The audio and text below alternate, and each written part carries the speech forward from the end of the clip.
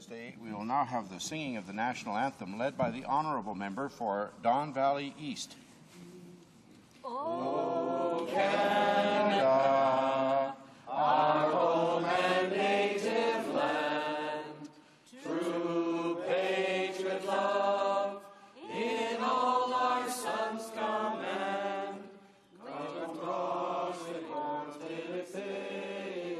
il se porte la croix, dans l'histoire et toute l'épopée des plus brillants exploits.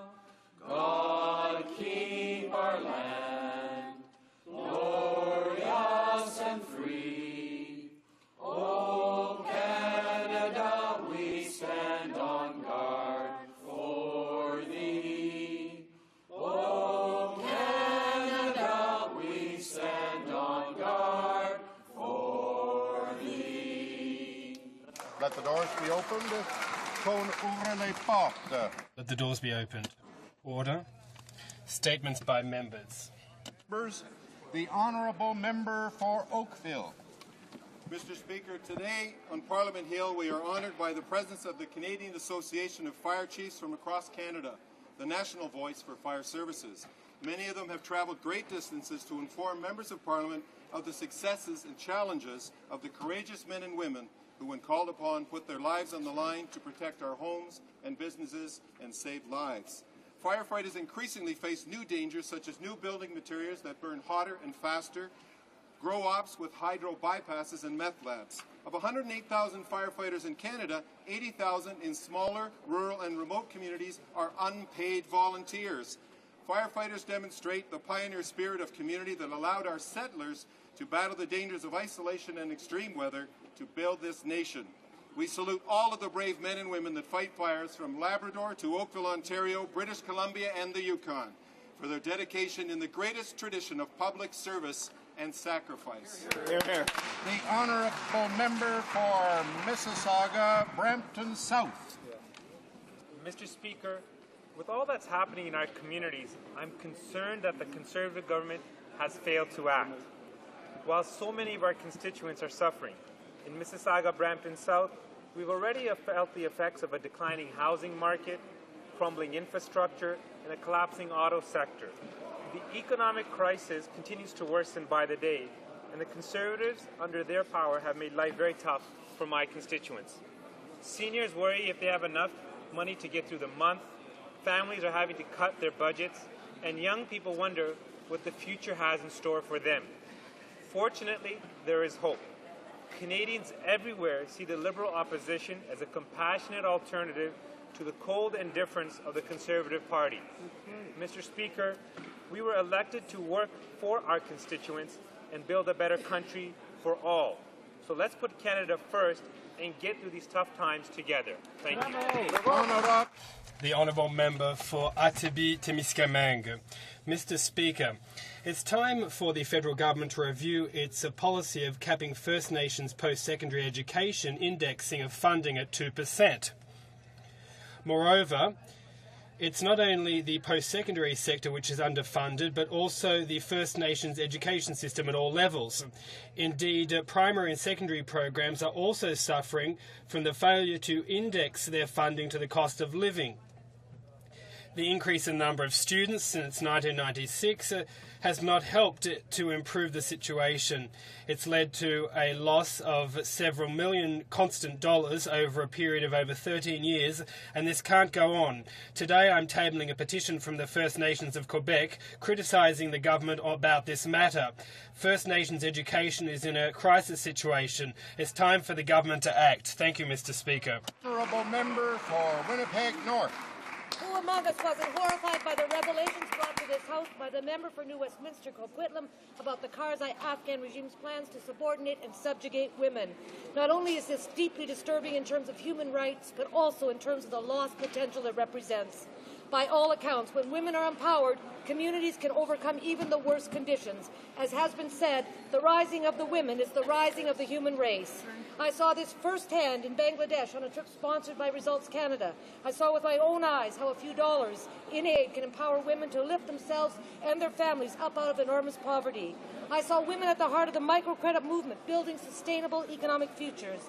I thank Chris Dendies and Katie Kidd-Wright with Results Canada for leading us on this journey and showing us that poverty can be solved one step at a time when women are empowered to tackle basic issues like clean water, sanitation and TB prevention. And I also thank the member for New Westminster Coquitlam for her tireless work in this place, empowering women and fighting for a sustainable, peaceful future, and wish her well on her new journey. The honourable member for Westlock St. Paul. Mr. Speaker, 85 years ago today, a royal proclamation gave birth to the Royal Canadian Air Force. In their history of excellence, the men, women, and machines of the RCAF have chased the wailing winds and topped the sun-swept summits with easy grace in the cause of freedom and justice. Whether in the swirling skies over London, the dark, deadly nights over Berlin, the training airfields of the prairies, the hostile skies of Korea, facing off against the Warsaw Pact in Europe, intercepting potential intruders near North American skies, or while dazzling millions of fans with the snowbirds, our Air Force has been on the job around the clock and around the world for 85 years. I'm proud to represent an integral part of that history in the fighter squadrons and support organizations of 4-Wing Cold Lake and Edmonton Garrison's 408 Tactical Helicopter Squadron. Today I salute the dedication of the men, women of today's Canadian Air Force and the courage and sacrifice of those who preceded them. They have truly taken Canada per ardua ad astra, through adversity to the stars. The Honourable Member for Papineau. Mr. Speaker, the community organisation Le Patron Le Prévost, situated at the heart of my riding in Papineau, is celebrating its centenary this year. Over the course of the year, many activities will take place in celebration of this great occasion. For example, from the 15th of April, residents and friends of Papineau will be able to take part in the 2009 cultural exhibition L'Art au fil du temps, Art over the Ages. Le Patron continues a long tradition guided by history and compassion and welcomes on average almost 1,000 people per day from all generations and from all socio-cultural communities. I'd like to congratulate Le Patron and celebrate its 100th anniversary. More than a simple pool, a library or gymnasium, Le Patron is at the epicenter of our community.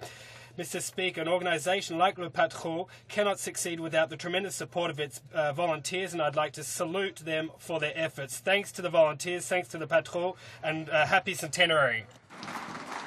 Mr. Speaker, today marks the launch of Parkinson's Awareness Month across Canada. Over 100,000 Canadians are living with Parkinson's disease today. It is chronic, progressive, and results in increasing disability that dramatically impacts individuals, families, and communities everywhere in Canada. Parkinson's Society Canada works to educate parliamentarians and policymakers about the needs of Canadians living with brain conditions like Parkinson's. The organization is committed to positioning the brain as a priority health, social, and economic issue in Canada, one that warrants increased research and policy investments. Mr. Speaker, as we launch Parkinson's Awareness Month, I'd like to encourage every member of Parliament to think about their constituents living with Parkinson's. This insidious disease affects men and women of every age, and they're relying on our leadership to help them live with the highest quality, most productive lives they can. Finally, I want to pay special tribute to Greg McGuinness of the Barrie Parkinson's Association, which has done so much in my region to raise funds awareness for this important cause. Honourable Member for Laval. Mr. Speaker, new controversial legislation in Afghanistan will allow men to rape their wives. This legislation, passed to suit the Shiite minority, will prevent women from leaving their houses without the permission of their husbands and also take away their right to custody of their children in case of separation or divorce. While this practice has been condemned since 1993 by the UN High Commission on Human Rights, this new legislation was criticised by Afghan parliamentarians and by a UN agency for women. The Conservative government boasts that it's in Afghanistan to defend women's rights to equality and education. It's inconceivable that nothing is being done to denounce and address this injustice. This is a serious step back for the plight of women in Afghanistan. The Conservative government should have the guts to get up and stand in this House and denounce this aberration and to issue a strong reminder to the Afghan government that this is a breach of its obligation as far as women's rights are concerned. Thank you, Mr. Speaker. member for St. Catharines. Well, thank you, Mr. Speaker. Today I rise to honour Mr. Albert Hartkamp and retired Major Frans Rondel of the Royal Netherlands Army from the Thank You Canada and Allied Forces Group. The group helps to ensure that the legacy of Canadian and Allied forces in the liberation of the Netherlands never fades, and that those who lost their lives are never forgotten. As the son of two immigrants from the Netherlands, who both lived through the Second World War, it is an honor to recognize these men. Along with their yearly commemorative events, they are also organizing a special 65th anniversary ceremony for 2010. This special event will incorporate veterans, dignitaries, and will be attended by thousands of Canadian students. The Thank You Canada and Allied Forces Group is ensuring that Canadian and Dutch youth will know the shared experiences of sacrifices made. So, as they organize a big thank you to all Canadian veterans, I call on all members of the House to recognize the great work they do in organizing their tribute to remember those who gave their lives for our democracy. Honourable member for Winnipeg. The honourable member for Winnipeg South Centre. Thank you, Mr. Speaker. Mr. Speaker, today marks the 25th anniversary of Paututi, the Inuit Women's Association. Paututi has worked tirelessly to address a broad range of health and social issues of concern to women in the North. Issues include the elimination of violence and abuse against Inuit women and children, housing, education, and economic development. Mr. Speaker, they're to be congratulated for their success in advocating for Inuit women. But, Mr. Speaker, today also is the 10th anniversary of Nunavut. Nunavut, which means our land in Inuktitut, has much to offer the world with its panoramic landscapes, beautiful people, and strong cultural traditions. However, Mr. Speaker, it is a community that continues to face many social challenges. These challenges must be addressed, and the federal government must be there to ensure that the people of Nunavut have every opportunity for success. Thank you very much. The honourable member for Brandon Souris. Thank you, Mr. Speaker. Mr. Speaker, it's an honour to stand before the House today to commemorate the creation of a new territory. Today we celebrate the 10th anniversary of Nunavut. Hear, hear. Mr. Speaker, this is an occasion to reflect on the hard work and dedication of many people, on the many accomplishments that have been made, and the many more that will follow. Mr. Speaker, Nunavut is vast in size, rich with resources, and has grown rapidly in the last 10 years. Our government and this Prime Minister are committed to ensuring the growth and success of Nunavut and the North. This government recognizes the importance of the North like no other government has done before.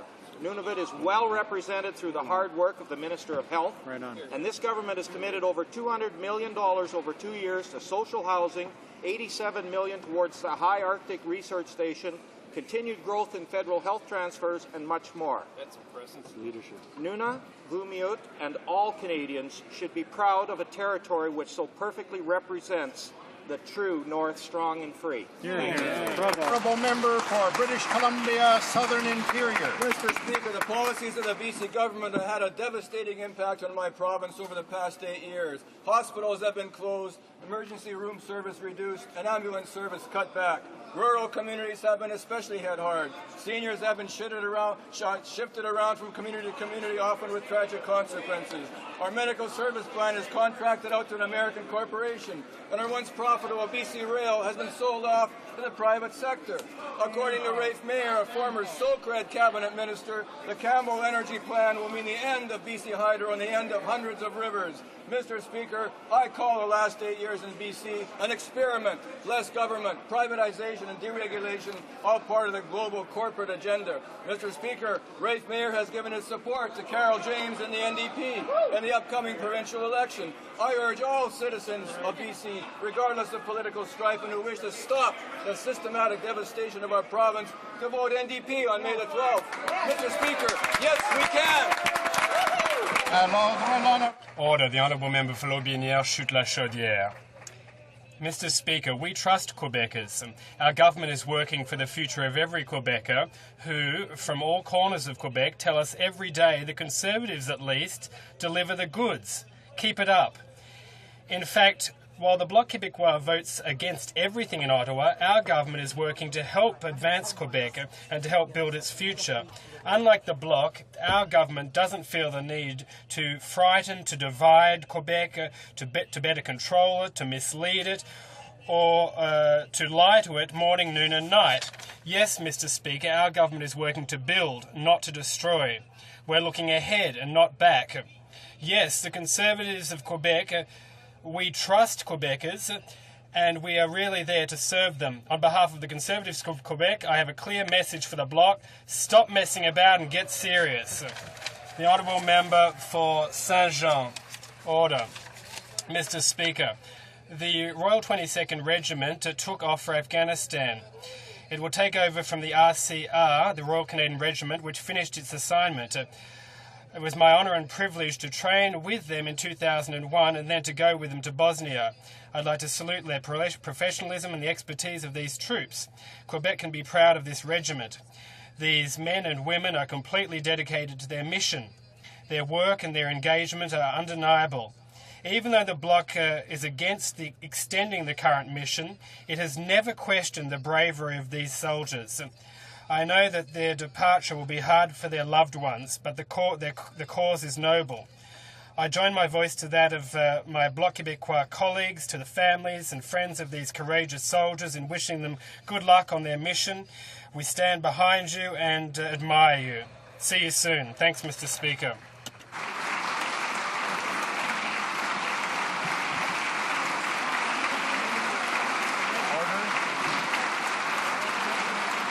Honourable Member for Moncton, Riverview, Dieppe. Mr. Speaker, I rise today to congratulate the University of New Brunswick Varsity Reds, who this past weekend captured their second University Cup in 3 years with a 4-2 win over the University of Western Ontario Mustangs. Mr. Speaker, it was the third year forward Lachlan McLaughlin of Perth Andover, New Brunswick, who scored a hat-trick to solidify the win in the gold medal final of the 2009 CIS Men's Hockey Championship Sunday afternoon at Fort William Gardens in Thunder Bay. UNB est la 7e équipe à participer. It's the 7th team to take part in this. The Varsity Red won their first title in 1998 and lost 3-2 against Alberta in the final last year. In 2007, they beat our local team at the University of Moncton and then won the gold medal. Teams who played from across this great country in the national championships for the university hockey title. Honourable Member for Crowfoot. Mr. Speaker, in British Columbia, the Liberal Party plan is to not help the auto industry. But in Ontario, they have a different plan. Mr. Speaker, one day the Liberal Party plan is to champion a job-killing carbon tax, claiming it must be implemented immediately. But the next day, the Liberal plan is to distance itself from the tax. Mr. Speaker, the Liberal Party pretends to defend the seal hunt, yet at the same time their plan is to introduce a bill that would ban the seal hunt. While the Liberal Party pretends to appeal to forestry workers in one province, the Liberal plan is to now call the industry a, quote, basement industry in another province. Mr. Speaker, it's clear. The Liberal plan is no plan at all. In these times, Canadians need real leadership with a real plan. They need the Conservative government's economic action plan. Oral questions. Questions orales. The Honourable Member for Markham Unionville.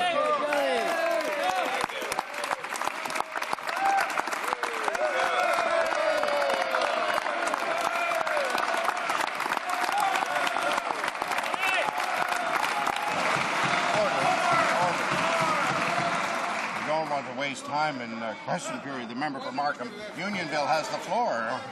While the Prime Minister is urging other countries to do more, here at home the OECD says that another 500,000 Canadians are going to lose their jobs. And people in ridings like Markham and Whitby will be deprived of employment insurance simply because they don't live in some other riding. And when Mark Carney says today that Canada's in its worst recession in 50 years, is it not obvious that time has come for a national standard for employment insurance eligibility? The Honourable Parliamentary Secretary to the Minister of Human Resources. Mr. Speaker, as I mentioned yesterday, this honourable member, the system of EI that was put in place with respect to the variable entrance requirements in 1997 when the unemployment rate was higher than it was today. But, Mr. Speaker, what we've done is expanded the benefits in a series of ways by adding 5 weeks to the program, ensuring that there's work sharing, ensuring that a number of people will maintain their jobs, and those that are not able to qualify for EI, Mr. Speaker, we ensure they can take training, and we've invested significant sums of dollars to ensure that happens. The honourable member for Markham Unionville. Monsieur le Président. Mr. Speaker, 10 years ago, Paul Martin, the father of the G20, advocated the creation of an international banking oversight system. This is what the G20 are discussing this week. Before George Bush invited the G20, this Prime Minister had no time for this group, saying that the G20's objective was to attack the U.S. and make them fail. Will the minister admit that he was right and Paul Martin was wrong and Paul Martin was right? To the Minister of Finance. Well, Mr. Speaker, I don't think you'd ever hear a Conservative admit that. Mr. Speaker, we have our Prime Minister and our Finance Minister participating in the G20 meetings. We have other ministers at G8 meetings simultaneously. This Conservative government is actually putting us back on the international stage, showing leadership, Mr. Speaker, leadership that we haven't seen for many years coming out of Canada. In fact, we co-chair the most important committee on the G20. Canada is co-chairing that with India. We're leading all around the world, Mr. Speaker. Honourable member for Markham Unionville. Well, Mr. Speaker, if these Conservatives were honest, they would admit the obvious.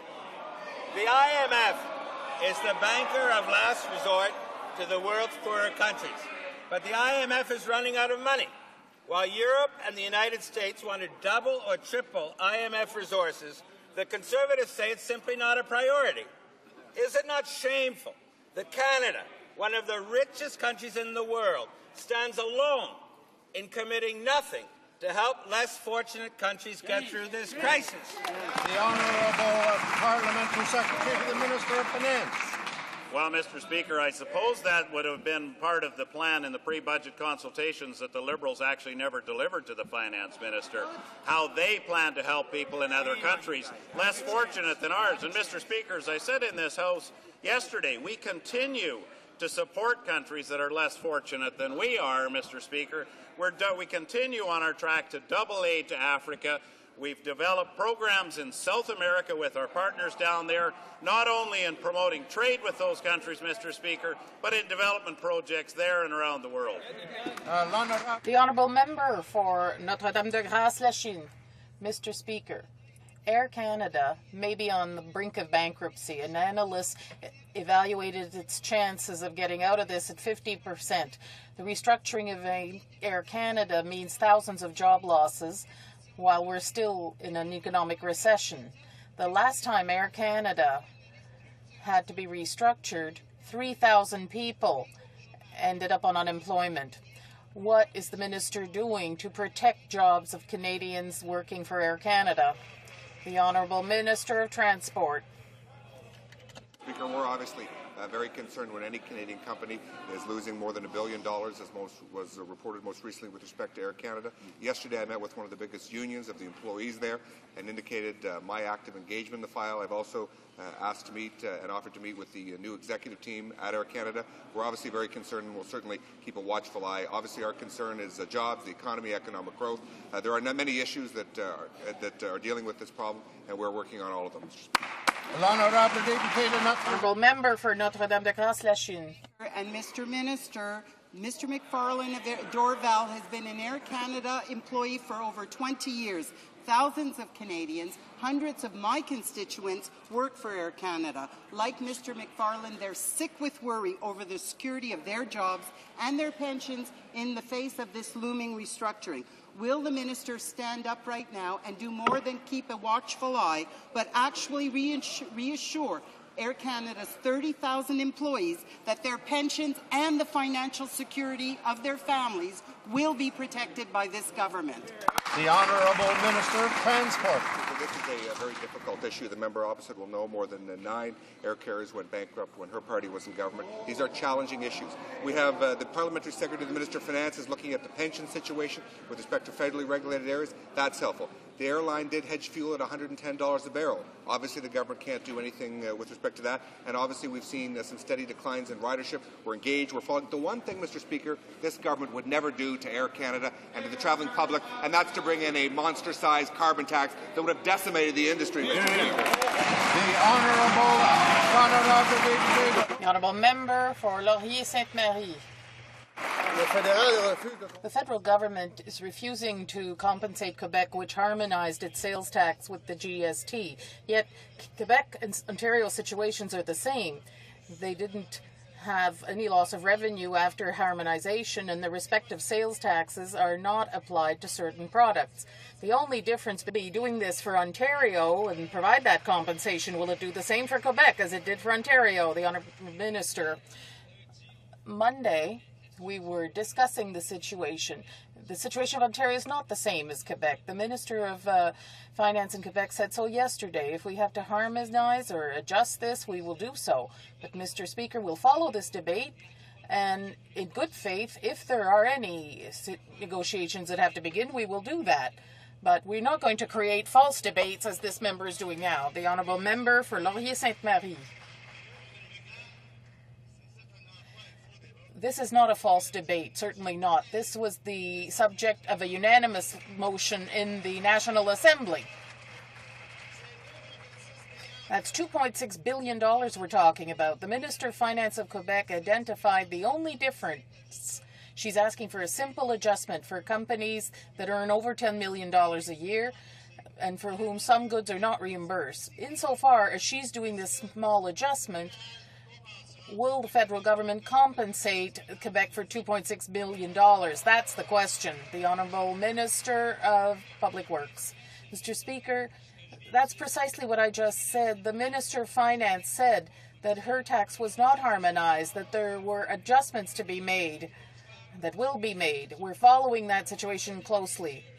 They're trying to call us token Quebecers, but let me tell you this. I can understand that the leader of the bloc is frustrated and yelling. He's never governed. He'll never govern. He tried his best in Quebec City, but the head office sent him home. So I'd rather be at the service of this party than a token separatist in the Commons.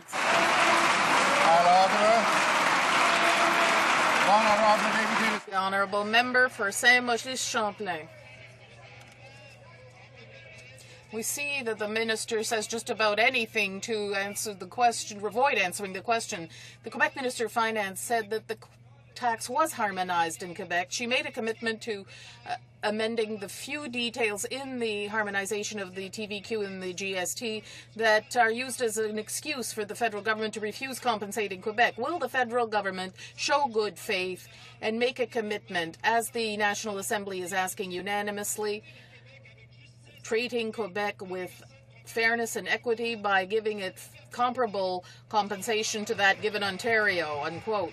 The Honourable Minister of Public Works. Mr. Speaker, with all due respect for my colleague, rather than reading while I'm replying, I said we were following the situation closely. If there are any negotiations needed, we will act in good faith. It will not be negotiated here on the floor of the House of Commons, nor in the newspapers. We are a federalist government, as is the government of Quebec, and we will negotiate in good faith.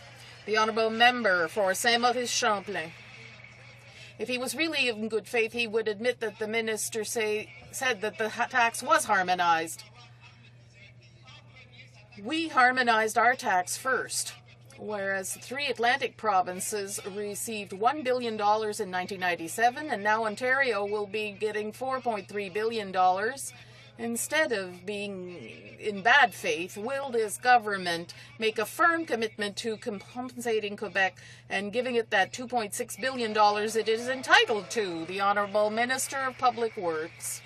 Mr. Speaker, I repeat, the Minister of Finance of Quebec said yesterday in the National Assembly that adjustments would be made so that her tax is harmonized. I refer you to the debates. Having said that, what we're saying is As a sound government, if there are negotiations needed, we will act in good faith, we will follow this closely, but it won't be done here on the floor of the Commons nor in the media. They want to start a false debate. Now they're saying that the tax isn't harmonized in the same way. The Honourable Member for Toronto Danforth.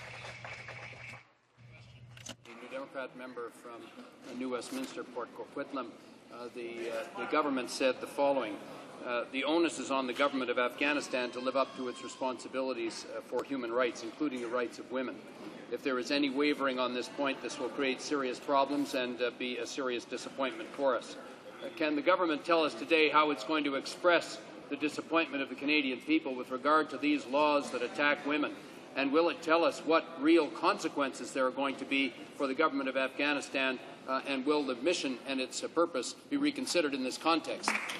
Honourable Minister of International Trade.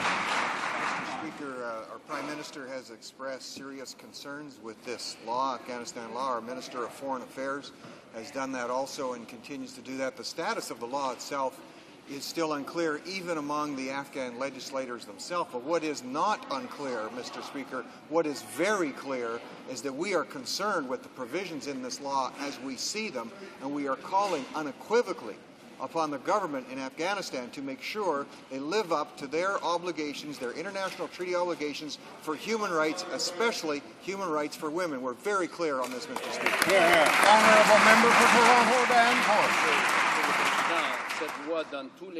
This law gives men all the rights, including child custody, divorce, and inheritance. And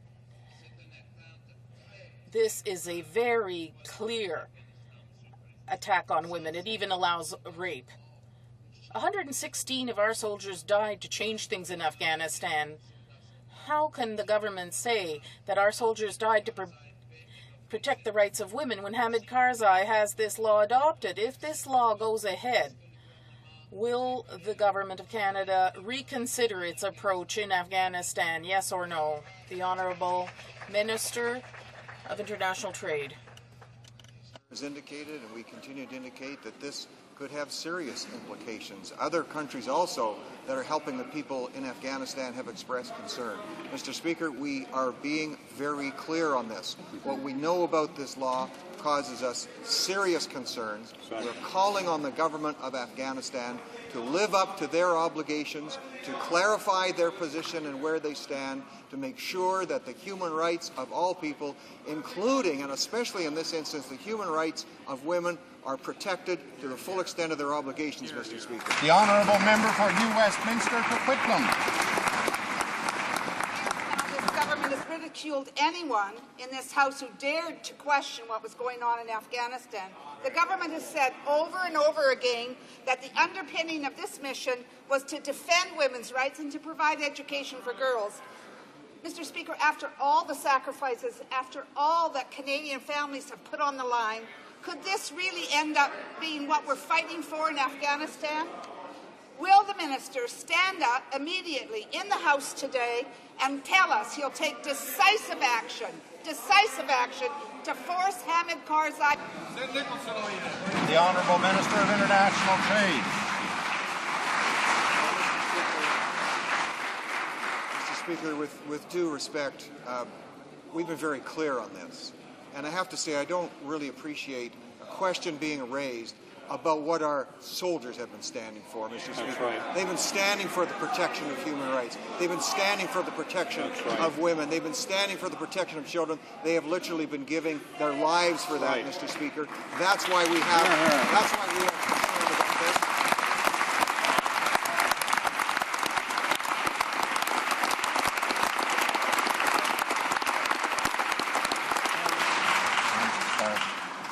The Honourable Member for Guelph. Mr. Speaker, Canada's auto industry is on life support.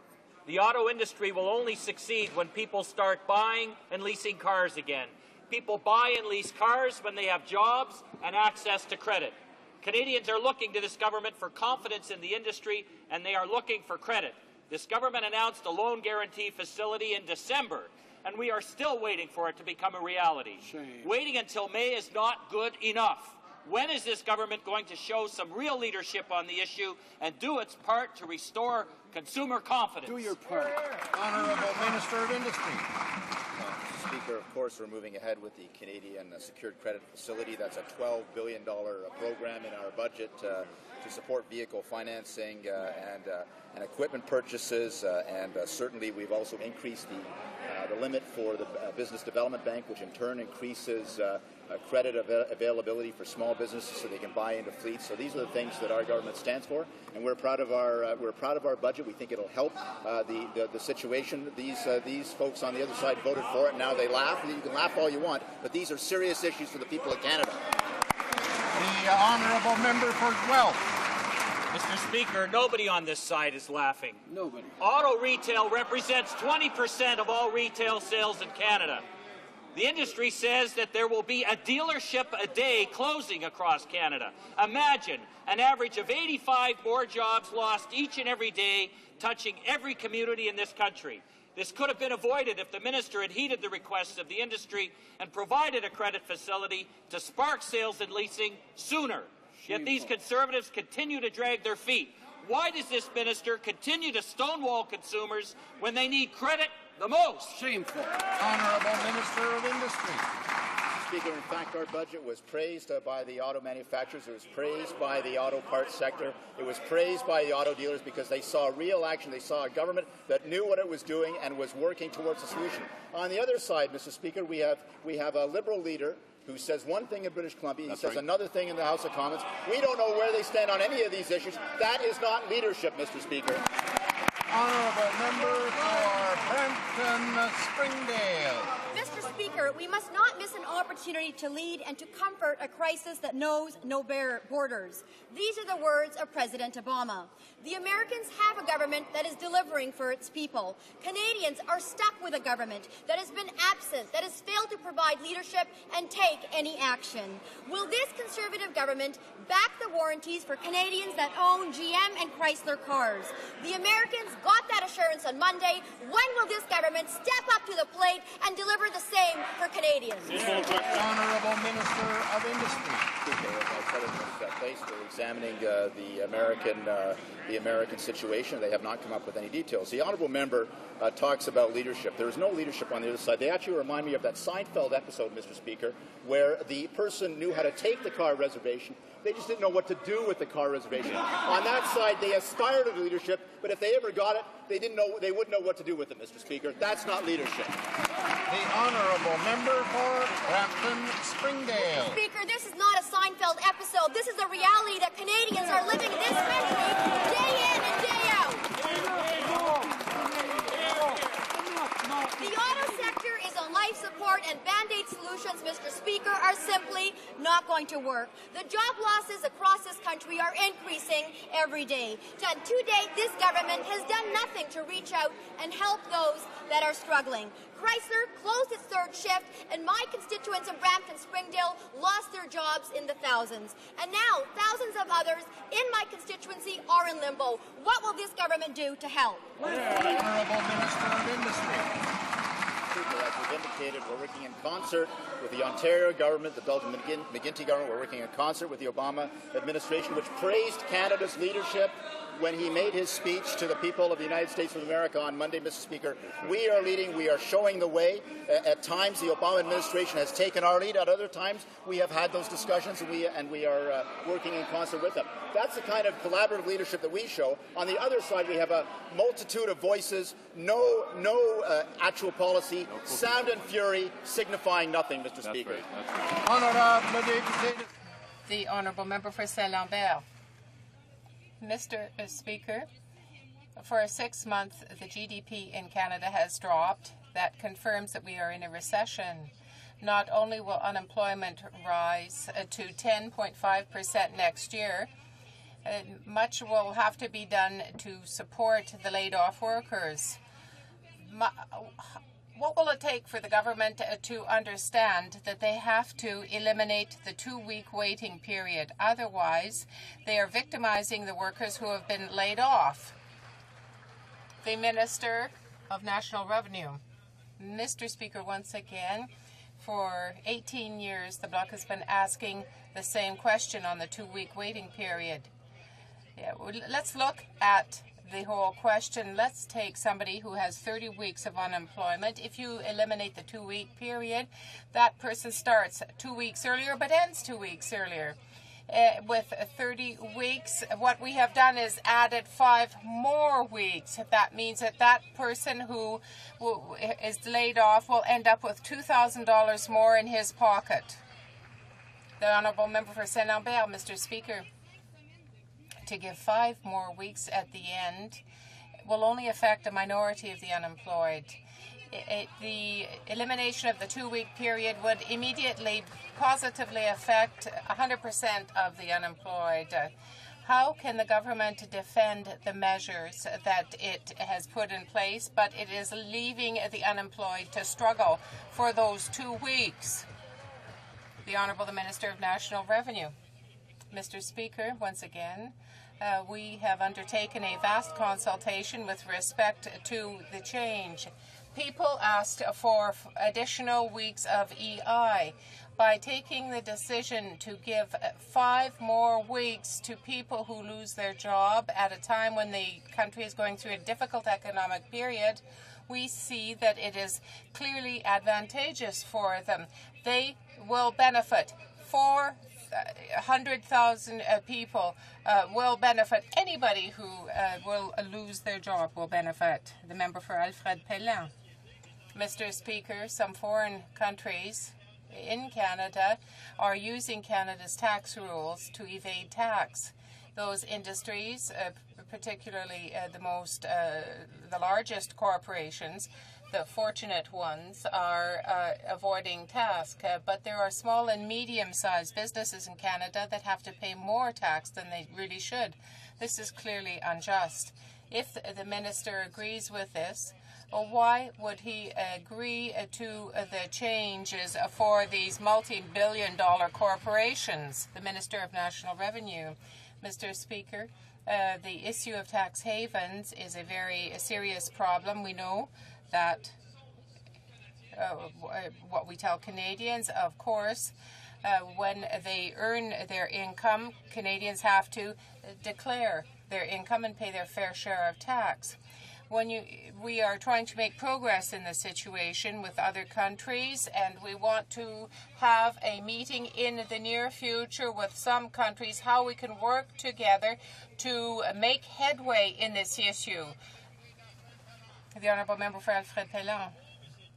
These words, Mr. Speaker, that I read were spoken by his colleague, the Minister of Finance in 2007 in Hansard. If the minister finds it concerning that people are using tax havens to avoid paying the money that they that they really should pay to the Government of Canada, how can he explain the fact that they promised to abolish tax havens? The Minister of Finance, rather the Parliamentary Secretary. Answer the question. We are cracking down on tax havens. In fact, it is a topic of discussion at the G20 as we speak, Mr. Speaker. We're working with other countries to make sure that we provide protection for taxpayers so taxpayers are taxed on an even basis, whether they're in the country or whether they're in another country. We're providing more resources to the national revenue to make sure that they're able to police these transactions. Thank you, Mr. Speaker. The Honourable Member for Toronto Centre. Mr. Speaker, yesterday the Minister for International Trade said that there would be severe consequences, heavy consequences, if the present government of Afghanistan were to continue with their regressive plan with respect to women in Afghanistan. What are the consequences? This is my question to the Minister, the Minister for International Trade. I'll preface my response by extending our sympathy to the people, especially in Kandahar province. Only a few hours ago, their provincial council building was destroyed by a suicide bomb, and their provincial minister, or the provincial director of education, and their deputy director of public health were both killed. Now we extend our sympathies and absolutely condemn this activity. And, Mr. Speaker, we also are taking a very strong line against any law in Afghanistan which in any way diminishes the rights of women. We are asking for clarification. They are still in the process of clarifying that, and our position is very clear. The honourable member for Toronto Centre. Well, Mr. Speaker, yesterday the minister talked about the very serious consequences, and I asked him the question, what are the consequences, and he hasn't told us. Mr. Speaker, the question is quite simple. What is Canada going to do to lead the coalition of those people who understand that the passage of these kinds of laws throws into question not only what's happened for Canada, but for the Dutch, the French, the British, the French, the 60 countries that signed the Afghan compact, all those who sacrificed so much. What is the minister going to do about that, Mr. Speaker? Where's Canadian leadership? Minister of International Trade. We couldn't be clearer. We have expressed in no uncertain terms that we expect the government of Afghanistan to live up to its international treaties, to protect the rights of all people, especially in this case with this law that's before them, to do the right thing and protect the rights of women. The Afghanistan legislators themselves are still dealing with it. We have sent a message that is very clear. None of the other countries which are involved in helping Afghanistan have suggested that they are taking unilateral preemptive action. I don't think even my friend across the way would suggest unilateral preemptive action, but we've made our position very clear. The honourable member for Eglinton Lawrence. Mr. Speaker, imagine Transport Canada allowing individuals with criminal links access to restricted areas at airports. One person even under investigation for murder. The minister, feigning outrage, says he'll come up with a security solution within 10 days. But the minister knew about the Auditor General's report before yesterday, and his government has known about the security issues since 2006. What is the minister going to accomplish in 10 days that his government was unwilling or unable to accomplish in 3 years? What is his plan? Honourable Minister of Transport. Very much, Mr. Speaker. Mr. Speaker, in December, the Minister of Public Safety and I announced a 5-point plan to give the RCMP the tools they need to keep Canadians safe. We're working on a memorandum of understanding with the RCMP. These discussions, in my judgment, Mr. Speaker, have gone on far too long. We've given 10 days for an agreement to be signed, or they'll all be called in for discussions with both my colleague and the Minister of Public Safety. Honourable member for Eglinton Lawrence. Well, Mr. Speaker, Canadians want to know how those breaches will be resolved. They're not interested in what the Auditor General says about departmental turf wars, lack of criminal intelligence distribution, legal constraints on information sharing, differences between the RCMP and transport, or any other excuses. What Canadians want to know is when are the ministers of transport and public security going to work together to fix these outstanding and long-standing problems? Are their egos more important than the safety of Canadians and the security of the country? The Honourable Minister of Transport. Following actions to drive organized crime from Canadian airports, I've spoken of strengthening information sharing agreement between Transport Canada and the RCMP. We're exploring legislative initiatives to enhance search and seizure methods. We're reviewing existing security clearances and examining new clearance levels. We're revoking the security clearance when RCMP have provided evidence that a person may pose a security risk, and working towards strengthening legal provisions for organized crime and ensuring that serious offences are met with serious penalties, Mr. Speaker. Honourable member for Edmonton Leduc. Mr. Speaker, it is very fitting that yesterday, on the last day of Fraud Awareness Month, our government introduced identity theft legislation in the Senate. Law enforcement has identified identity theft as one of the fastest-growing crimes in North America, with almost 1.7 million Canadian victims. The Canadian Council of Better Business Bureaus has estimated that identity theft costs $2.5 billion a year to both consumers and businesses. Can the Minister of Justice explain if this legislation is similar to that introduced during the last Parliament that created 3 new offences for identity theft? The Honourable Minister of Justice. Well, Mr. Speaker, first of all, I would like to thank the Honourable Member for Edmonton Leduc for all the work that he has done on this issue. We all owe him a debt of thanks on this issue, Mr. Speaker.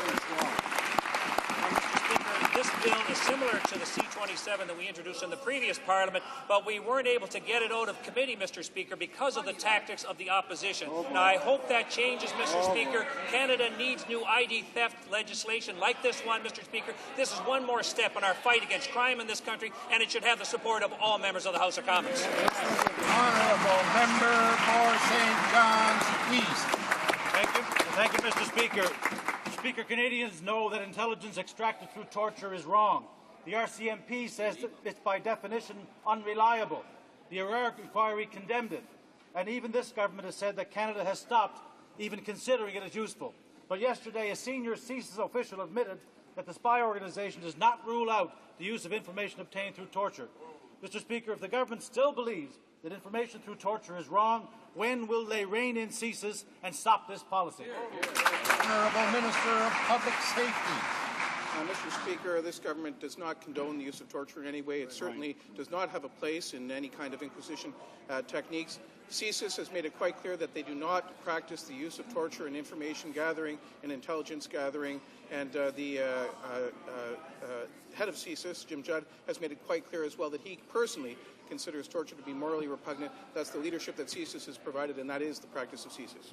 The Honourable Member for Ottawa Centre. Mr. Speaker, this government must come out unequivocally against torture. The Afghanistan Human Rights Independent Commission has cites the use of torture, get this, by law enforcement agencies in every province of Afghanistan. Amongst the practices that they have reported, electric shocks, hot iron rods, and the use of cable beatings. Mr. Speaker, that's not what we're there fighting for. How can Canada be an accomplice to the use of torture by police and army?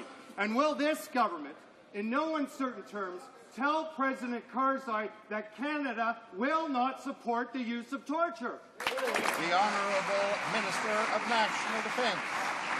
Mr. Speaker, we on this side of the House certainly embrace the concept that the member has said. We absolutely condone the use of torture, Mr. Speaker.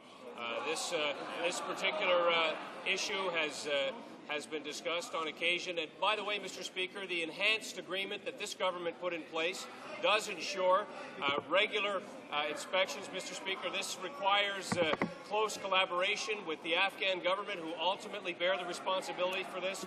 We continue to have close contact with them on a whole myriad of issues, including this, Mr. Speaker. The Honourable Member for HoC-La-Petite-Patrie. In Bonn, it was said that we have committed fervently with the negotiation process, but the Conservatives have always hidden behind the pretext of seeing what the USA was going to say before we act. Now we know what President Obama has said with respect to the fight against climate change. What is the government waiting to do the same? The Minister of the Environment. It wasn't in Bonn, it was here in Ottawa, and this afternoon there are regulations with respect to limiting carbon emissions from automobiles that will correspond with the standards for fuels in the United States. The Bloc has taken our efforts and is citing them. The Honourable Member for HoC-La-Petite-Patrie. It was said in Bonn today, and really the government isn't doing anything. They have to take into account the peculiarities of each country, including Quebec, which has reduced its GHG emissions very markedly. The government, will it now agree to offer any type of agreement to emissions reduction, which will limit the oil patch production and stop favoring the oil patch instead of Quebec? The Minister. It's always partisanship with the Bloc. Take the Bloc seriously. In terms of peculiarities, their peculiarity in the House of Commons is that they signed a coalition document in December, binding themselves to a North American cap and trade. 2 months later, Mr. Speaker, they support in this House a private member's bill that is entirely inconsistent with the North American cap and trade regime. How can anybody take seriously what comes from that end of the House of Commons, Mr. Speaker? The honourable member for Madawaska Restigouche. Conservative government has left local Service Canada employees alone with the EI crisis. The posting for more citizen service agents started in March 2008. 1 year later, and still many new employees have not been hired. People need help to get through this EI crisis. Why isn't the Conservative government supporting Service Canada and hiring new employees? What are you waiting for? The Honourable Parliamentary Secretary to the Minister of Human Resources. Mr. Speaker, we fully understand the difficulty the Canadians are going through at this difficult economic time, and that's why this government will do what it needs to do to be sure that help is there when they need that. And our minister has announced $60 million that will be applied specifically to ensure the resources are there to have the benefits flow as quickly as possible. And we are very thankful that our employees of Service Canada are doing their utmost to ensure that happens. Thank you, Mr. Speaker. Honourable member for Madawaska Restigouche. Mr. Speaker, they're not even able to hire the ones that should have been hired in 2008. There's no difference today. The Conservatives have refused to act, even though this is a severe crisis and many people have to turn to EI. The services that Canadian citizens need have not yet been provided for. The various agents have not been hired. What is the government going to do to hurry along the hiring of the agents? Workers, are they going to have to wait another year yet before they will be able to reach EI? Will they hire the workers that are needed to provide EI? The Minister, Mr. Speaker. I would point out that we have more people who are turning to EI, and because of that fact, we have put in place special measures to accelerate the processing of applications. $60 million to do so. We've hired more resources. We've made changes. When people have to fill out a form, they can fill it out electronically to accelerate the process. We even have people working part-time on job sharing. We're doing all kinds of things, Mr. Speaker. We are acting. For Hamilton East, Stony Creek. Mr. Speaker, another week, another group of Canadian workers let down by this government. Ace Aviation owns 75% of Air Canada and claims the recession has left them with $0 for the debt-ridden pension fund of Air Canada's employees. Not only does Ace Aviation have $388 million in cash reserves, but in 2007 paid their CEO $47 million in bonuses. Where's the fairness for Air Canada workers? When will this government stop allowing big corporations to hide behind the recession and start standing up to protect the pensions of hard-working Canadians? The Honourable Minister of Transport. Member for his question. We're obviously tremendously concerned about the workers at Air Canada. Air Canada provides important civil aviation services across the country, indeed in every part of the world.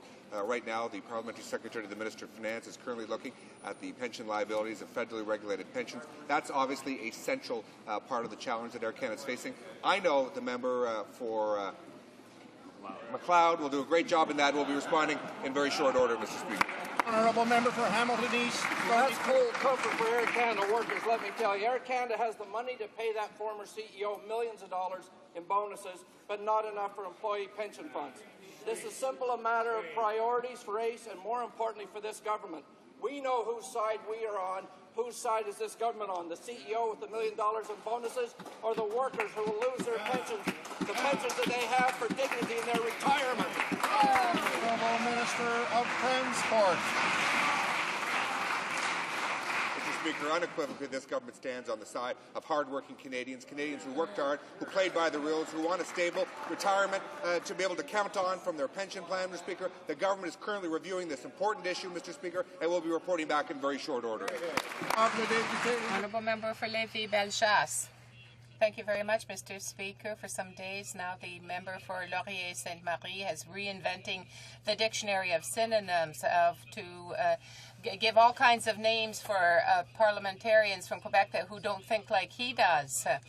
We wonder how this can be. But yesterday, he was contradicted by the Minister of Finance from the Government of Quebec, who clearly explained that the Quebec sales tax wasn't harmonized. Can the Minister here show how federalism applies in this particular file? The Minister of Public Works. I can read the following quotation from the Minister of Finance from the National Assembly yesterday. We are going to propose to the Minister of Finance in the federal government the same type of agreement that was signed with Ontario. End of quotation. Quebec is not harmonized like Ontario. I can say that to the honourable member. They are just token spectators, but we Quebecers are working for Quebec here. According to the Auditor General's report, this Conservative government's delay in filling vacancies on the IRB has resulted in a record refugee backlog. Since the Conservatives took office, we have witnessed a 50% decrease in finalized claims, an increase in processing times, long delays in rendering decisions, and thousands of lives being negatively affected. Why did the minister ignore the recommendations of the IRB? Why did he fail to reappoint over 50% of the qualified individuals whose terms have now expired? The Honourable Minister of Citizenship and Immigration.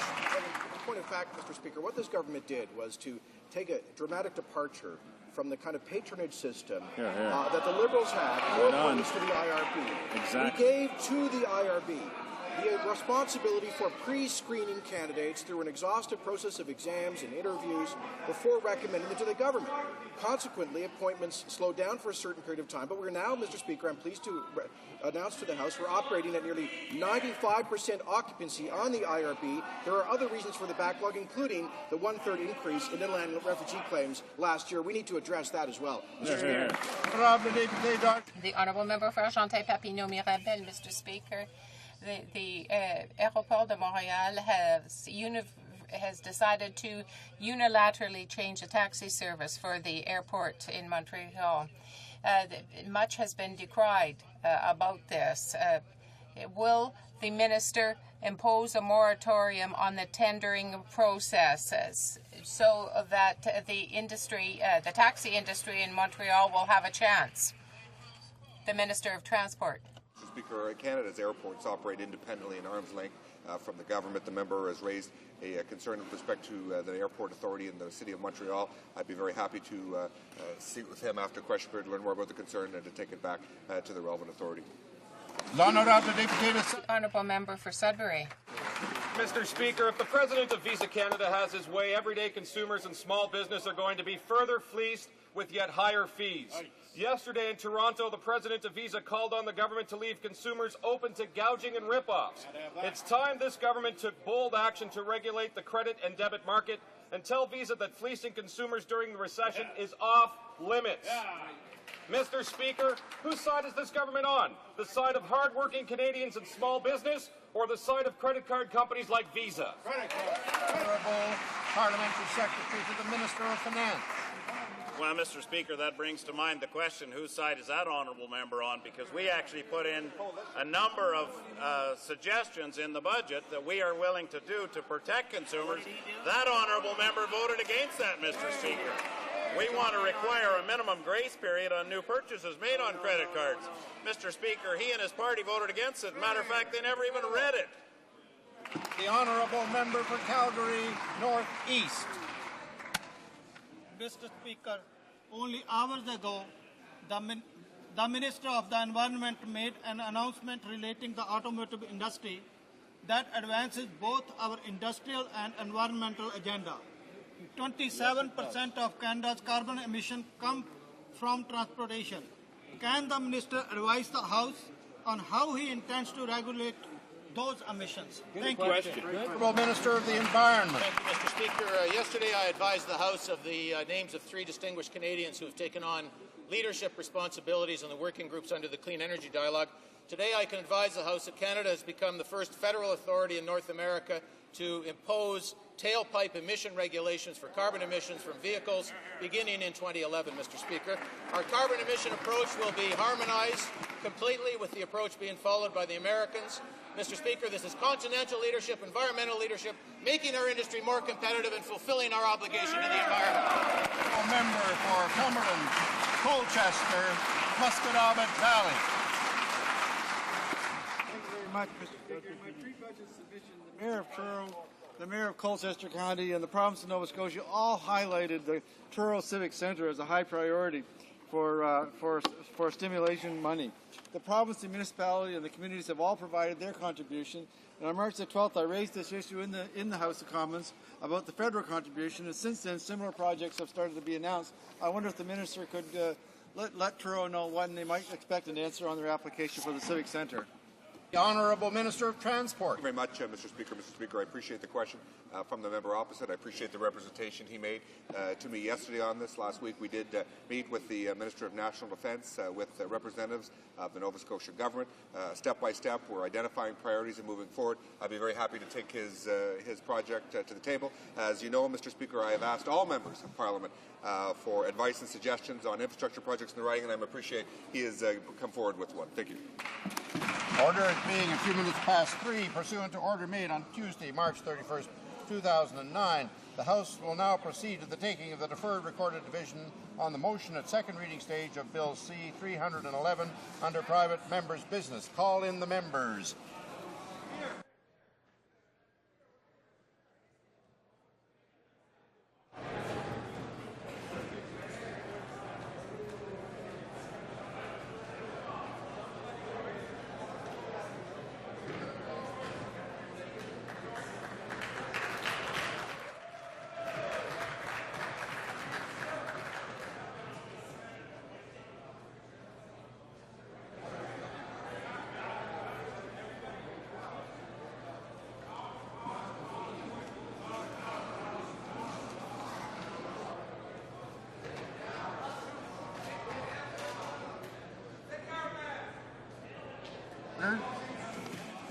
La question est la suivante. Mr. Heyer, seconded by Ms. Duncan, Edmonton Strathcona, moved that Bill C-311, an act to ensure Canada assumes its responsibilities in preventing dangerous climate change, be now read a second time and referred to the Standing Committee on Environment and Sustainable Development.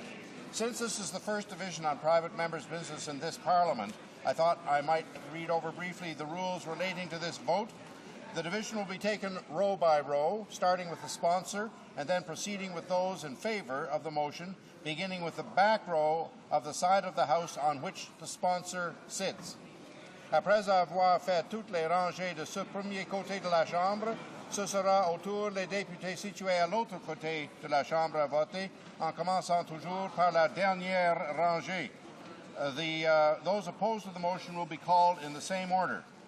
So all those on my right in favor of the motion will please rise. Mr. Heyer. Mr. Heyer. On my right. Quatrième rangée à ma droite. Fourth row on my right. Third row on my right. Mr. Thibault. Second row on my right. Ms. Leslie. Ms. Leslie. Mr. Rafferty. Mr. Rafferty. Premier rangée à ma droite. First row on my right. Ms. Chow. Ms. Chow. Mr. Martin, Winnipeg Centre. Mr. Martin, Winnipeg Centre. Fifth row on my left. Ms. Murray. Ms. Murray. Ms. Cody. Ms. Cody. Mrs. Crombie. Mrs. Crombie. Ms. Duncan, Etobicoke North. Duncan, Etobicoke North. Ms. Foote. Ms. Foote. Mr. Garneau. Mr. Garneau. Mr. Kennedy. Mr. Kennedy. Madame Mendez. Madame Mendez. Mr. Oliphant. Mr. Oliphant. Mrs. Simpson. Mrs. Simpson. Monsieur Trudeau. Mr. Trudeau. Mr. Valerian. Mr. Valerian. Madame Zarak. Madame Zarak. Monsieur Payet. Mr. Payet. Monsieur Dufour. Mr. Dufour. Monsieur Ouellet. Mr. Ouellet. Monsieur Pomerleau. Mr. Pomerleau. Monsieur Guimard, Rimouski-Neigette, Témiscouata-les-Basses. Mr. Guimard, Rimouski-Neigette, Témiscouata-les-Basses. Monsieur Dorion. Monsieur Dorion. Madame Baudin. Madame Baudin. Monsieur Desnoyers. Monsieur Desnoyers. Monsieur Godet. Monsieur Godet. Mr. Davies, Vancouver Kingsway. Mr. Davies, Vancouver Kingsway. Ms. Duncan, Edmonton Strathcona. Ms. Duncan, Edmonton Strathcona. Monsieur Gravel. Monsieur Gravel. Madame Hughes.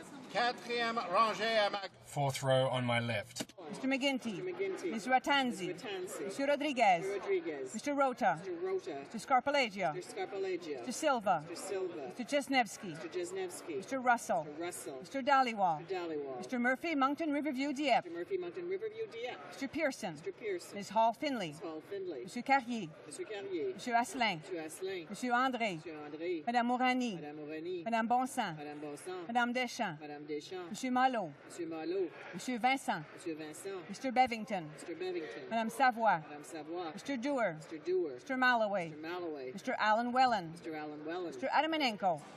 Third row on my left.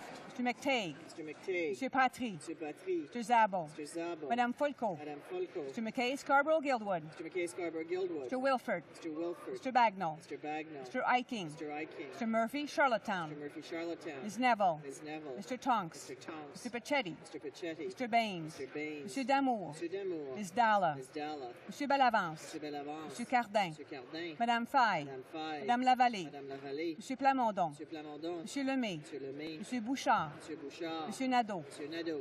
Ms. Crowder. Ms. Crowder. Ms. Charlton. Ms. Charlton. Mr. Cullen. Mr. Cullen. Mr. Julian. Mr. Julian. Mr. Sixay. Mr. Sixay. Mrs. Matheson. Mrs. Matheson.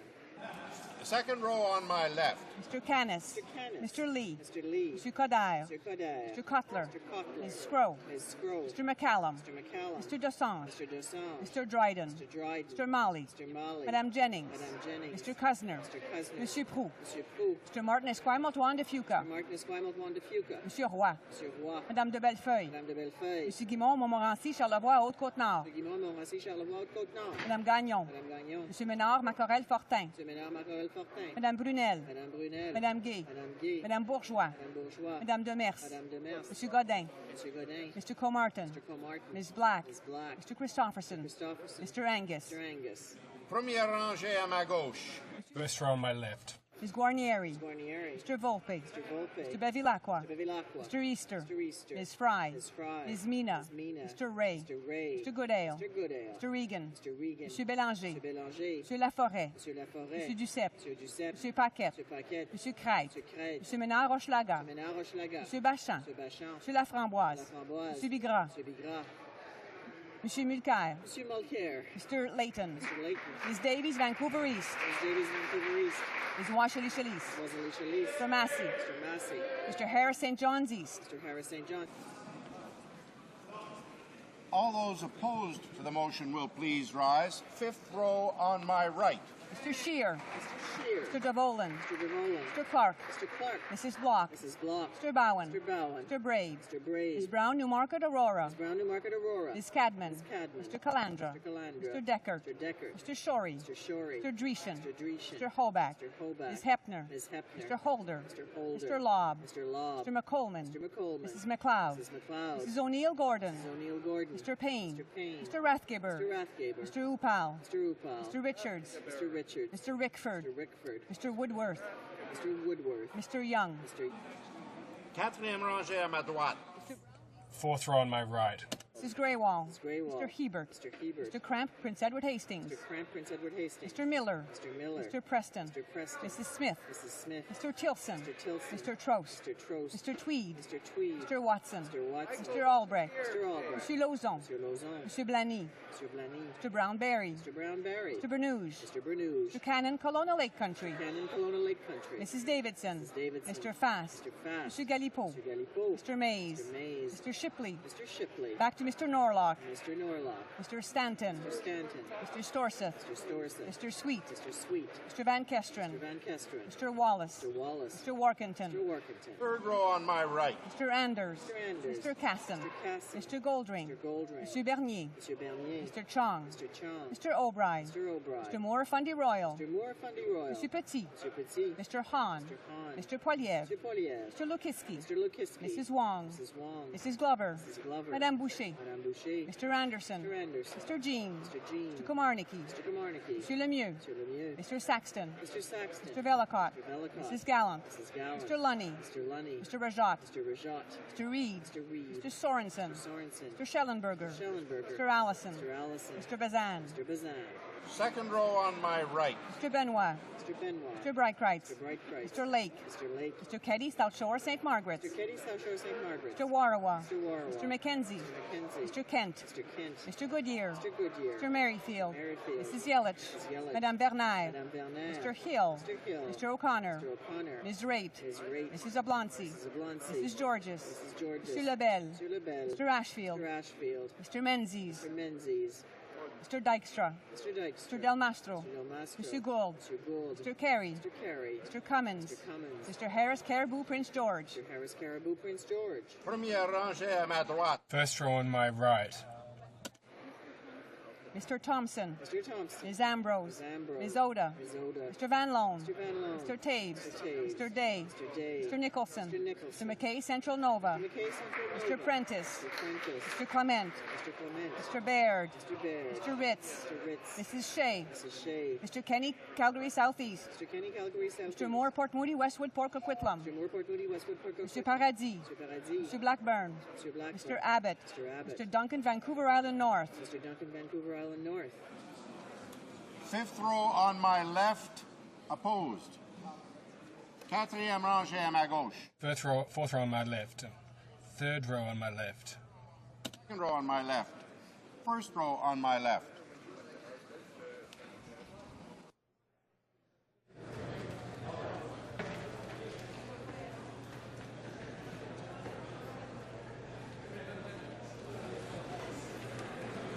Yeas pour 141, 141. Nays contre 128, 128.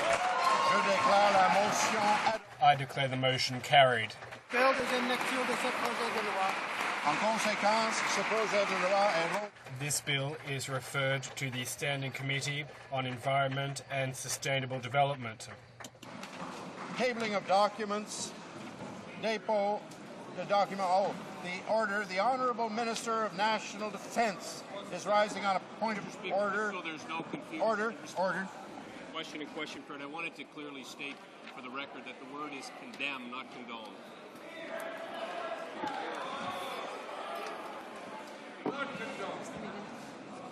The Honourable Member for Ottawa South is also rising on a point of order. Thanks, Mr. Speaker. Mr. Speaker, during the question period, the Minister of Immigration was asked the question by the official opposition critic about the backlog at the Immigration Refugee Hearings Board. You'll recall the question, Mr. Speaker, and in his answer, the Minister suggested it was the government that amended the IRB appointments process. I just want to correct the record. In fact, it was former Prime Minister Paul Martin who insisted the IRB be restructured, along with a series of other boards, agencies, commissions, and Crown corporations to drive up transparency and to ensure there was a distance between the chairmanship and the CEO functions. Thank you for Paul Martin. Thank you, Mr. Speaker. I'm not sure that the Honourable Member for Ottawa South has raised a point of order. It sounded like more a matter of debate to me. Is the Minister of Citizenship and Immigration rising to debate, or is he rising on a point of order? Rising on response to the point of order to... Point of order?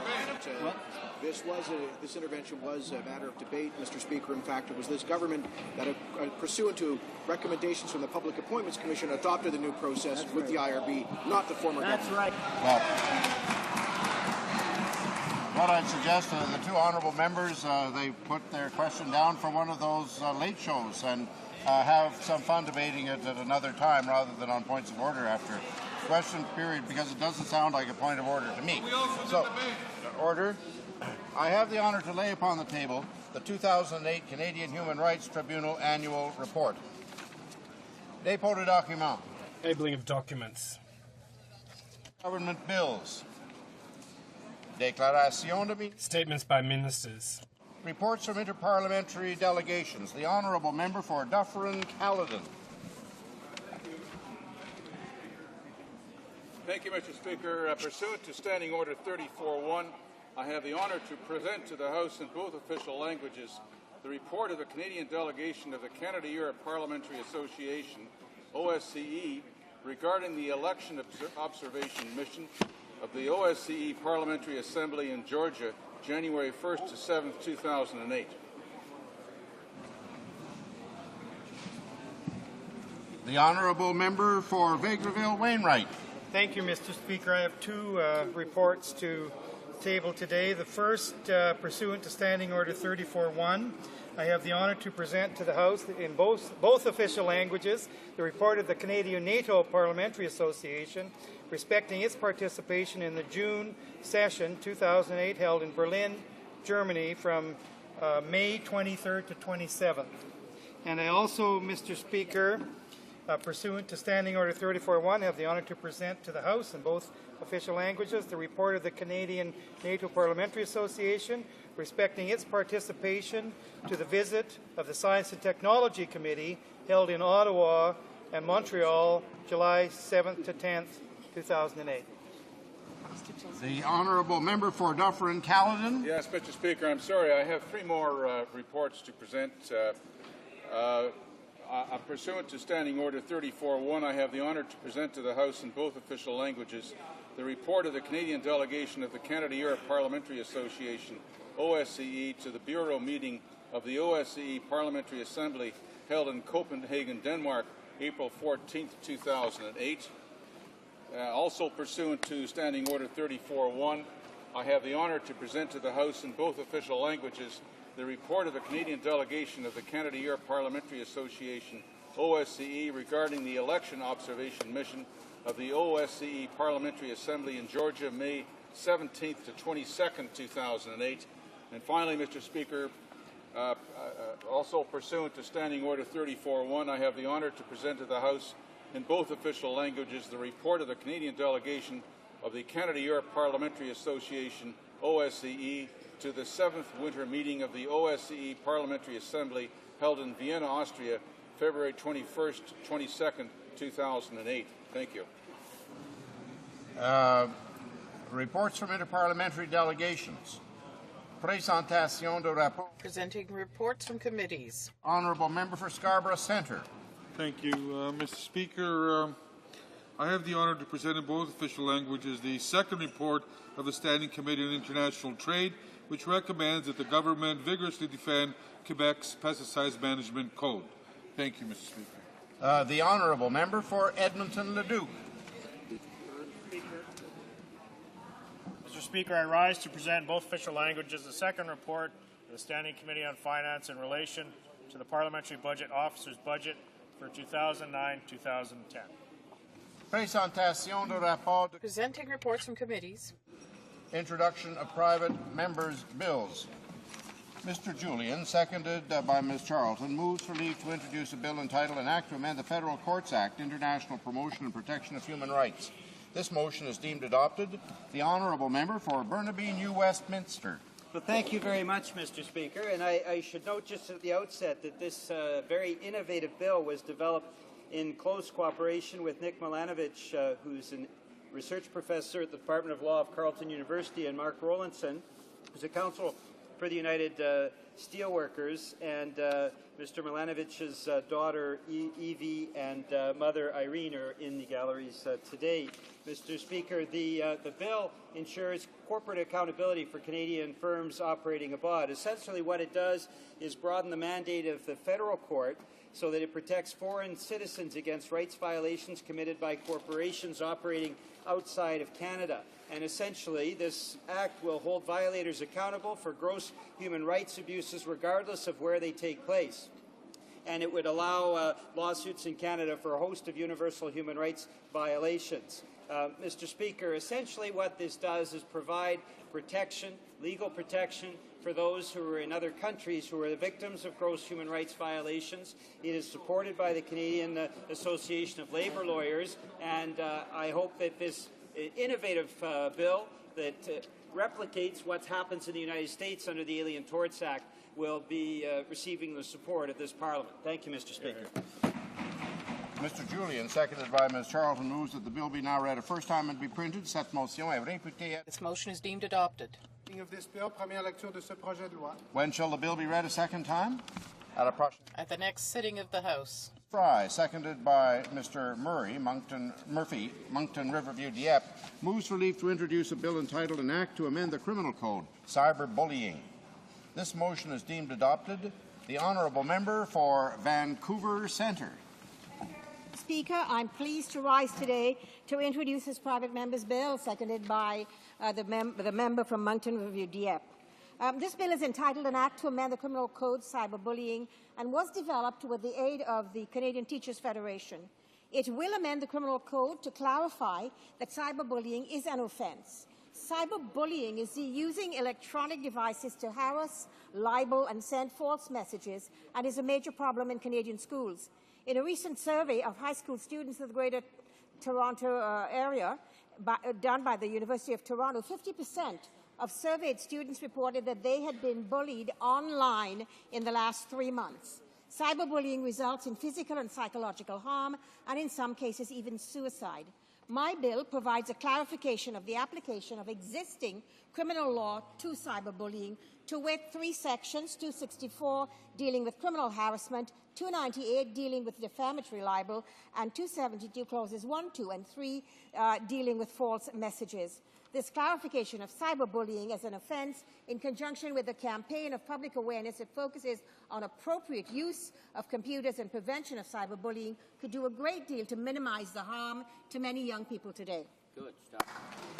Ms. Fry, seconded by Mr. Murphy, Moncton Riverview Dieppe, moves that the bill be now read a first time and be printed. Cette motion est réputée. This motion is deemed adopted. This bill, première lecture de ce projet de loi. Quand ce projet... When shall the bill be read a second time? À la prochaine. At the next sitting of the House. Pour. Mr. Damour, seconded by Ms. Hall-Finley, seeks leave to introduce a bill entitled An Act to Amend the Income Tax Act Volunteers. This motion is deemed adopted. The Honourable Member for Madawaska-Restigouche.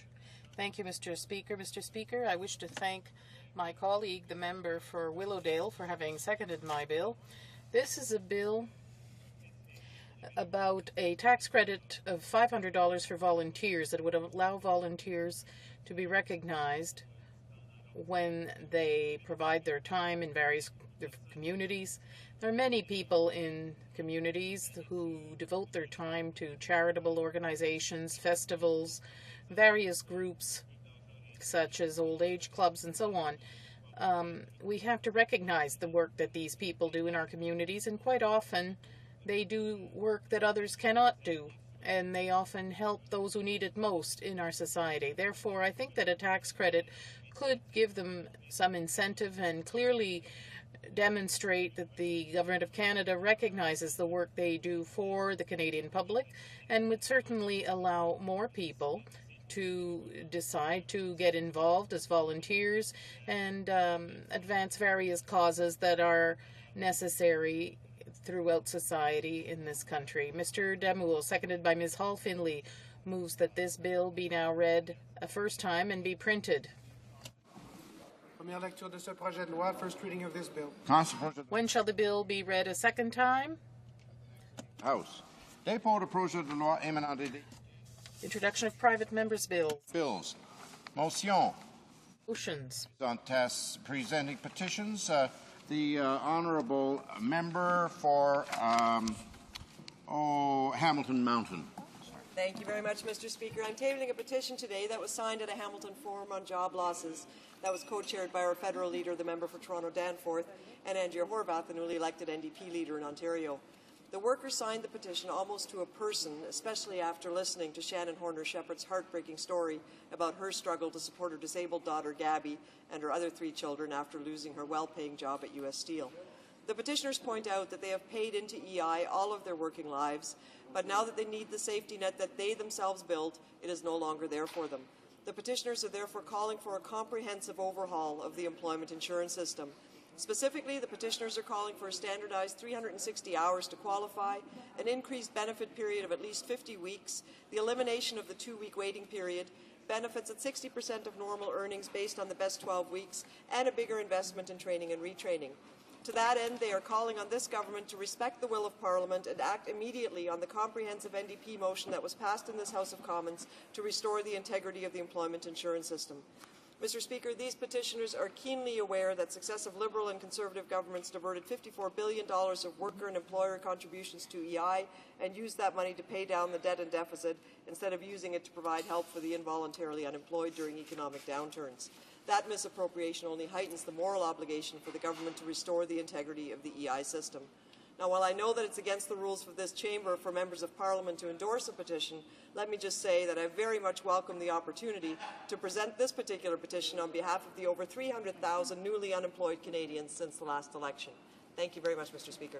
Honourable Member for Abitibi-Témiscamingue. Thank you, Mr. Speaker. I have the honour of tabling a petition in the House.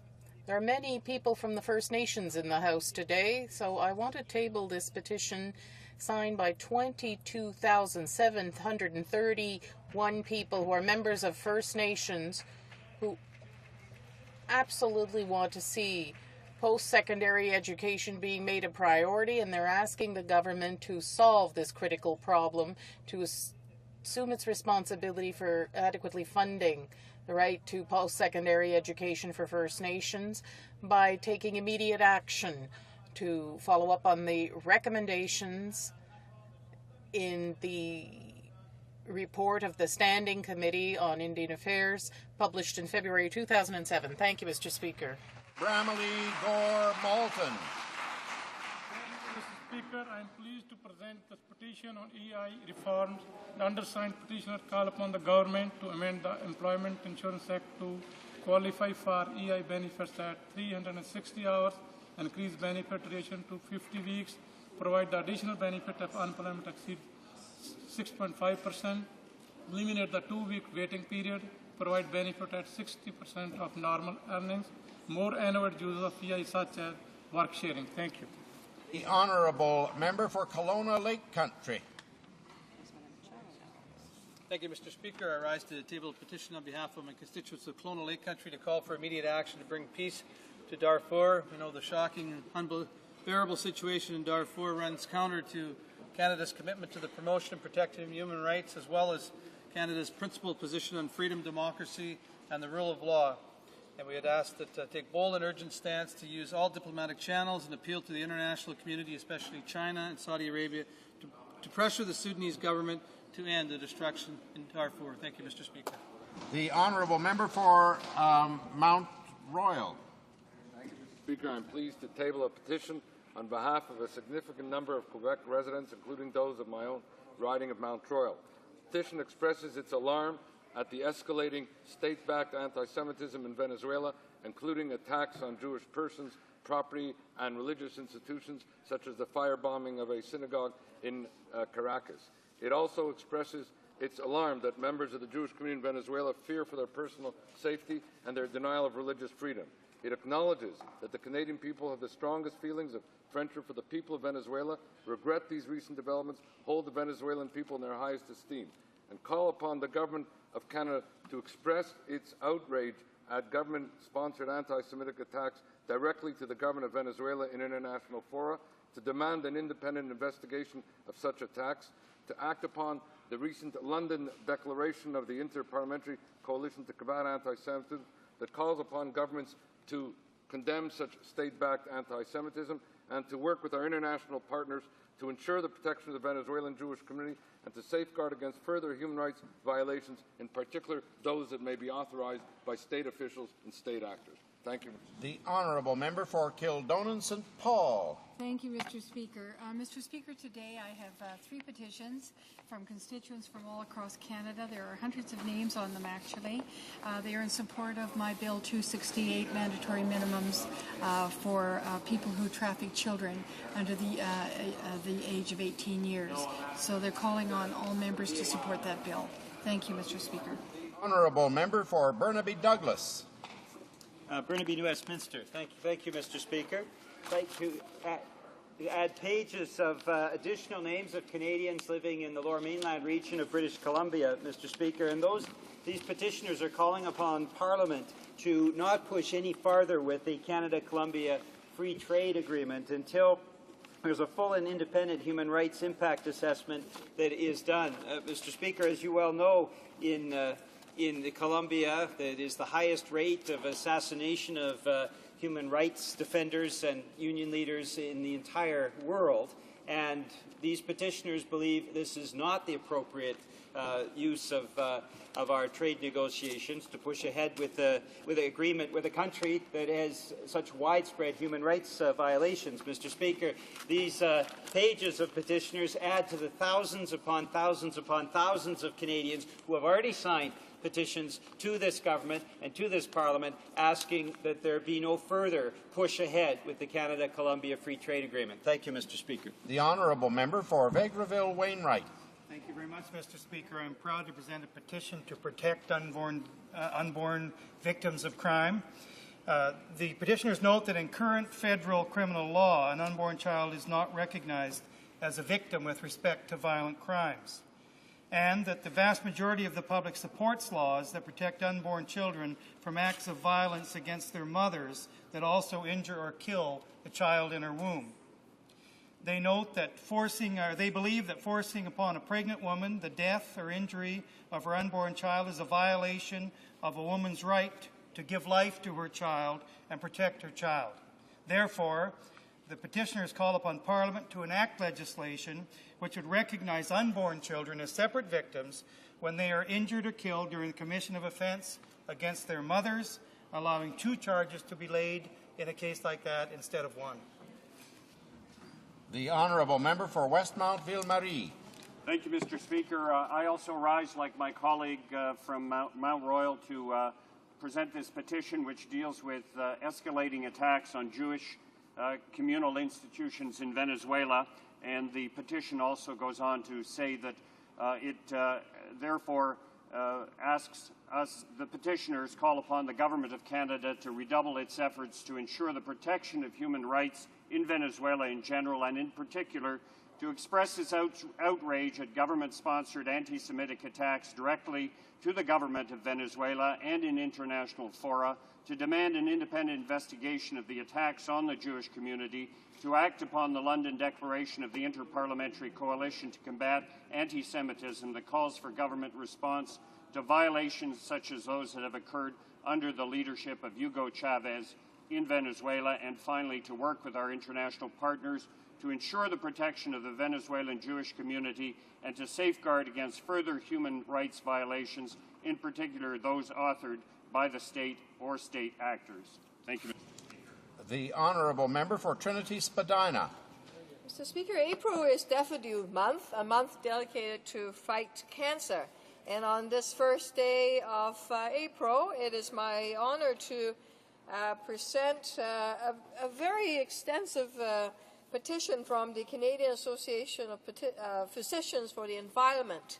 They are extremely concerned that pesticides are associated with brain cancer, birth defects, and childhood leukemia, and that pesticide exposure is associated with cancer risk for adults and children, and that people can be exposed to pesticide through absorption through the skin, through inhalation, breathing into the lungs, swallowing by eating residues on vegetables and fruits, drinking or touching hands to mouth, and that whereas the leading health organizations have urged a ban on non-essential pesticide, and that organic lawn products without pesticides also produce beautiful properties in lawns.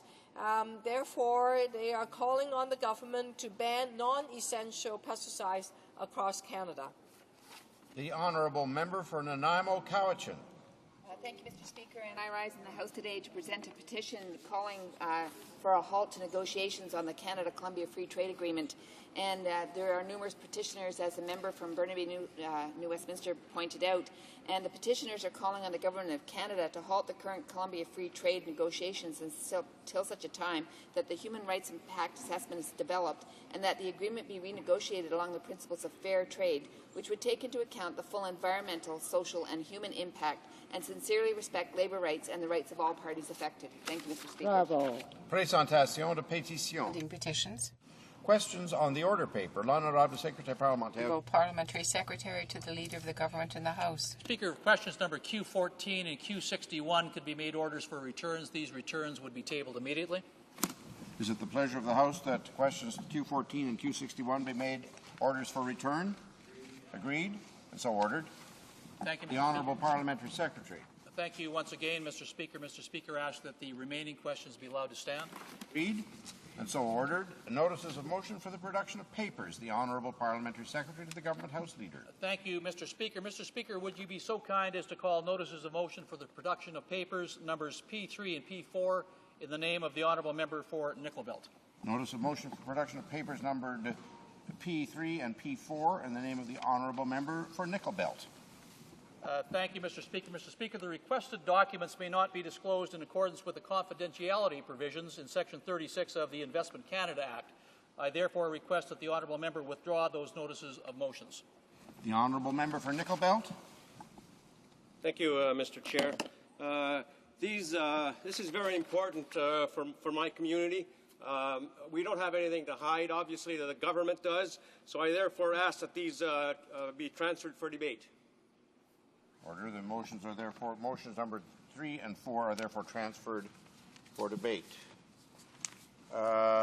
Notices of motion for the production of papers. The Honourable Parliamentary Secretary. Yes, thank you once again, Mr. Speaker. I ask that the remaining motions, notices of motion for the production of papers be allowed to stand. Agreed, and so ordered. The Honourable Parliamentary Secretary is rising on a point of order. Forget closed, yeah. Point of order, Mr. Speaker. Thank you very much. Mr. Speaker, I rise in a point of order concerning the report of the Standing Committee on Finance that was tabled just moments ago. I submit that the report, Mr. Speaker, is out of order as it is beyond the mandate of the committee as set out in Standing Order 108. On Tuesday of this week, Mr. Speaker, a motion was moved at Finance Committee regarding funding of the Library of Parliament. The chairman of the Finance Committee ruled the motion out of order on the grounds that it went beyond the mandate of the Finance Committee. Standing Order 108 sub 2, the standing order governing this committee's mandate, clearly states that the Standing Committee on Finance is, quote, empowered to review and report on A, the statute law relating to the department, B, the program and policy objectives of the department and its effectiveness and the implementation of same, C, the immediate, medium and long-term expenditure plans and the effectiveness of implementation of same by the department, D, an analysis of the relative success of the department as measured by the results obtained as compared with the stated objectives, and E, other matters relating to the mandate, management, organization, or operation of the department, end quote. Mr. Speaker, it is therefore clear that the allocation of operating funds to the Parliamentary Library, an organ of Parliament, not of the Department of Finance, is a matter outside the purview of this Standing Committee's mandate.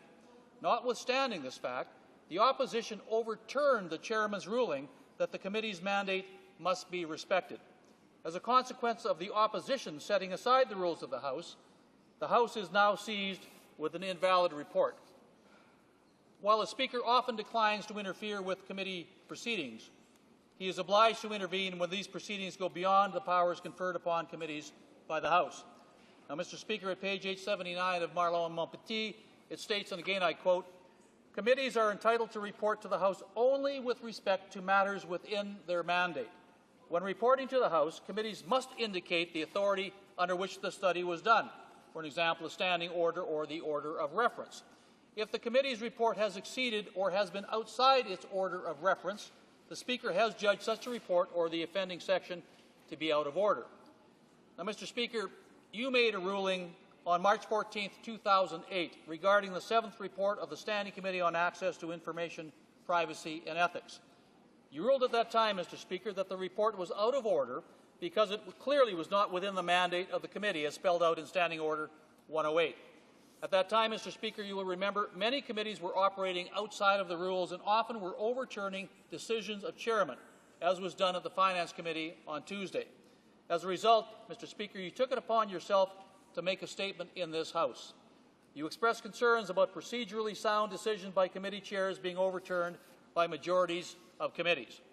In your March 14, 2008 ruling, Mr. Speaker, you stated, and again I quote, appeals of decisions by chairs appear to have proliferated, with the result that having decided to ignore our usual procedure and practices, committees have found themselves in situations that verge on anarchy, end of quote.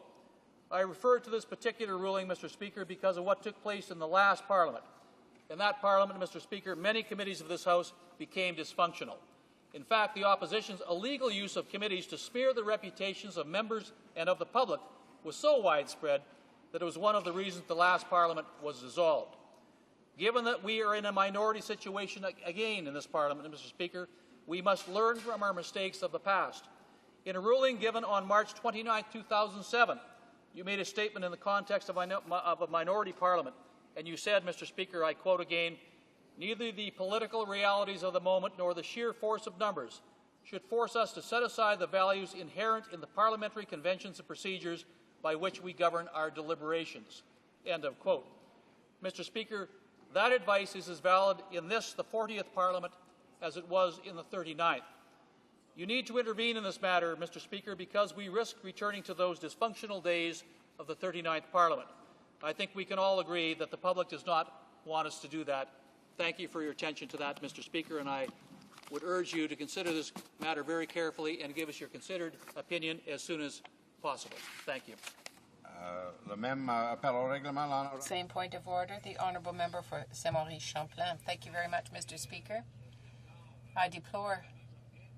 I really regret the fact that I have to intervene on this matter today. I find it somewhat ironical that the Conservative government did not support the motion that was intended to indicate that the parliamentary budget officer would have the money necessary to operate. That was adopted by the Finance Committee. He says that that goes beyond the framework of the committee, but I do not agree with his statement. Before getting more into the issue, I would like to say a few words about the pretensions of his own party with respect to the parliamentary budget officer. During the election campaign in 2006, the Conservatives deplored the lack of transparency in the budget process and the lack of precision in the budget forecasts of the Liberal Party. They put forward the following position. The Parliament cannot be unaware of the state of public finance. Therefore, they indicated that a Conservative government would create the Parliament. Order, please. Order, please. Order, please. Order, please. I don't want to hear arguments concerning or whether or not these officers should be paid. This is a point of order that we are dealing with today, and I would ask the Honourable Member for Saint-Maurice-Champlain to speak to the argument presented by the Leader of the Government in the House. Is his argument correct or not? Is his report with respect part of the mandate of the Finance Committee or not? That is the only issue that is to be looked at here. Thank you very much, Mr. Speaker. I am coming to that point. That's what I was saying in the preamble. Before I got to the issue itself, the procedural issue, I made a few remarks. But in the first bill that was presented to the House by the new Conservative government in the 39th Parliament was C2. We are now dealing with the budget in a procedural debate, but there is a problem that is not procedural in nature. The problem is, as many other officials have said, is the fact that the parliamentary budget officer disturbs them. Given his statements and his figures that are contradicted by their officials. What he is doing is contradicting the government, and he even said so in his appearance before the committee. He has to present reports to the Finance Committee. Those reports must be founded on the statistics, on the information from the Department of Finance. But he says that the Department of Finance did not supply all the documents to him. So here is a problem with respect to fairness, equity, and transparency on the part of the government. When the budget officer makes that statement, we see that in C2 they created the position of parliamentary budget officer that dealt with 79(2)(e) that deals with the research that must be done by the budget officer on the financial state of the country. Therefore, it is the Finance Committee that most often hears the Parliamentary Budget Officer. It is to that committee that this officer makes his reports. So discussing and debating this point of order leads me to say that the report that the Parliamentary Budget Officer tables to it leads the members of the committee to have light shed on it. I don't know how he can do what he should without having the tools that he needs put at his disposal, the resources that he needs. To say that it's normal that the Parliamentary Budget Officer comes to see us in terms of information, well, yes, he analyzes the needs that he needs in his position as Parliamentary Budget Officer, and I can say that when he appeared most recently, the officer said that the Department of Finance was not transparent because it did not give him all of the documents that he needed. The Parliamentary Secretary to the Leader of the Government in the House, once again. Mr. Speaker, I'm truly sorry that we have to waste Parliament's time on listening to such a frivolous argument.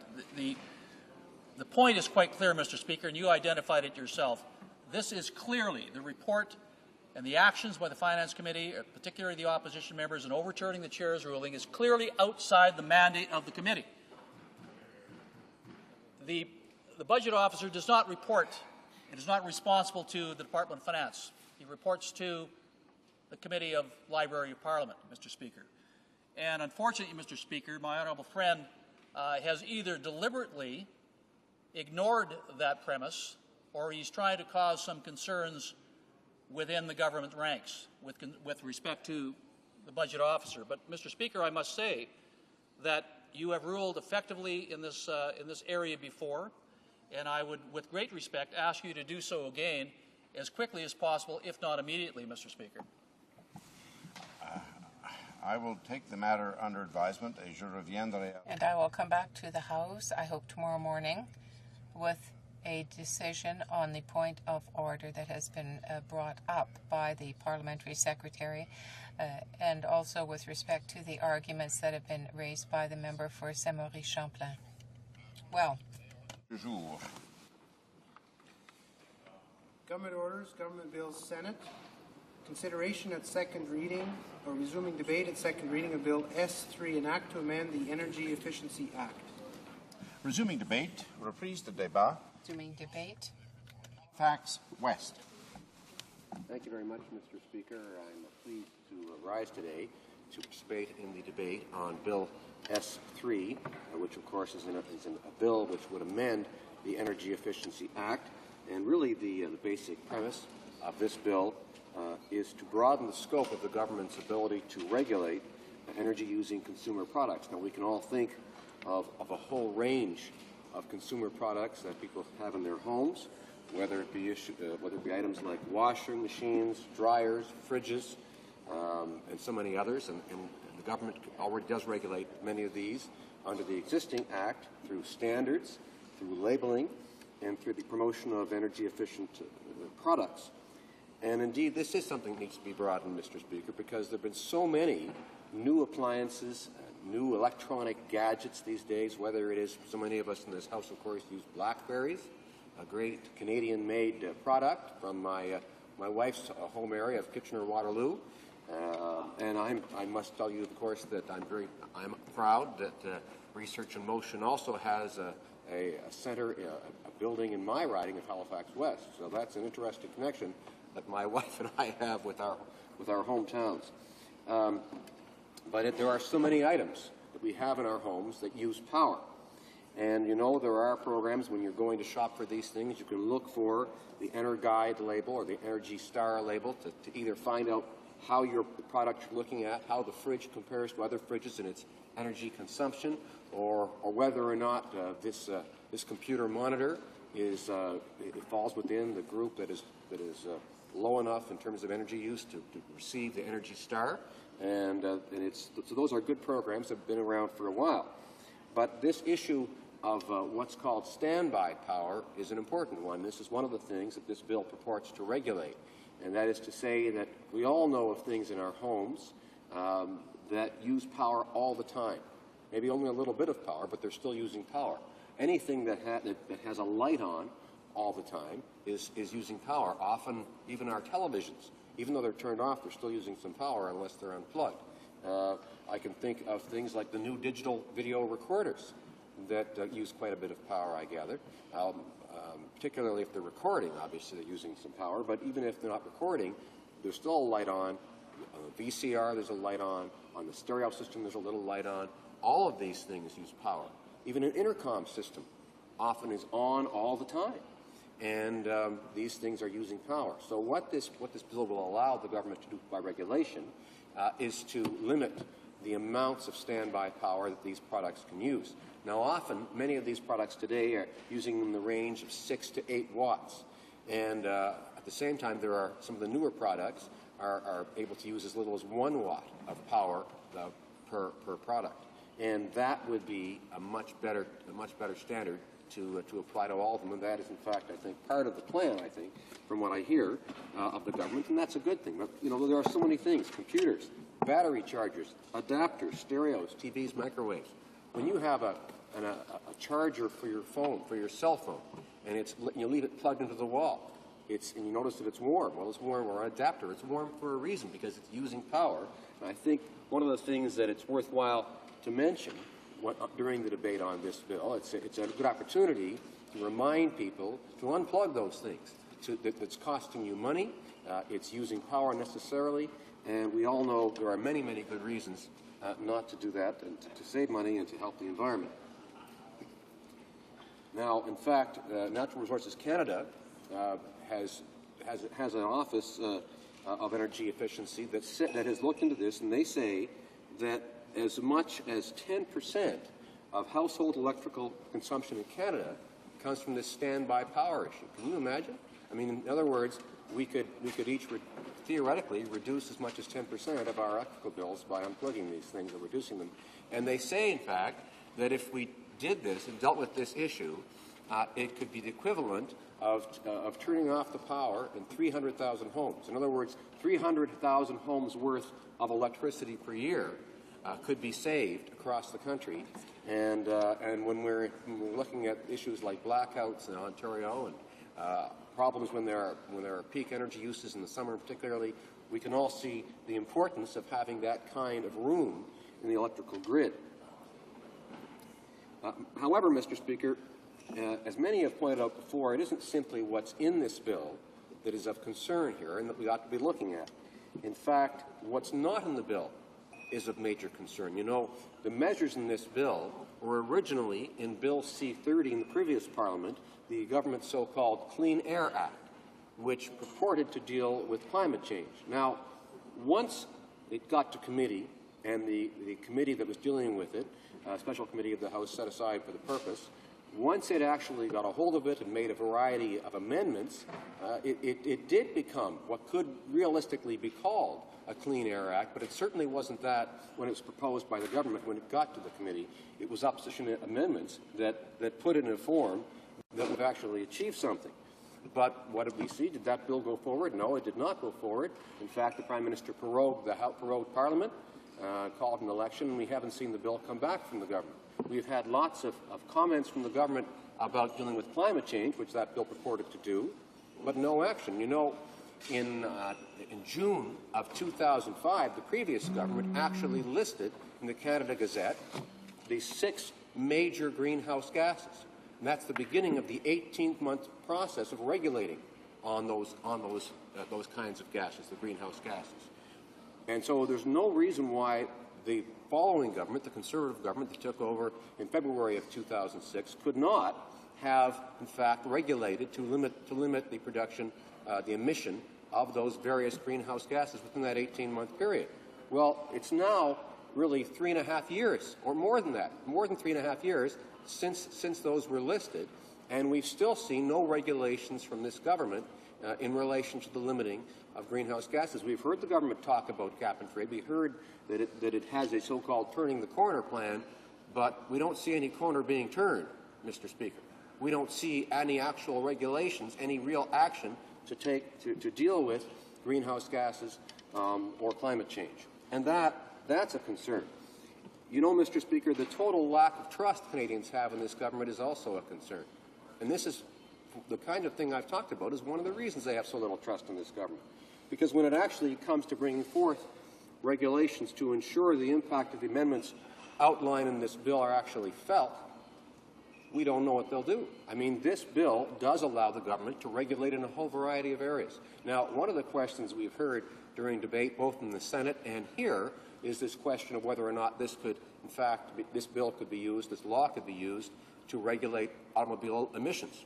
Well, in fact, the wording is very broad, and the present law, I had a look at the law as it exists now, it says in Section 2 under the definition section, energy using product means a prescribed product.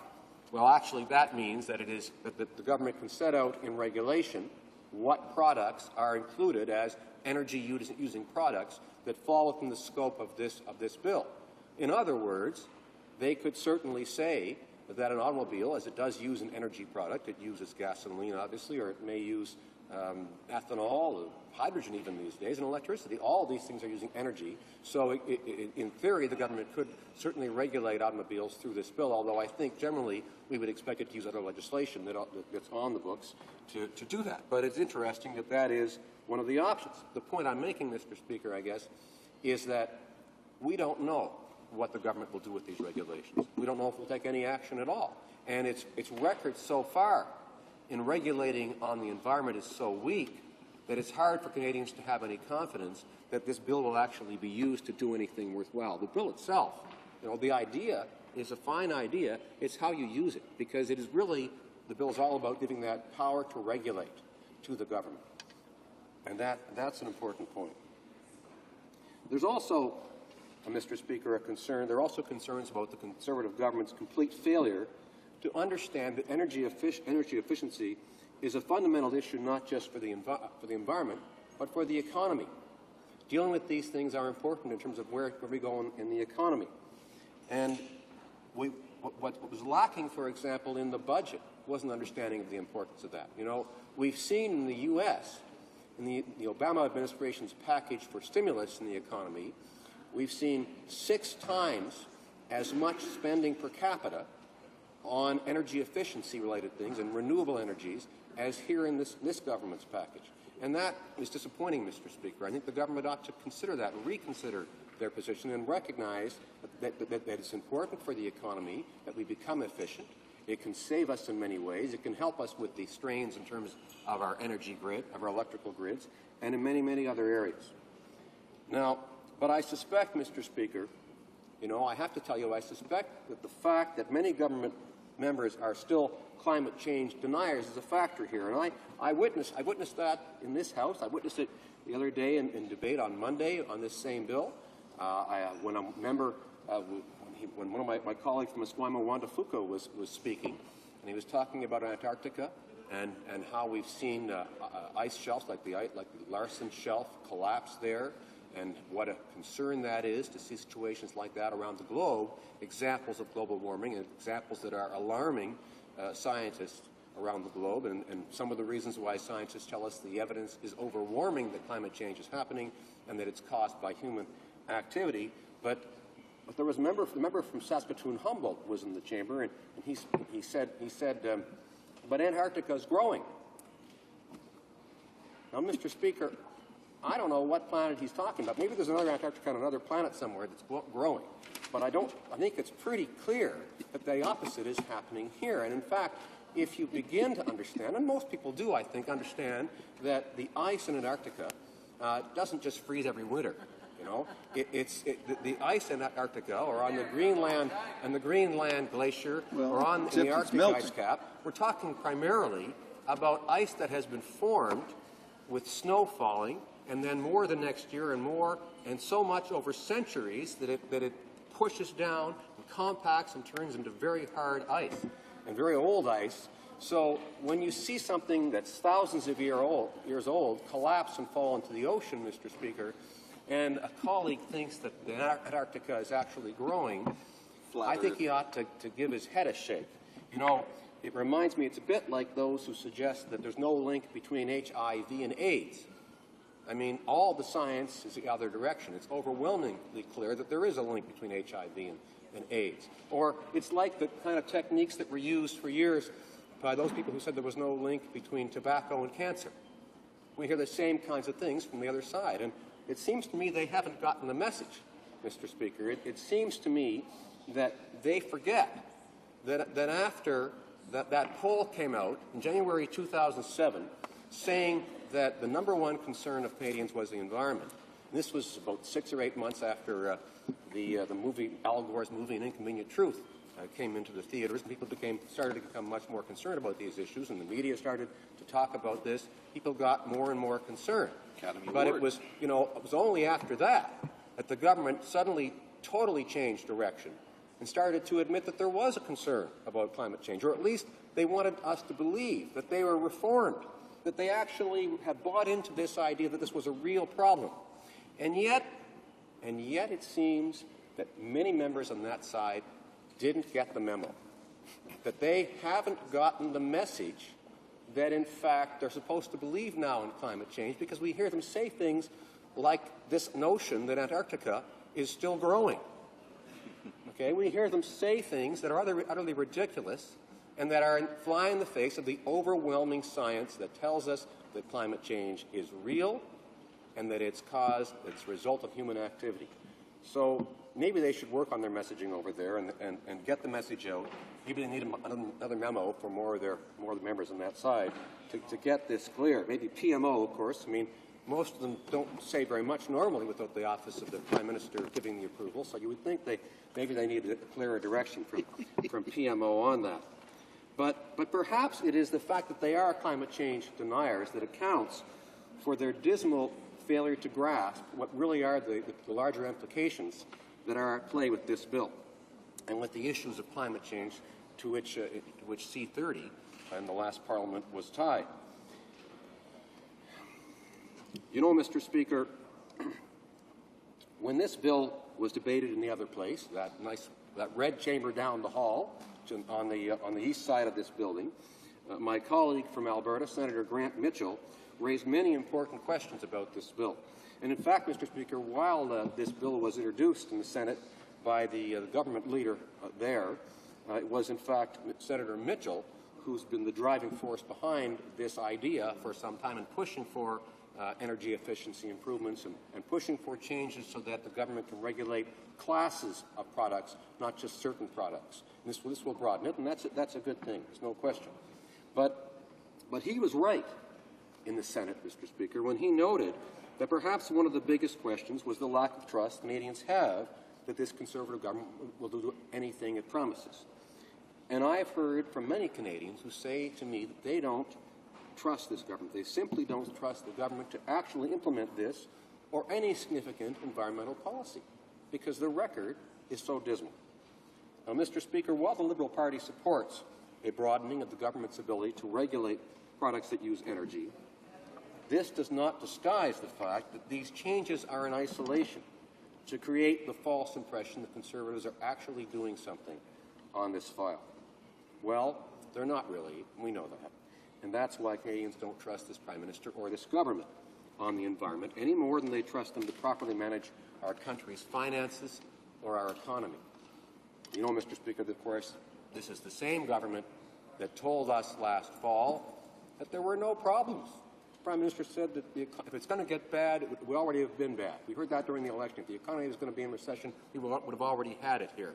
Well, things have gotten a lot worse since here. He said this was a good time to buy. That in September, he said it was a good time to buy stocks, Mr. Speaker. I mean, not only was that insensitive, but it was incredibly bad advice when you consider what's happened since. So for a guy who claims to be an economist, that's a pretty scary bit of prognostication. I think most people would have to recognize that, Mr. Speaker. But why the lack of trust? Well, that's the result, Mr. Speaker, when you deny climate change in the face of the kind of overwhelming evidence, the overwhelming scientific evidence that exists, or you deny there's a recession in the midst of a global economic meltdown, as we were seeing over the past number of months, or when you say you'll balance the books when you've been in deficit for months, as we heard last fall in the fiscal update, which was clearly absolute nonsense and from which the government retreated. Well, that's the question. Will the Conservatives actually implement these amendments in this bill and act on the regulatory power that this gives them? Because we all saw what they did with the Kyoto Protocol. We saw an announcement related to cap and trade 2 years ago, and nothing has happened. We saw what they did with Bill C-30 in the previous Parliament, which is where this initiative first saw the light of day. And didn't we have a bill related to fixed-term elections? That seems to be something I can recall, Mr. Speaker, that somehow evaporated in the mind of the Prime Minister around about last September. Didn't we have a promise not to tax income trusts?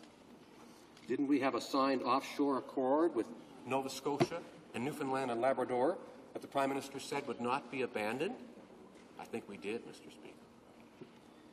On the environment in general, the trust factor is non-existent for the Conservative government. You know, they announced a $1 billion clean energy fund, which sounded great, but how much of that is going toward things like solar power, wind power, tidal power, or geothermal? Well, when the Deputy Minister appeared before the Natural Resources Committee, she was asked about this fund, and she told us, she told the committee that $850 million was targeted toward carbon capture and sequestration. Now, that's an important technology, and it's of great concern to the oil sands, certainly, but it's not the only issue. And what's concerning, Mr. Speaker, is that they want to give the impression they have this wonderful clean energy fund for a whole range of clean energies, and we really see it's all going, almost all going to one particular area. So aside from this fundamental issue of trust, there are also concerns with what is not in the bill that raises other questions. For instance, what kind of consultation took place in relation to the second section, which talks about interprovincial trade? Did the government consult the provinces? We don't know. There are a variety of other concerns, Mr. Speaker, and I hope that the questions and comments that will follow, I hope there will be some, will give me the opportunity to talk about more of them, because I see you've indicated to me that I'm in the final minute, and you seem to be smiling about that, Mr. Speaker. I wonder how widely that's felt around here. Thank you, Mr. Speaker. Before we begin questions and comments, I wish to inform the House that because of the deferred recorded divisions, government orders will be extended by 9 minutes. Questions and comments? L'honorable député, the honourable member for Brome-Missisquoi. Thank you, Mr. Speaker. Listen, I'd like to remind everyone about something and ask what my colleague thinks of this.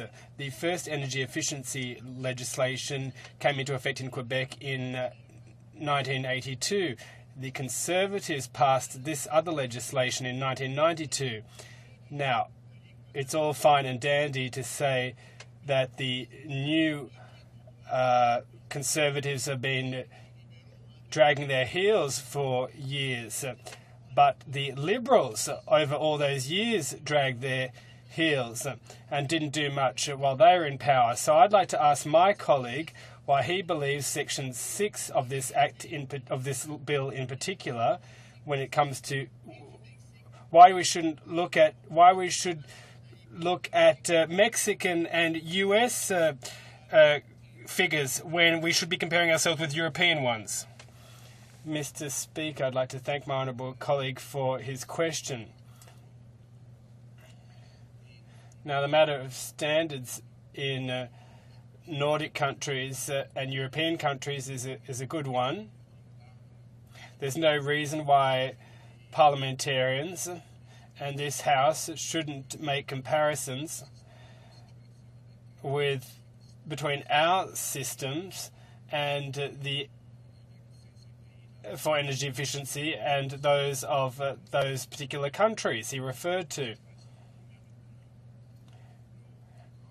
Now, in North America, Our major trading partners are the United States and Mexico, and it's normal that in a competitive situation with them that we would compare ourselves to them.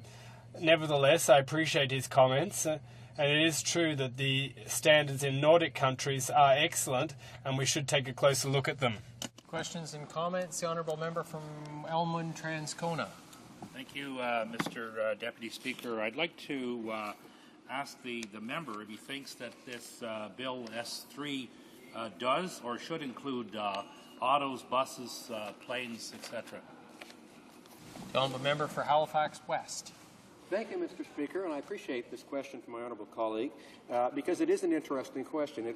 It's the question of where ought those modes of transportation, cars, planes, trains, etc., ships, I suppose, for that matter, where should their emissions be regulated? Ought it to be in a piece of legislation that's really designed for appliances and electronics, or ought it to be in another area? And I guess my expectation would be, I don't want to come to ground, I'm afraid, on this, because I'm open to arguments in relation to this question of whether this is the best legislation. But I would think that there'd be better legislation, better targeted towards those kinds of major machines that we use in our society. You know, trucks, backhoes, you name it. How should we deal with the emissions of those kinds of heavy machines that are an important part of the equation of climate change and of greenhouse gases? But does it make sense to have them regulated under this legislation? Clearly, the government could do that. I mean, in my view, the regulatory power is given by this bill to regulate anything that uses energy, and they do use energy. But I think that if we were to look at this more closely, we would probably find reasons why it makes sense to have legislation specifically designed for that purpose. Thank you, Mr. Speaker. Questions and comments. The Honourable Member for Madawaska Restigouche. Thank you very much, Mr. Speaker. I wish to thank my colleague for his excellent speech. Mr. Speaker, I'd like to have an answer to this. Right now, we know that the Conservative government cut the program for energy-efficient cars. There was a program in existence. It allowed car buyers to buy a new car that was more energy efficient and get a rebate. The Conservatives, however, decided that they'd offer the program for 2 years only, that this was sufficient for the public to acquire these cars. I think that the opposite is true. It would have been necessary to continue to offer incentives so that the public can continue to buy more energy-efficient new cars, so they could buy less gas, and this would be cleaner for the environment. I'm wondering if my colleague agrees that this program should have been maintained to allow citizens who wanted to buy a smaller, more economical car that uses less gas and that's better for the environment could have done this. Does my colleague agree that this program should have continued? The Honourable Member for Halifax West. Thank you very much, Mr. Speaker. I thank my honourable colleague for Madawaska Restigouche for his excellent question. Yes, indeed. It was quite bizarre to see this. This was a program that was successful, and the reason why the government decided to cancel this program was because it was successful. And they said that it was too successful. Too many people made use of the program to purchase more energy-efficient new cars. I agree with my colleague. The fact that a program is successful is not a good reason or a good argument for canceling it.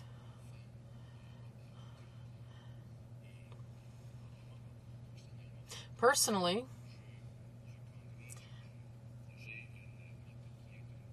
I drive a Prius, a hybrid car, and I love it. I find that it's an excellent car.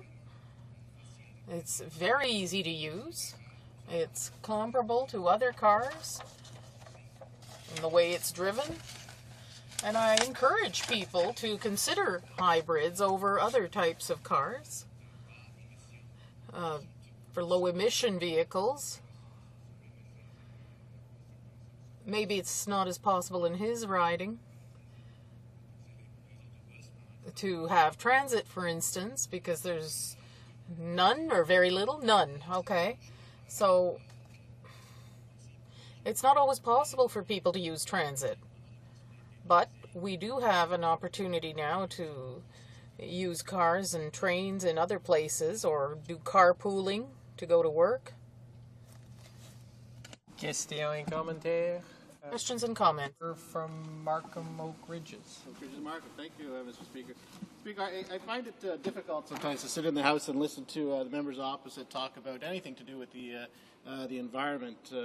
I know prior to being elected here, I was Chief of Staff to Ontario's first Commissioner of Alternative Energy, and at one point we came through a very extensive report, an all-party report with over 130 recommendations with respect to clean energy, with respect to hydrogen, solar, wind, any number of things, energy conservation. I remember at the time the Liberals were in power, and to get them to move on any of these recommendations that were brought forward, all parties supported in the Ontario legislature, was impossible.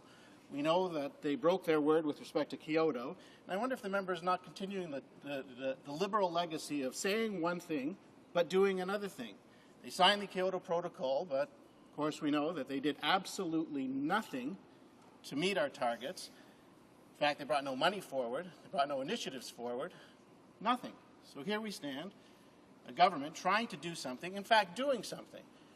I know in my riding, the Prime Minister came to announce funds for the Nature Conservancy of Canada so that we could bring some of our natural heritage under the protection of the government. We've invested we're investing in waste management, chemical waste management. So I wonder if the Honourable Member can just explain to the House why it was that when they were in government, they failed Canadians on the environment so often.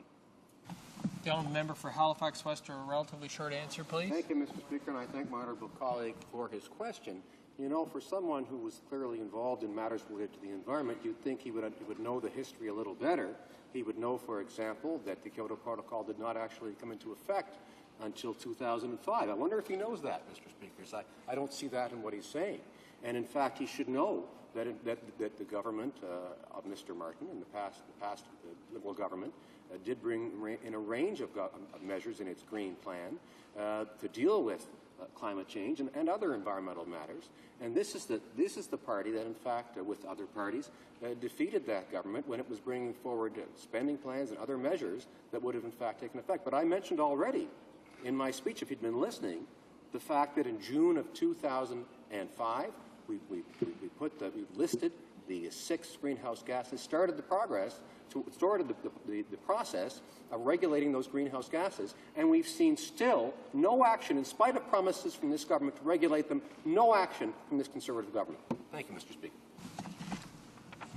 Conformément à l'article... To Standing Order 38, it is my duty to inform the House of the questions to be raised tonight at the time of adjournment are as follows. The Honourable Member for Bramalea Gore Malton, Airport Security. The Honourable Member for Mississauga South, Health. Resuming debate, the Honourable Member for Trois-Rivières. Mr. Speaker, I'm pleased to rise today to debate Bill S3, an act to amend the Energy Efficiency Act, which seeks to broaden the regulatory parameters of the current legislation. The premise of this bill is laudable. The current law dates back to 1992, so it was rather urgent, given all technological innovations we've had since then, that we take a second look at this piece of legislation. When I see how much we're behind the times, it's my 15-year-old who tells me all the time we have to be careful with the environment, we have to use the recycling bin, we have to save energy. So I'm very pleased to be able to tell him this weekend that we are working to improve things. The amendments proposed in this bill on energy efficiency are a step in the right direction because they target unregulated products and increase standards for other products. However, we have to determine whether this bill is not simply an update of the standards of the Energy Efficiency Board. We have to show real will to improve energy efficiency of certain consumer products in order to improve our energy performance, not just simply allow the federal government to state that it's taking care of the environment. Because it has to be admitted, this initiative is very little given the problem of climate change, our massive consumption of fossil fuels, and the lack of will of this government to take action to protect the environment. Nevertheless, this bill is a good start, and given how little this government is doing for the environment, we have to consider that these are improvements to the current legislation. So, the amendments to this bill seek to consider advancement of knowledge on energy efficiency, broaden the regulatory power of the minister, and introduce the notion of category rather than considering each product individually, to strengthen the minister's powers in terms of labeling of energy consuming products and to standardize the process. Increase the responsibilities for reporting to the House of Commons. As I said, these are laudable objectives. However, it remains to be seen to what extent they will be enforced. For example, the amendments provided under this bill would allow for setting strict standards for vehicle emissions, improving their energy efficiency since they influence energy consumption. It would also allow the standardization of energy efficiency regulations, as proposed very often by the Bloc, for categories of products, and thus set out eco-energy labeling for vehicles that would be compulsory. This is a measure that has existed in Switzerland since 2002. We would thus send out a clear message to consumers who want to consume more responsibly by directing them to a category of vehicles that are considered green rather than certain specific vehicles. There are many other amendments that are good in this bill, notably the desire to categorize energy-consuming products so as to group them by common characteristics in energy consumption and intended use.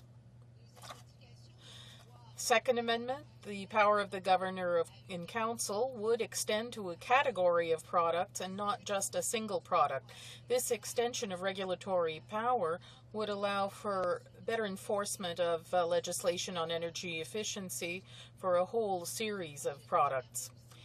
It also enables us to set out new or additional standards for industrial materials and products and consumer products such as commercial washing machines, dishwashers, battery chargers, fluorescent lamps, incandescent bulbs, etc. It could also take into account the sleep mode, which is one proposal that is very interesting for energy-consuming products that continue to consume energy even when they're supposedly shut down. And this has proliferated over many years, whether it's new types of TV sets, DVD readers or players or household appliances that consume a lot of energy even when not in use. These appliances have an internal memory that can be affected if they're simply unplugged.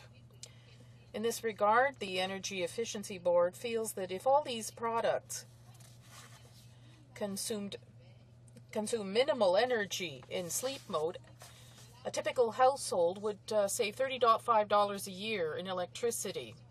This doesn't seem like much, but Canada-wide, this would be equivalent to the consumption of 300,000 households over a year. That is considerable, and the measures contained in this bill to this effect are very important.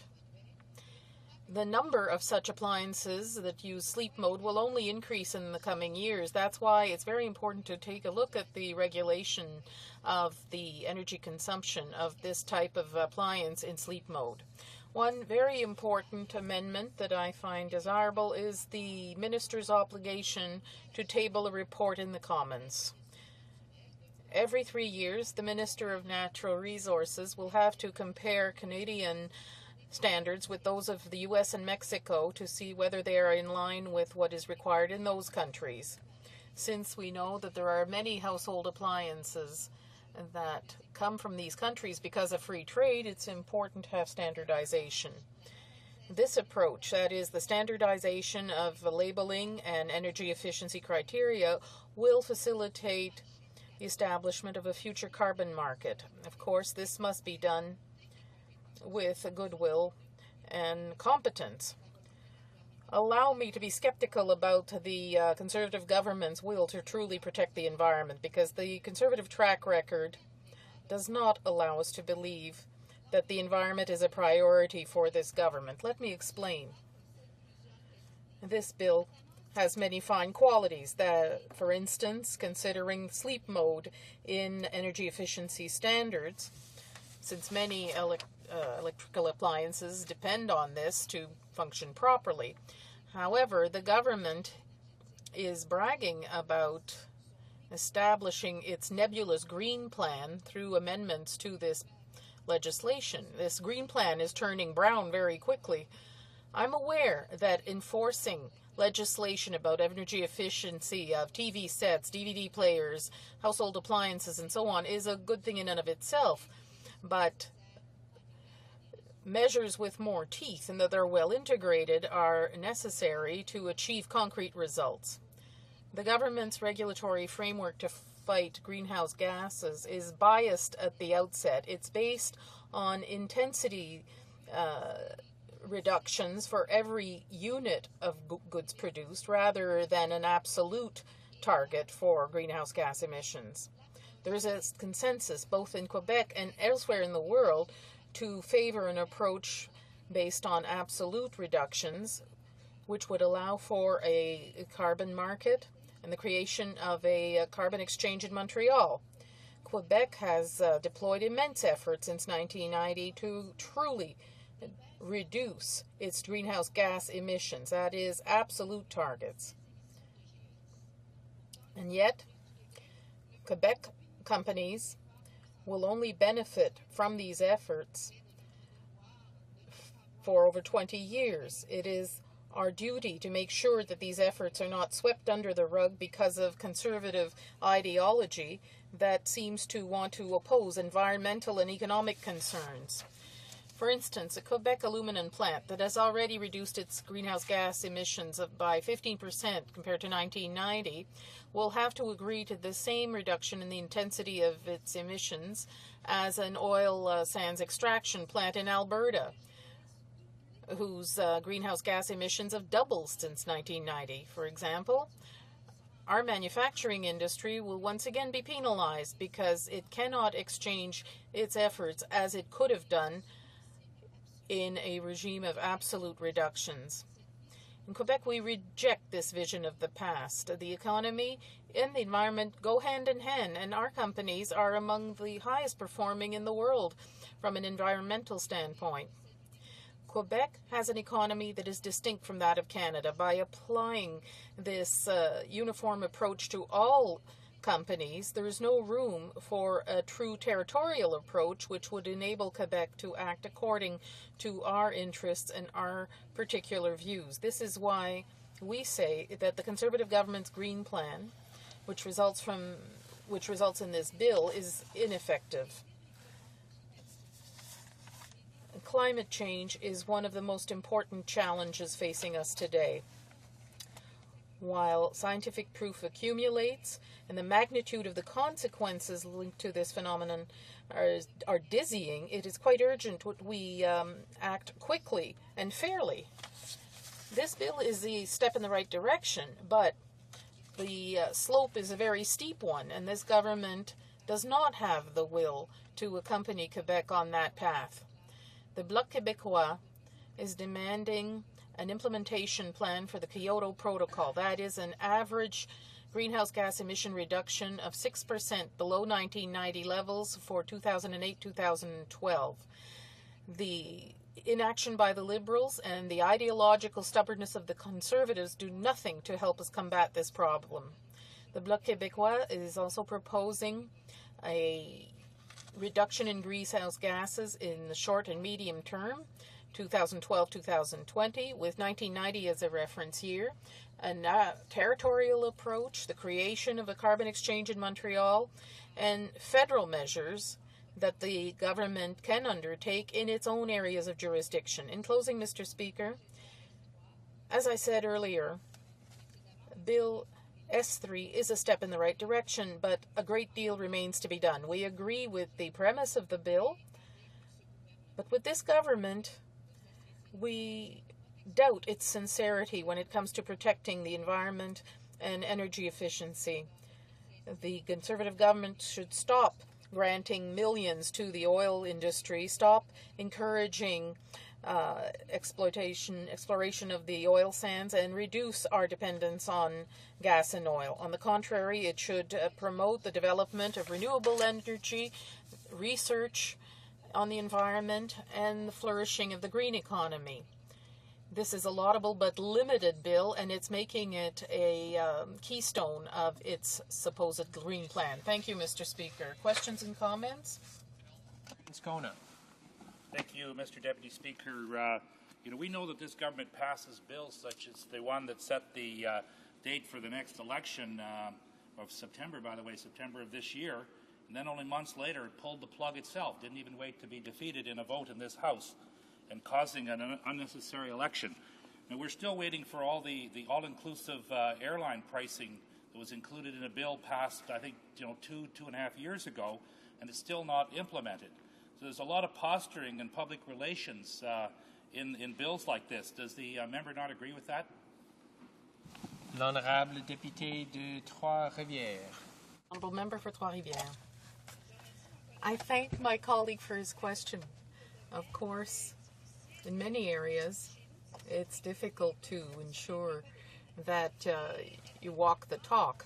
Indeed, there's a lot of talk, but it's very difficult to come up with regulations and see to what extent sometimes a bill like this is laudable, but we are really falling behind, and a lot of vision is necessary to solve these problems. For instance, strict standards for vehicle emissions. If that had been done a number of years ago, we'd end up in a much better situation now where the effects of pollution would not be felt as much in our cities, and we'd have far fewer health problems. That's too bad that the vision is lacking here. Questions and comments? The Honourable Member for Brome-Missisquoi. I'd like to congratulate my colleague for her excellent speech on a bill that's pretty thin. She took a moderate approach. I think she's being quite fair. She's very experienced, and she's an experienced parliamentarian, and she's the critic for natural resources. I'm wondering what she thinks of a clause which is not really enforceable when they talk about labeling all energy-consuming products. Well, that means everything, because everything consumes energy, really. My suit does. This glass I'm drinking out of does. Is this realistic? In a bill like this, in committee, maybe we could make things so precise that maybe we'd figure out where the government's trying to go with this here. The Honourable Member for Trois-Rivières.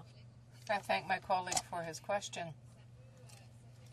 Of course, it can seem somewhat difficult to implement, and in the one sense, having to limit and establish categories of products, but I do agree with him that it would be quite difficult to reach a consensus in committee about the materials and what they represent in terms of energy. It is a challenge, but that is one we are willing to assume. Questions and comments? Honourable Member for Malpak. Thank you, Mr. Speaker, and I'm indeed pleased to speak on this bill and act to amend the Energy Efficiency Act. My colleague from Halifax West spoke extensively on the bill earlier and made a number of very valid points on energy efficiency, and so I would refer people to go to those. He talked especially on points about the wasted energy, and we're all politicians in this House, or most of us are, except the clerks and the pages. But when you're out on a political campaign, Mr. Speaker, as you would know, you walk into a house and you see a little light flashing there and a little light flashing here, whether it's VCR machines or computers or telephones that are not in use, and all those units are using energy. And so it really is, Mr. Speaker, a lot of wasted energy that really is unnecessary to in fact happen. And what this bill then does, it makes a series of changes to the Energy Efficiency Act that broaden the scope of the government's ability to regulate consumer products that do in fact use energy. And so we can certainly go the regulatory way with encouragement in that area. But as citizens of the country, we also need to do a lot of individual things to save energy in terms of shutting down computers and so on and so forth when we may be gone for more than a day. There's all kinds of things we can do. Actually, the bill itself, it really is it's rooted in the old Bill C-30 from the former Parliament, which was a plan to reduce the emission of greenhouse gases. And actually this bill, it goes back to some of those points that were made in Bill C-30.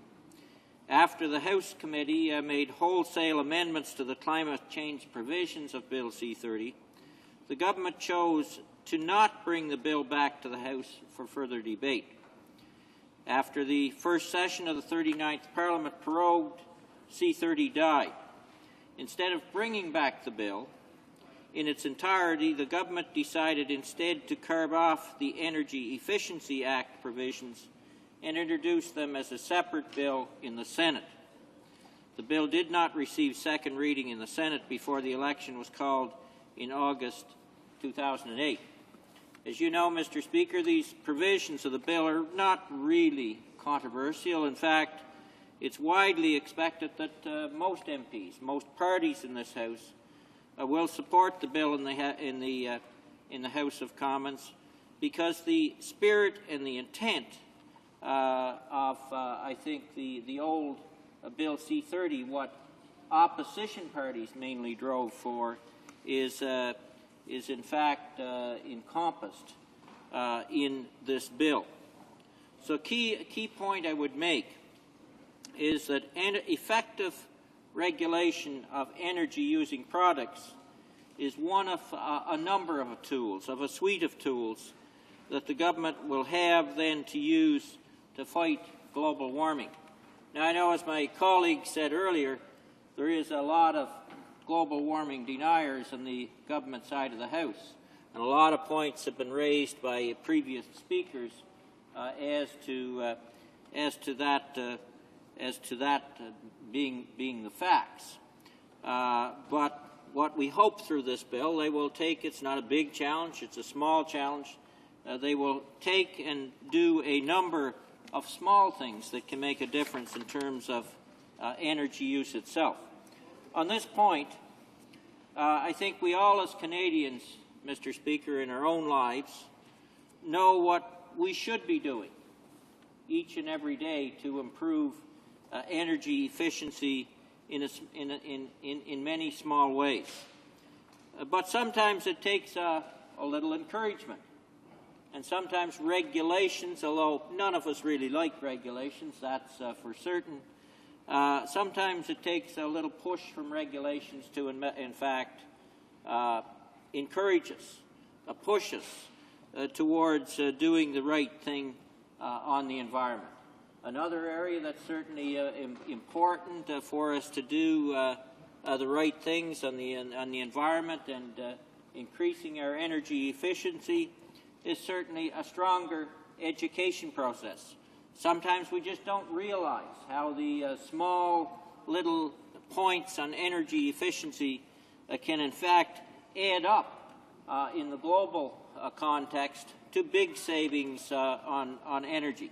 I think, Mr. Speaker, you know, and if you go back to just look at what little things can do. If you go back to Christmas time, when many people light up their houses with the Christmas light bulbs, so on and so forth, that actually, in my province, Christmas was the peak energy period of the year because of the lights that went on Christmas trees, on houses, floodlights, etc. When the LED lights come in, that created such tremendous efficiencies that the energy use at Christmas time went down very substantially. So it shows what can be done by both an education campaign and a regulatory campaign. It's just one example of many. In the industry that I come out of, the agriculture industry, it's unbelievable the gains that have been made in that industry over the last 15, 20 years in terms of energy efficiency. And there's a lot more we could do. And there's a lot more that the government could do to assist us in terms of getting there. And I'd like to, and it would be really helpful if the government, in terms of its programming, in fact, used some of its available resources. We know they've clearly failed the agricultural industry and especially the primary producers to date, but it's not that difficult for them to develop programs, whether it's through tax incentives, whether it's through grants, whether it's through regional development agencies, or Industry Canada, or the Department of Environment, to come up with funding programs that would assist primary producers in terms of purchasing equipment, technology that would reduce the amount of energy that is used on primary production units or farms in this country. We know that sector, although the government fails to admit it, we know that the agriculture, fisheries, mining and forestry sector in rural Canada are the generators of economic wealth in this country, and anything that can be done to assist those hard-pressed industries in this time of recession would be valuable in terms of this country moving forward. And I think there's an opportunity here in the time when there's so-called economic stimulus being made available, if the Government of Canada would develop the programming to assist all those industries in terms of reducing their energy use, improving their bottom line, and the government kind of fails to seize that opportunity.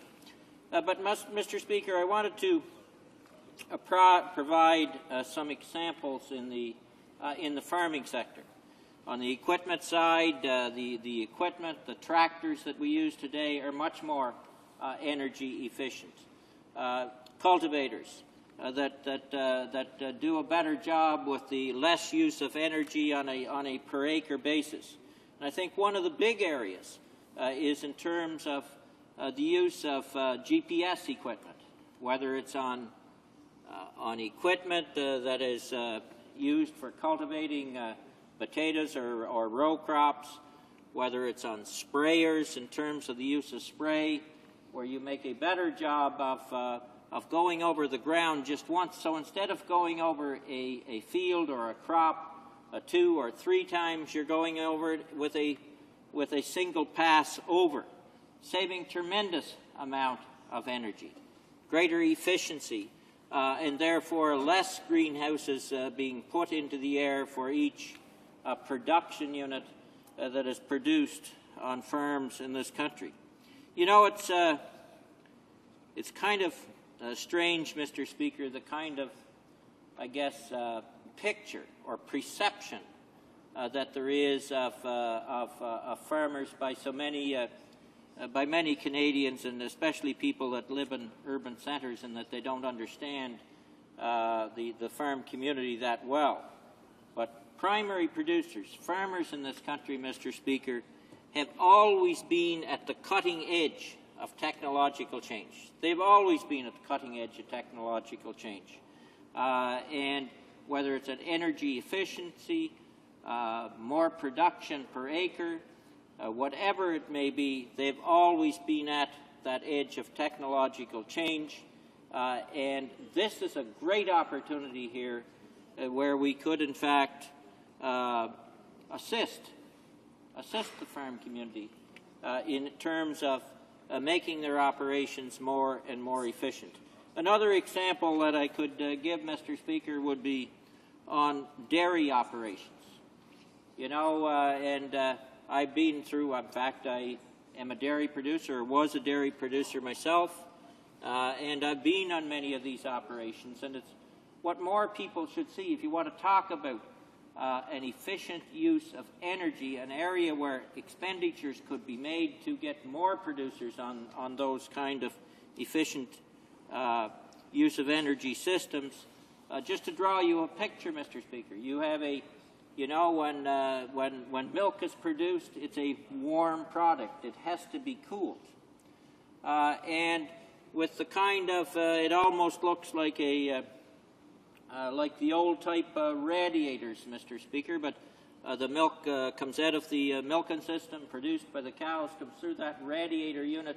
The heat is taken out of that, and it's used to heat water for sanitizing and cleaning up the system, and in some cases for heating barns. And so what you have is great efficiency, and you, instead of just losing the heat and putting it into a cooler, where you expend energy to cool the milk so it keeps and can be trucked to the processing plant in a high quality state.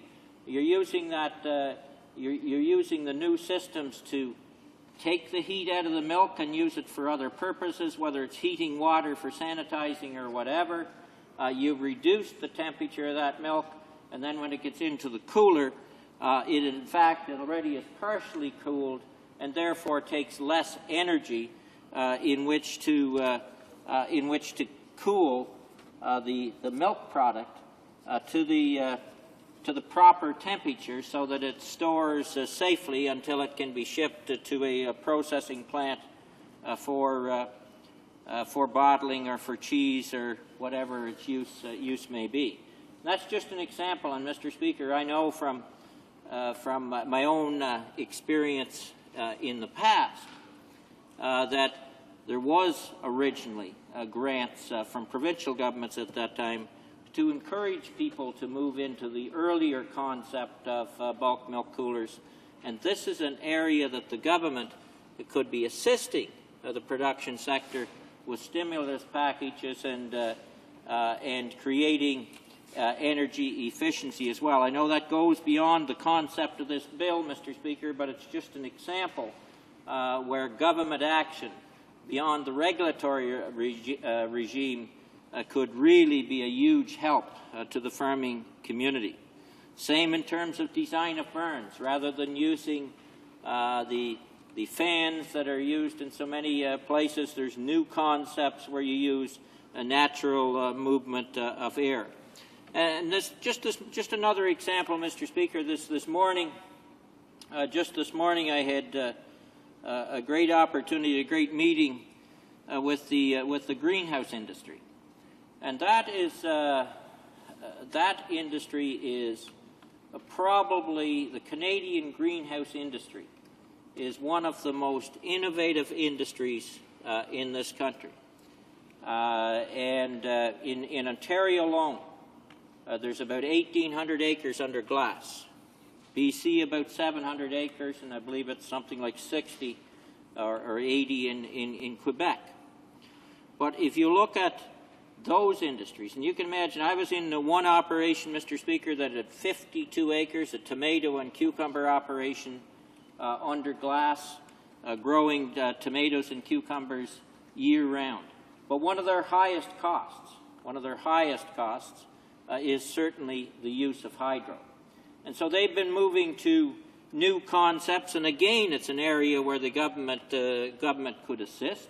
In fact, one of these operations I believe it cost close to $6 million to put the new system in. But in terms of using natural gas to heat that, beyond the solar efforts of the sun, using natural gas to heat that, part of the byproduct is CO2, which plants certainly need to produce the cucumbers and tomatoes, and so you've got a recycling effect, and it'll pay off over the long term tremendously. But again, it's another case of using greater energy efficiency, to have greater economic and energy efficiencies in terms of the operation, and less greenhouse gases as a result at the end of the day. So there's so many opportunities that are out there, Mr. Speaker, in terms of areas that we could go in terms of energy efficiency for the country. And this bill certainly, I think, will move us a little further along that line. This bill, I think, significantly broadens the government's ability to regulate products that affect the use of energy, and we certainly, as a party, support that. It doesn't have to be really obtrusive regulation, but it certainly, as I mentioned in the very beginning, to a great extent, it can be more of an education campaign to have people understand what's available out there, and regulations to encourage better uses of products, whether it's shutting down equipment, whether it's buying more efficient equipment or machinery on the industrial operations, on farms, on fishing boats, in the forestry industry, or whatever. Mr. Speaker, we certainly, as a party, support these amendments, since they are substantially identical to the amendments of the Energy Efficiency Act that the Liberal Party supported during the hearings in the House of Commons on the government's Clean Air Act, which was Bill C-30, which for some reason the Government of Canada wanted to make disappear. Maybe it was too forward-looking bill for the current government to grasp and take a hold of and put Canada in the lead in terms of environmental change, so that instead of, if we'd have moved forward with that act, instead of being a follower, we'd have been a leader. But as we see so much in this recession from the government side, that they're more followers than leaders, and so maybe that makes the point in terms of why the government abandoned the Clean Air Act, and now we have to at least try and encourage them to move a little step forward with the Energy Efficiencies Act. Mr. Speaker, we do look forward as a party to seeing regulations that will be necessary, but it will be necessary to ensure that the impact of these amendments are fully felt in Canadian society. I see, Mr. Speaker, I'm rapidly running out of time. I believe I have 1 minute left. I do want to make one quick point in terms of my own province, and that is Premier Robert Giz. One of his initiatives is, in fact, on energy, the Liberal government and PEI, where we're using wind energy increasingly so to meet our energy needs. And there's the province has laid out basically a master plan of how we can use that production of energy, of hydro from windmills in Prince Edward Island to meet a greater and greater share of Prince Edward Island's electricity needs. And I think it shows that a little province, we have the Canadian wind test site in PEI, but a little province is leading the way in this country in terms of using wind energy to meet Canadians' needs and reduce greenhouse gases. Thank you very much. Questions et commentaires. Questions and comments? The Honourable Member for Broome-Missisquoi. Thank you, Madam Speaker. Well, here's my question for my honourable colleague. He just gave a long speech on Bill S3. Now, I'd like to remind him that currently, in terms of energy efficiency, we have to review legislation every 5 years, and that isn't in the bill. When they were in power, they didn't change this. From 1992, it's been the same legislation. Now, even though they did nothing when they were in power, would they be prepared to have in this legislation a statutory review every 5 years? There's reports called for every 3 years. The minister has to report every 4 years. But there's nothing to stipulate there should be a review every 5 years. I'd like his opinion on that. The Honourable Member for Member. Well, I guess the first point I certainly have to make, Madam Speaker, is I just cannot understand where the member is coming from when he claims that the Liberal government, when it was in power, did nothing. Where has he been? It was the Liberal government that turned this country around and put it on the road to economic success that's now been virtually destroyed by the government on that side of the House. It was the Liberal government that increased research and development in this country to make some of them new energy efficiencies possible. And I'll tell you, in terms of the example that I made in terms of the wind energy in Prince Edward Island coming from windmills, our former Minister of Environment, who was just our past opposition leader, Mr. Speaker, he signed an agreement. He signed an agreement with the previous Conservative government in Prince Edward Island for a cable, a $30 million cable, Madam Speaker, so that energy that we would produce with wind and PEI and reducing greenhouse gases in this country so it could be shipped into export market. And what was the first thing that government did when they came to power? They cancelled that signed agreement of $30 million that would have went a long way to increasing economic opportunities in Prince Edward Island, reducing greenhouse gases through the windmill example. So, Madam Speaker, I think I can clearly show that the Liberal government, when it was in power, was moving this country ahead. It's too bad that the current government has again put us in a hole. Questions and comments? The Honourable Member from Elmwood, Transcona. Thank you, Madam Speaker. I first of all want to commend the member for making a very interesting speech. I do want to say that Manitoba Hydro has an extremely effective energy-saving program called PowerSmart for some years now, and consumers receive incentives to purchase energy-efficient appliances, and the reduced energy consumption leads to the extra power being sold on the export market into the United States at very healthy pricing, which, by the way, then keeps Manitoba hydro rates low for Manitoba. As a matter of fact, we have the lowest hydro rates in North America. Would the member support the expansion of programs such as this across the country to other utilities? The Honourable Member from Malpe. Thank you. Madam Speaker, and I thank the member for the question. There's no question that we would support the expansion of those types of programs across the country because they only make sense.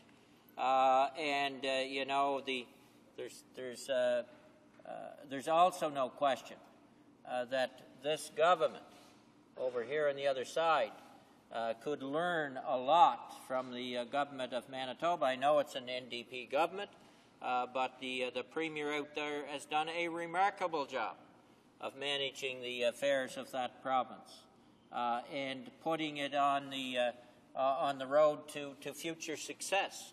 And I think with the hydro development that the member talked about and the energy advantage that Manitobans have in terms of whether it's heating their homes or whether it's doing industrial business goes a long way in terms of enhancing that economic prosperity. It's just too bad that the government across the way and the Prime Minister across the way couldn't get the message and understand that governments play a very important role in Canadian society. And it's just sad to say that we've got no national leadership at the moment and no vision in terms of where this country's going, either on the energy side or the economic side. Questions and comments? The honourable member from Oak Ridge's Markham. Thank you, Madam Speaker. I'm just going to help my honourable friend understand. He said he didn't understand in response to a question to a Bloc member. I guess where the Bloc is coming from is that the Liberals, when they were in power, actually signed the Kyoto Protocol in 1998. Yet, under their watch, greenhouse gas emissions increased by 26%. Wow. Under their watch, Canada became the worst per capita user of energy in the world. Wow.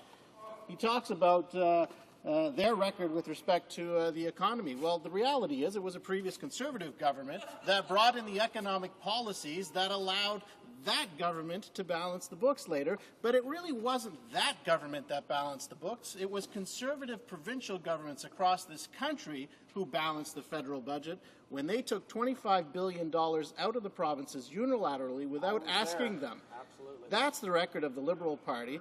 Increased greenhouse gas emissions, nothing to address the financial situation. You have a government now, Madam Speaker, that has brought forward an economic action plan supported by the member opposite that is going to address Canada's economic difficulties, that is investing in people, that is investing in roads and bridges and sewers and in highways, that is doing everything it needs to do to keep Canada as the most prosperous nation in the world, Madam Speaker. And so I just say those comments just so that the honourable member can understand where the member from the Bloc was coming from when he made his comments. The honourable member from Malpeque. Would love to answer that question, Madam Speaker, because what the Conservative government has, and we see it in this House during question period every day, misinformation, more information, and more misinformation coming from ministers as they get up to respond to questions. It's as if they misinform the public 3 or 4 times that the misinformation they hope will actually become the truth. Well, it does not. The fact of the matter is, when we took over government, we were facing a $42 billion annual deficit left to us by Prime Minister Brian Mulroney. And you want to talk about the provinces? Let's talk about the provinces. Because the current man who sits in the finance minister's chair that is now driving this country into deficit, Madam Speaker, did the same when he was Minister of Finance in Ontario. And poor the Premier of Ontario, now, yes, they're going into deficit again, but the mess that he was left because of that Minister of Finance right there in terms of managing the affairs of the province of Ontario drove the province pretty near bankrupt. That was so it's just kind of too bad that you would think the current Minister of Finance would have learned a lesson by his mistakes in Ontario, and now he's trying to impose the same pain on all of Canada. But the other point, I guess, I would make, Madam Speaker, is that, you know, when we were in government, when the Liberal Party was in power, Canada was the envy of the industrialized world in terms of its fiscal capacity, in terms of the management of its financial affairs. And the biggest joke that I see in the international scene these days is our Prime Minister parading around the world talking about our wonderful banks, how good it is that they've been regulated and they're in much better shape than anywhere else. That Prime Minister, when he was in the opposition, opposed that move. I sat in that committee looking at those banks, Madam Chair, and it was the Liberal government. And we convinced then Finance Minister Paul Martin that we should not go the way others have went, allowing foreign ownership and deregulation of the banks. And the current Prime Minister opposed that move. And so it's thanks to the former Liberal government that we've got the banking system that we have in this country. Thank you very much. Resuming debate, the honourable member for Argenteuil, Mirabel Papineau. Madame la Présidente, me fait plaisir. Thank you very much, Madam Speaker. I'm pleased to rise on Bill S3. It's always instructive to listen to members, particularly the member for Malbec on the Liberal side, in order to get an understanding how they plunge Canada into deficit. The Conservative Party and the Liberal Party are hand in hand, working hand in hand in supporting this deficit. Unfortunately, the public aren't impressed, and that's why the public often sees us at the bottom of the barrel in terms of people in society. But the Liberals lost almost all their credibility in Quebec, and it's often because of this sort of perception. Now, on to Bill S3, Mr. Speaker, or Madam Speaker, rather, on energy efficiency. I should say from the outset that the Bloc Québécois is in favour of the principle of the bill. To begin with, when the government introduces energy efficiency legislation, a Conservative government, well, you're aware that all environmentalists and environmental advocacy groups don't easily fall into their trap. It is a step in the right direction. My colleague from Trois-Rivières outlined the Bloc's position earlier, but quite clearly in committee we need to improve the bill.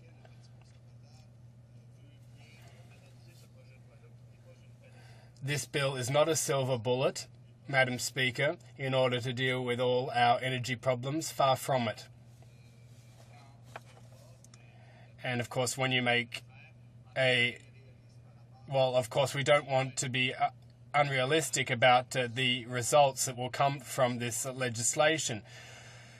But there are 8 sections to this bill. I'll give you a summary of the bill for the enlightenment of our TV viewers. Section 1 adds new 2.1 to the definition of the Energy Efficiency Act, which seeks to clarify the sense to the meaning of the word category, a category of energy-using products, and so on and so forth.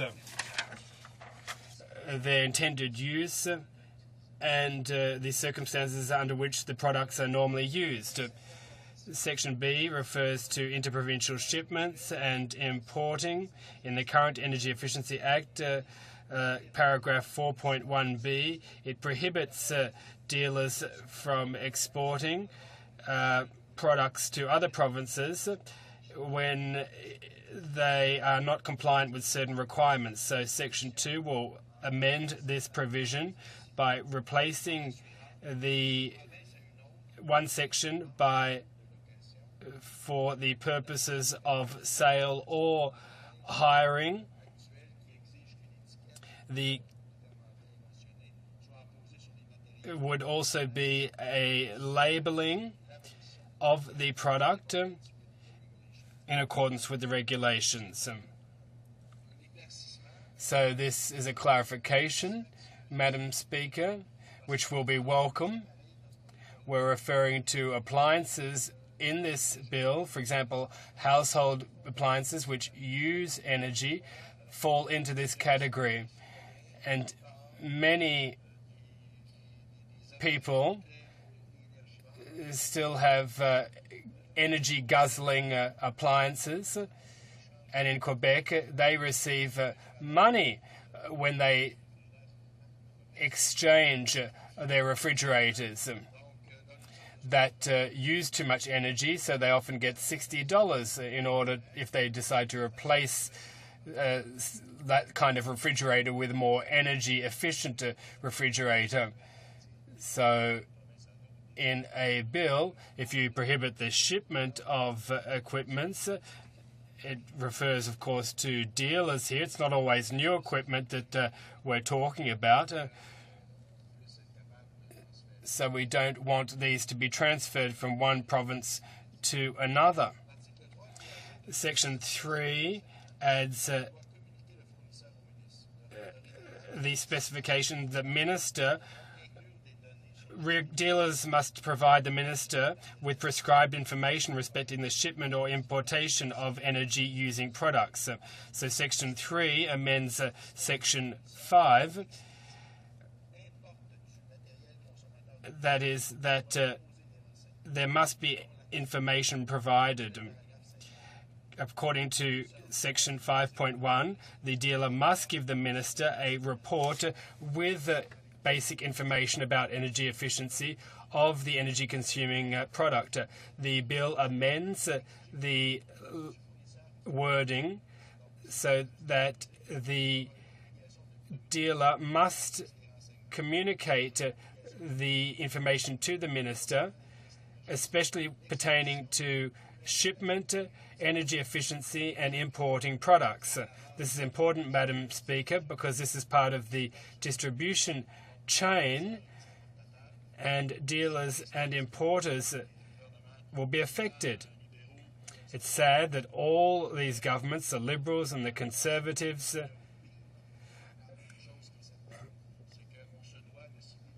well, one thing is for sure, we need to target importers.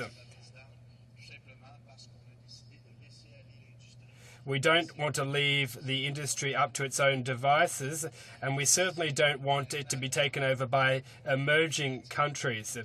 Now, especially given that we aren't manufacturing as much as we used to, we need to make sure that what we do manufacture respects the environment. Now, you'll know that many toys have lead in them because Canada hasn't implemented tough enough conditions. We buy these products often from overseas, and these products are allowed to be distributed.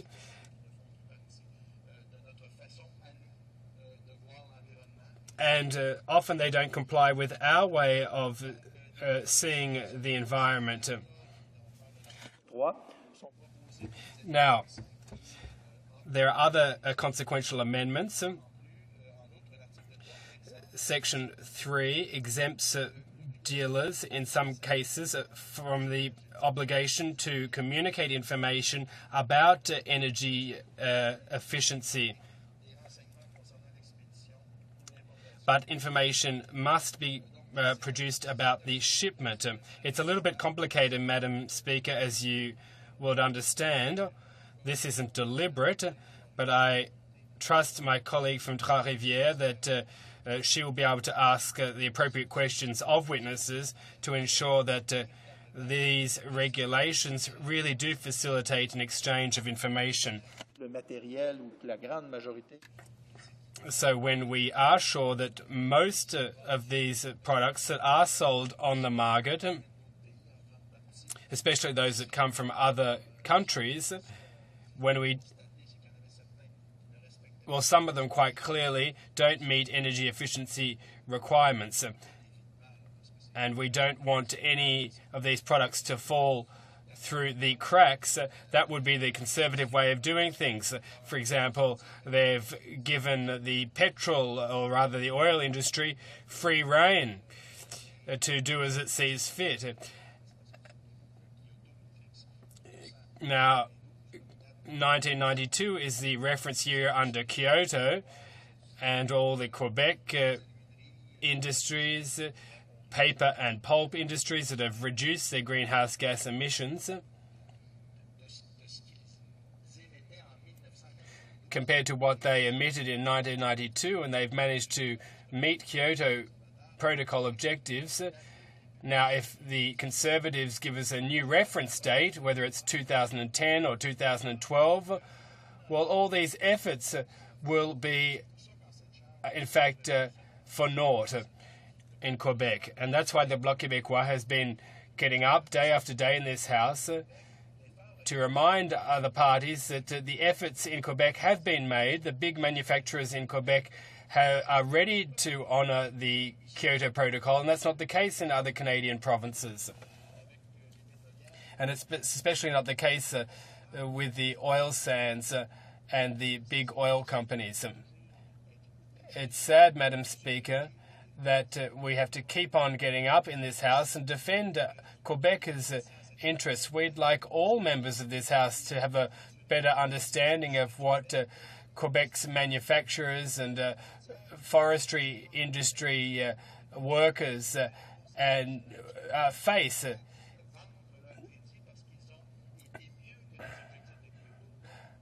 So there could be money being made from carbon trading, for example. Money can be made from the environment when proper efforts are made. And the Conservatives want us to start from scratch by establishing a new reference year, 2010 or 2012. And all those companies that have been successful in the past, well, all their efforts will have been for naught. Look at the forestry sector that has already made considerable efforts in this regard. The government has to provide compensation for those who've done well. They shouldn't be penalised. And as I said earlier, when the Conservatives introduce a bill like this, they in fact favour the big oil companies. The new reference year will be 2010, perhaps 2012. And if these companies reduce their emissions, well, then they'll get money back. So imagine, the world's turned upside down here for those who are following this. It's certainly not funny for the aluminum companies, pulp and paper companies, and others that saw this coming. If they wanted to sell their products abroad, they'd said, well, we'll make an effort, we're conscientious. We decided to respect the worldwide objectives through the Kyoto Protocol with 1990 as a reference year. But because of decisions made by the Conservative government, these people will be penalized forevermore. This is not easy economically right now. And once again, the Bloc Québécois has no choice but to rise day after day in this House and denounce the way the Conservatives do things. So here we have an act to amend the Energy Efficiency Act. This is supposed to be an environmental piece of legislation. Even the Conservatives are saying it's part of its green plan. Well, imagine that. A Conservative green plan. Imagine that. The environment will certainly be saved by this. But you have to admit that is this a step in the right direction. Some things are being done. For household appliances, there are problems. There are a lot of imports of household appliances. We buy them from countries that don't have the same environmental standards. It's quite normal that we require labeling so that it's clear when they get here in this country. We should know how much energy they consume. If they don't respect the standards, they should be sent back where they came from, or we simply shouldn't buy them. That's the reality, and that's what this bill seeks to do. You can rely on the member for Trois-Rivières. When this bill comes out of committee, this is what it will do. We have before us a piece of legislation that will advance the environmental agenda a little bit, and you can rely on the Bloc Québécois to try and achieve the objectives of the bill, that there be no deviation or hidden agenda or what have you. The Clause 4 brings about many changes to the current legislation. It allows the minister to check the labeling. It has to allow the minister to conduct checks. So essentially, I do agree with my colleagues who've discussed this bill or asked questions earlier. When you change the terminology, this bill changes or should be adjusted every 5 years. And that is the reality, because in this industry, things evolve very quickly. So the government should be able to do this kind of follow-up to make sure that the bill adjusts to technological developments in the industry. When you look at the definition that the minister seeks to change through Clause 4, says you have to add the word sufficient to the information provided by the industry. Well, this means that he was not given, he or she was not given the information necessary to make enlightened decisions. all those who are dealers and importers, really, they have them manufactured outside the country and import them in, often in emerging economies who don't have the same environmental standards we do. So if we don't have the details of how something's made, the content or the quality, the energy efficiency, then it's quite difficult to make a decision to see whether the product meets our standards. So we see here, this may be a matter of semantics, but nevertheless, it adds a bit of teeth to a clause that should have been changed 5 years ago and will probably be obsolete very quickly. Once again, I rely on my colleague from Trois-Rivières and other members who sit on the committee who will make sure that this bill is adjusted as fast as developments in the industry. Clause 5 talks about extending regulatory powers. This is in Clause 5 that changes the regulatory powers of the Governor and Council that could target a category of products, whereas the power right now is limited to products that consume energy, that influence energy consumption or control energy consumption. It changes the English part as well. Then there's labeling. It reinforces this by allowing the Governor and Council to decide on the labeling. It used to only be able to do so for energy efficiency. Now we see that there's an opening up of the definition to give it teeth, so that when there's labeling, we really have details. But when you're at that point, it's because you've noted that the industry, the importers, the dealers, have done everything possible to hide the energy consumption of a product so as to sell them. That probably cost less to manufacture, because they were trying by every means possible to say that they complied with the law when really they didn't. So that's one of the advantages of this bill. But once again, the Conservative government should not, through all kinds of detours, try to have us swallow things whole. Once again, I rely on my colleague from Trois-Rivières and other members of the bloc on the committee to make sure the right questions are asked. So Clause 5 will make these adjustments. Clause 6 is about the report to Parliament. Then there's the responsibility of the minister. Right now, the minister must present a report once a year, but now there will be a new requirement to have a comparison of energy requirements with the U.S. and Mexico to determine to what extent Canadian standards are as rigorous as that of other nations. And I would say, fine, okay, comparison's a good thing. And things evolve very quickly in the industry. I mean, you're indicating I have 1 minute left, Madam Speaker, but you can rely on the Bloc Québécois, which in committee will push forward the idea that there could be an obligation to review the Act every 5 years. We submit that idea to our colleagues so that we can guarantee that what happened in the past will not happen again. There are attempts to hide the information, to have labeling that does not comply with our standards, to achieve certain objectives. So you can rest assured of our support and the improvement of the bill by members of the bloc in committee.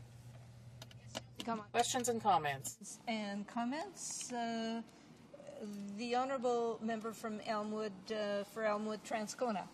Thank you, Madam Deputy Speaker. I listened carefully to the bloc member's speech, and he indicated that his party would be attempting to improve the bill at committee. I just wondered what sort of amendments that he was contemplating, and would he look at the scope of the bill to include cars, buses, farm machinery, planes, boats, and other motorized equipment of that type? L'honorable député. The honourable member for Argenteuil, Papineau-Mirabel. Thank you, Madam Speaker. As you know, work in committee was a work in progress. The problem with the NDP is they always tend to make their position known without analyzing all possible situations. The Bloc's approach is to hear all witnesses and make things progress. Now, what our NDP colleague is not impossible. It's possible they'll have an amendment which we'll support. I don't want to prejudge the debate. However, we in the Bloc have always been very responsible. We don't vote against a budget without reading it. That's one of the ways we do things. And, we don't vote against a budget without having made proposals. We've always done that. When budget time comes around, the Bloc makes its own proposals 3 or 4 weeks ahead of time to have the government understand what our position is. So we always act in a responsible way, and many parties would be... it would be a good idea if they followed suit. Questions and comments? The Honourable Member for Brome-Missisquoi. Thank you, Madam Speaker. I'd like to congratulate my colleague for Papineau-Mirabel for his excellent speech. I hope the question I'll put to him will not be the same as the one from the member for Malpec who launched a partisan rant. I hope we'll get an answer to my question. I know that he talked about improving this bill in committee, and I fully agree with him. I'm wondering whether he thought that this bill is very weak when it talks about, when it comes to buildings. Most of the energy, or a big part of it, 47%, involves buildings. So shouldn't we set out energy efficiency standards for buildings, or at least review the building codes? I'm wondering if the member thinks that this is something that should be addressed in committee in the framework of this bill. The Honourable Member for Argenteuil-Papineau-Mirabel. I wish to thank my colleague for Brome-Missisquoi, who's doing an excellent job as a Member of Parliament. I have the opportunity to be with him a great deal, and the environment is something he's passionate about. This is an important asset for us, because what my colleague has just raised is exactly part and parcel of the goals of a committee. First, we have to bring forth ideas. The Conservatives need this because their ideas tend to be old, so maybe new ideas are a good idea. The kind of idea my colleague just put forward. I'm from the municipal arena. The building code hasn't evolved very much over the years, so we have to do a little bit of forcing here, push a lot harder to see some progress in the building sector. It's a very protectionist, and I'd say very small c conservative too. We'll try to open it up a little bit and give it a bit of a Quebec flavor that will open them up to the world. That's the best way of doing things. So I thank my colleague for that suggestion. Questions and comments? Resuming debate. The Honourable Member for Madawaska-Restigouche. It can begin. He may have about 5 minutes for his intervention. Thank you, Madam Speaker. There's no doubt that since I only have 5 minutes, it'll be difficult for me to truly review an issue as important as this. But since that's the reality, I only have that much time, I will focus on some specific aspects. When we talk about energy efficiency and conservation, when you live in a rural region like mine, we members of rural districts understand the importance of energy efficiency because we understand the importance of the wealth of natural resources. People often say, well, it's only wood, it's only mines, it's only what have you, fisheries. But the reality is that natural resources are a wealth in and of themselves. And we understand that it's important to be careful with that wealth. Sometimes when people live in other regions, they may have a little more trouble understanding that reality. And that's why, we're very large countries, and there are representatives from both urban and rural ridings, and that allows us to explain the realities of a rural area. Now, when you look at natural resources, as I mentioned earlier, quite often this is where we have to make sure that we have good energy efficiency. We live in areas that are farther, the distances are longer, it's more expensive to get around. The wealth of our land, of our natural environment, is often the livelihood of our fellow citizens. When it's their livelihood, now, if you take Madawaska-Restigouche, my riding, forestry is an extremely important part of our economy, and that means that people have to make sure the environment is sound so that we can guarantee that tomorrow's forest can continue to allow our children and grandchildren to work in their own environment, in natural resources, namely forestry. Often people say, well, you live in rural areas, and the environment means what to you exactly? Well, it's everything. The environment is everything, because that's really what creates jobs back home. If we're careful with the environment, that means we'll also be careful with our wealth, which is a natural resource. Now, Madam Speaker, when you talk about energy efficiency, that affects us in our everyday lives. This is something that means that we have to update our habits. We have to see how we can improve our day-to-day lives in light of the fate of our environment. Earlier, I had an opportunity to put a question to one of my colleagues from Halifax, and I asked, did the Conservative government make the right decision when it cancelled the program to provide financial aid for the acquisition of energy-efficient vehicles? When you have a program that works very well, let's say there were mistakes. The mistake was that the government was very, very slow in transferring the money and giving the money to citizens who bought such a vehicle. But let's set that aside. Let's not be negative. This is a very positive program. The government was negative, but the program was positive. But after 2 years, all of a sudden we're told, well, this program's going to disappear. It's going to disappear because it's not important.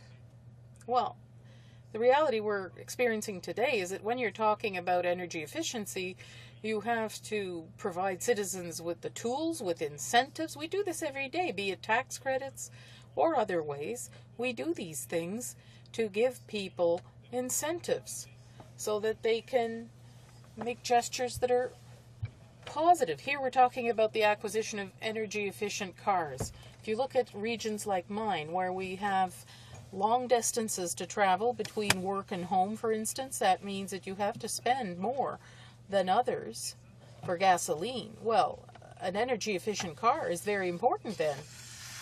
And we know it's much more expensive, but that joins up with the parallel I was making earlier. In the rural regions, we understand the importance of the environment and the importance of conserving it. So an energy-efficient car combines both. It allows us to make sure we can help people. And Madam Speaker, you're going to cut me off soon. That's too bad, but I'll certainly have another opportunity to discuss this issue. The honourable member will have 15 minutes when this debate resumes. It being 5:39, the House will now move to the consideration of private members' business according to the order indicated in today's order paper. It's resuming debate at second reading of Bill C-268, an act to amend the Criminal Code, minimum sentences for offences involving trafficking of persons under the age of 18 years, standing in the name of Mrs. Smith. L'honorable député de Hochelaga. The honourable member for Hochelaga. Thank you very much, Madam Speaker. I'm very pleased to participate in this debate that deals with this motion, this bill. It's a very important bill, and it is something that should be on the political agenda. It is of interest to us all. I'm an ardent defender of private members' business. I hope that even greater importance will be attached to Private Members' Hour, and in this way we will be able to further heighten the work that is done by private members. The Bloc Québécois said during the first hour of debate that it will not be supporting this bill. It will not be supporting the bill, even though we are very sensitive to the whole issue. We are aware of the importance of the whole problem of trafficking in persons. I would like to say that I was in the House in 2005 when we passed the provisions in the criminal code dealing with the human trafficking. My colleague from Quebec, who is today the deputy leader, staunchly defended the whole issue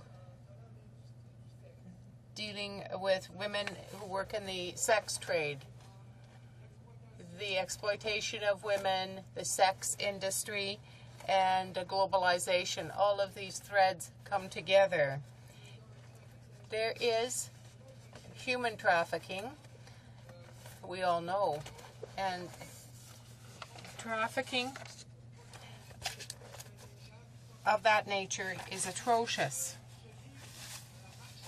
People become involved in reducing other human beings, to commodities. This is a phenomenon that has become very significant over the past decades. The United Nations has estimated there are about 500,000 and between 500,000 and 4 million people who have fallen prey to drug and human traffickers. When we talk about human trafficking, we are talking about an unbelievable, indescribable violation of human rights.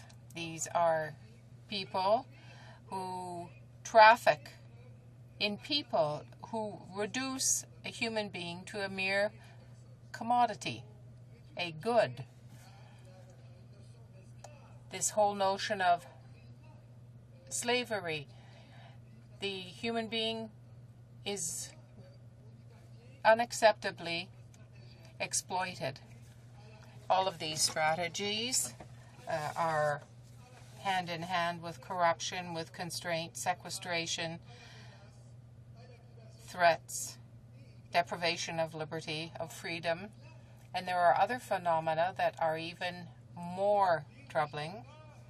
For example, usurping the person's identity.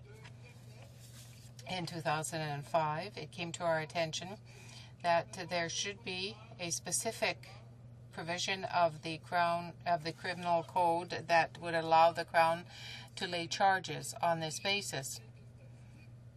A few statistics. Well, let me just say that Canada is not exempt from this phenomenon. You would think that in a country like this, where there are courts of justice, where freedoms and rights are protected, where there is the Charter of Rights that guarantees people's freedoms, you would think that in a country like this, a rich country, a prosperous country, Canada, that this would not exist. But that's not the case. I have a few statistics here that were supplied by the RCMP. Just imagine, Madam Speaker, and these are conservative estimates. Conservative in the sense of prudent.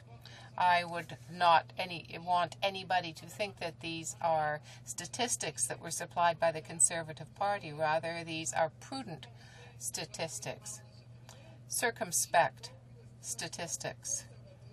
So these conservative statistics reveal that in Canada that there would be 3,600 people annually who fall prey to the trafficking in persons. This is not something that is marginal in nature. Of them, 600 are there because of sexual reasons, pornography, exotic massage, sexual tourism, and so on, the sex trade.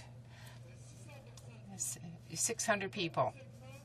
There is another segment of persons who fall prey to the trafficking in persons come under what is called forced marriage, drug trade, domestic work. There are people, Madam Speaker, who are brought to Canada by force, if you like, involuntarily, and who are deprived of their freedom. We have seen that made the headlines in the Greater Montreal area recently. This is a phenomenon that exists. So there are 800 people that come under this category: drugs, forced marriage, domestic work, working in factories, and the clothing sector. And what's more troubling yet, there's another segment of people, about 1,500 to 2,000 people, who are in transition in Canada but who are being trafficked. They come here and are brought to large urban centers and then are shipped out to other destinations. They are part of this trafficking in persons. Well, I certainly don't doubt the intent, the good intentions of this bill. I know that the sponsor of the bill has worked very hard in the committee that deals with the status of women, but we in the Bloc Québécois are not convinced that the provisions of the criminal code, which once again I would say allow for charges to be laid, sit well with other provisions of the criminal code with mandatory minimums, involving mandatory minimums. The Bloc Québécois is very consistent in the positions it adopts. We have never been comfortable with mandatory minimums. Why? Because there is a lot of literature out there, well-documented literature, and even the Minister of Justice has spoken of that literature prepared by the Department of Justice, which indicates that mandatory minimums do not have the deterrent effect that one might think. Not only do they lack that deterrent effect, but they become negative in nature when it is time to negotiate a guilty plea. Now, why would the Bloc, which has been exemplary in the fight against organized crime, feel this way? The Bloc Québécois that I am part of myself, I must say that the Bloc Québécois, through myself speaking here today, brought in the first legislation, anti-gang legislation, in 1995. Here in the House of the former member for Charlebourg, Richard Marceau, an enlightened jurist, a very intelligent man, a man of many qualities, who well represented the people of Charlebourg, recommended that the $1,000 bill be withdrawn and brought in, during the last days of the Martin government, a bill dealing with reverse onus for goods that are acquired through the proceeds of crime. Those who administer justice, the judges and the judicial apparatus, are there for a purpose. Once again, Madam Speaker, it's not because the Bloc is not sensitive to trafficking in people. The trafficking of persons, we know that we supported the amendments to the criminal code some years ago, but unfortunately we will not support this bill, and I hope that our fellow citizens understand our rationale. For London Fanshawe.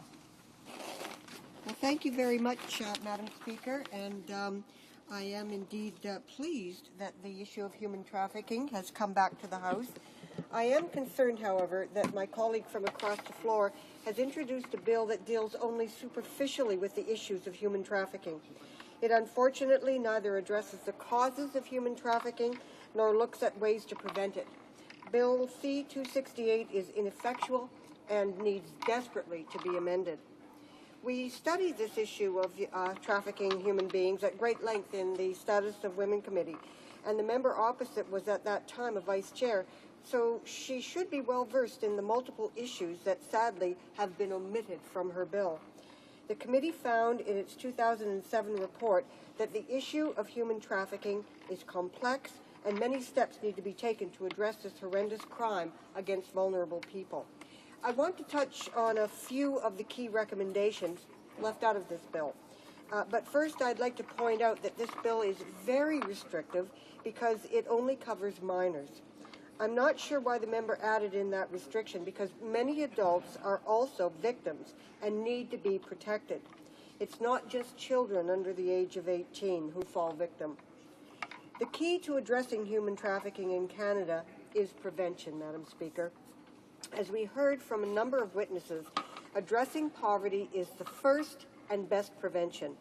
In Canada, those most vulnerable to human trafficking are First Nations people. We have national trafficking of Canadian women, especially in the Aboriginal communities. In the prairie provinces, Madam Speaker, there's a lot of activity going on. Girls are being recruited on reserves and brought into the big urban centres like Winnipeg, Saskatoon, Regina, Edmonton, and Calgary to work in prostitution.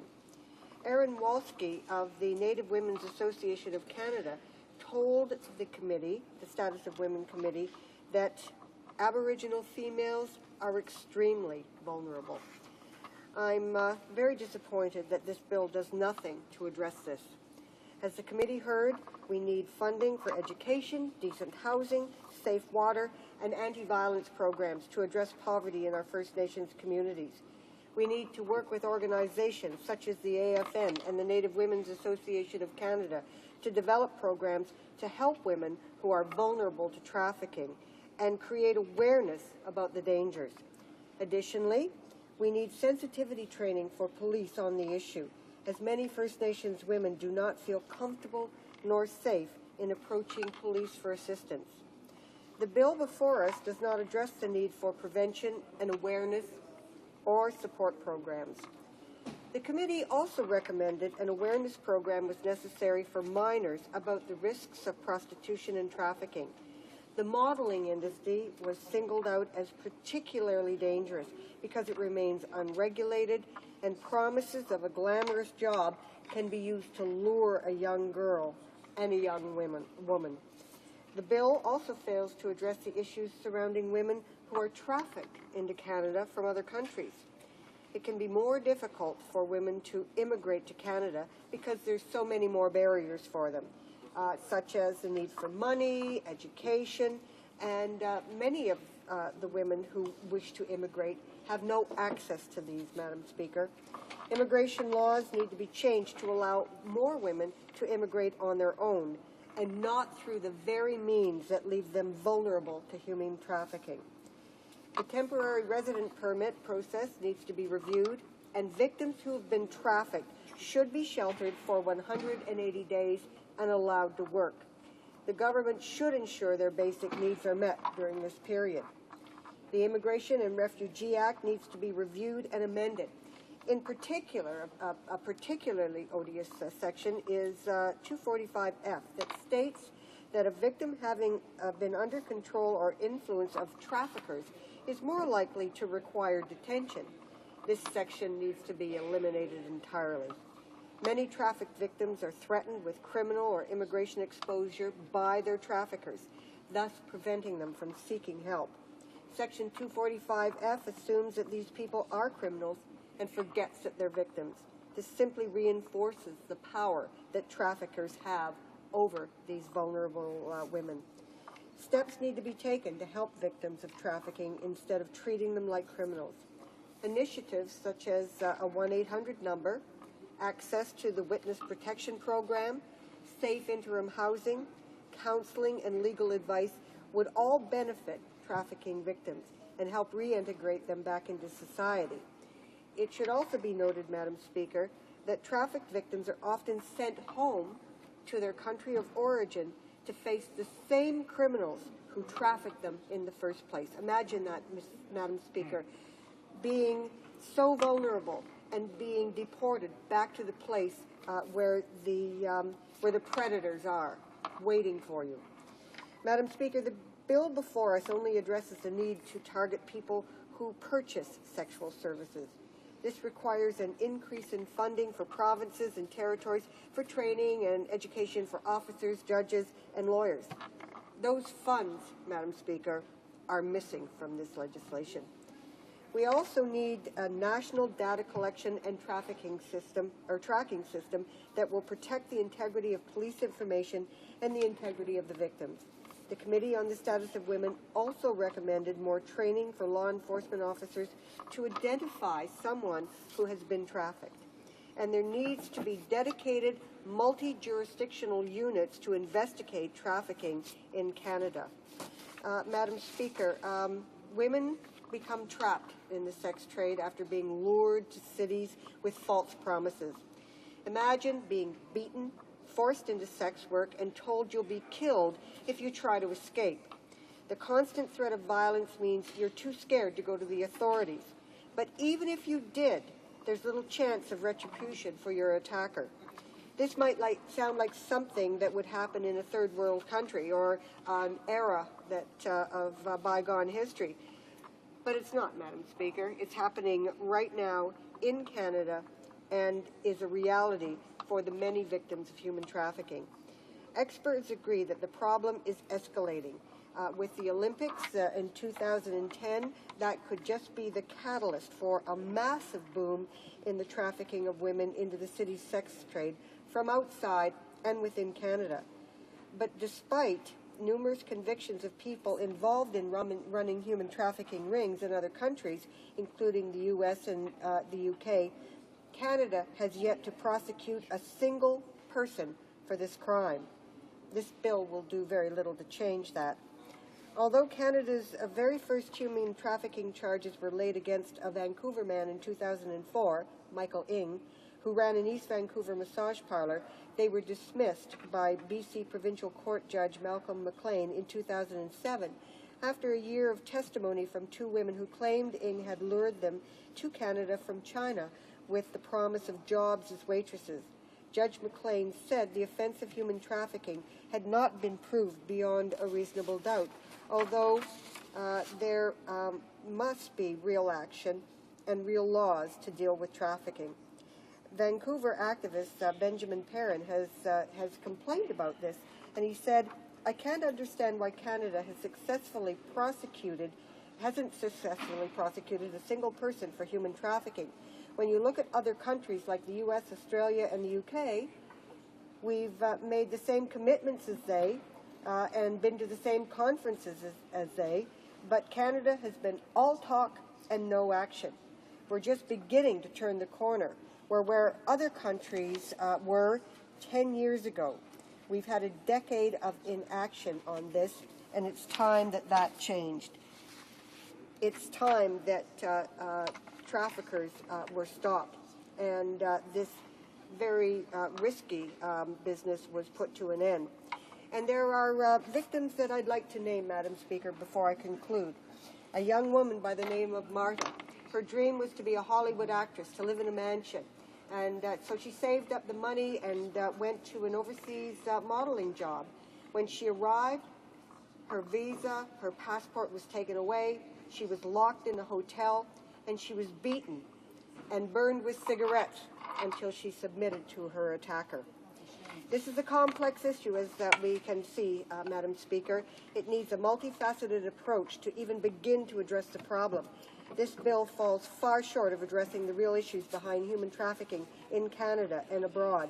If this government were serious about human trafficking, we would have a comprehensive government bill. Thank you, Madam Speaker.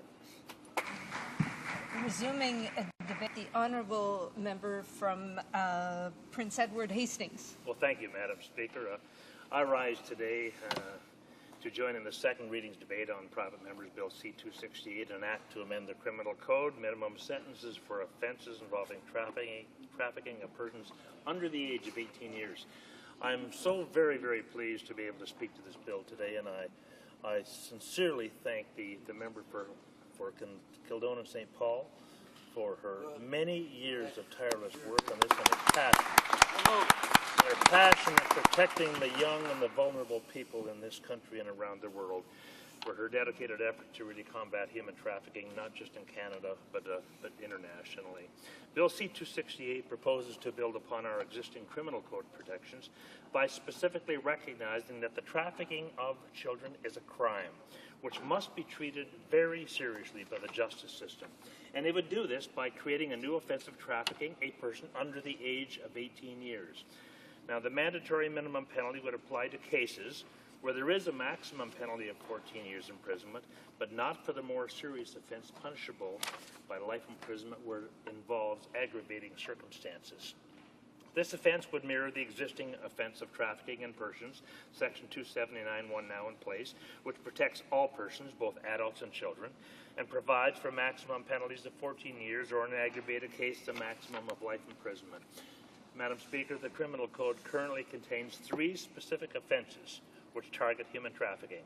These offenses were created and enacted in November 2005, just a short while ago, but sadly, they haven't dealt with the current reality that we're facing in the globe today. Section 279(1) prohibits anyone from engaging in specific forms of conduct for the purpose of exploiting or facilitating the exploitation of another person. Specifically, the offense identifies the acts in question as either recruiting, transporting, referring, receiving, transferring, holding, concealing, or harboring a person or exercising control, direction, or influence over the movements of another person. And this offense applies to both adults and child victims. It carries a maximum penalty of life imprisonment if it involves a kidnapping or aggravated assault or aggravated sexual assault or the death of the victim. In all other cases, the maximum penalty is 14 years imprisonment. Secondly, the Criminal Code contains an indictable offense that specifically targets those who seek to profit from the trafficking and exploitation of others, even if they do not engage directly in trafficking people. Now, the existing Section 279(2) specifically prohibits any person from receiving a financial or other material benefit, knowing that it results from the commission of the trafficking of another person. Now, this offense carries a maximum penalty of 10 years imprisonment. And the third existing human trafficking offense responds to a common method that traffickers use to control their victims. It prohibits anyone from either concealing or removing or withholding or destroying another person's travel identification or immigration documents for the purpose of committing or facilitating the commission of the trafficking of that person. And this offense carries a maximum penalty of 5 years imprisonment. Now, of course, these specific trafficking and person offenses supplement other offenses that can be used to address related conduct, such as kidnapping, forcible confinement, assault, and then the prostitution or procuring offenses, which criminalize the many different aspects of trafficking. Canada's criminal law provides a comprehensive criminal justice response to this serious crime. Now, Bill C-268 addresses a particularly reprehensible form of criminal conduct that profits from the exploitation of the most vulnerable. In contrast to what my previous speaker said, there are existing laws for existing offenses, but we need a specific offense to address the young and those that are most vulnerable. The widespread nature of this crime, sadly, is evident in the global revenues that are generated by it.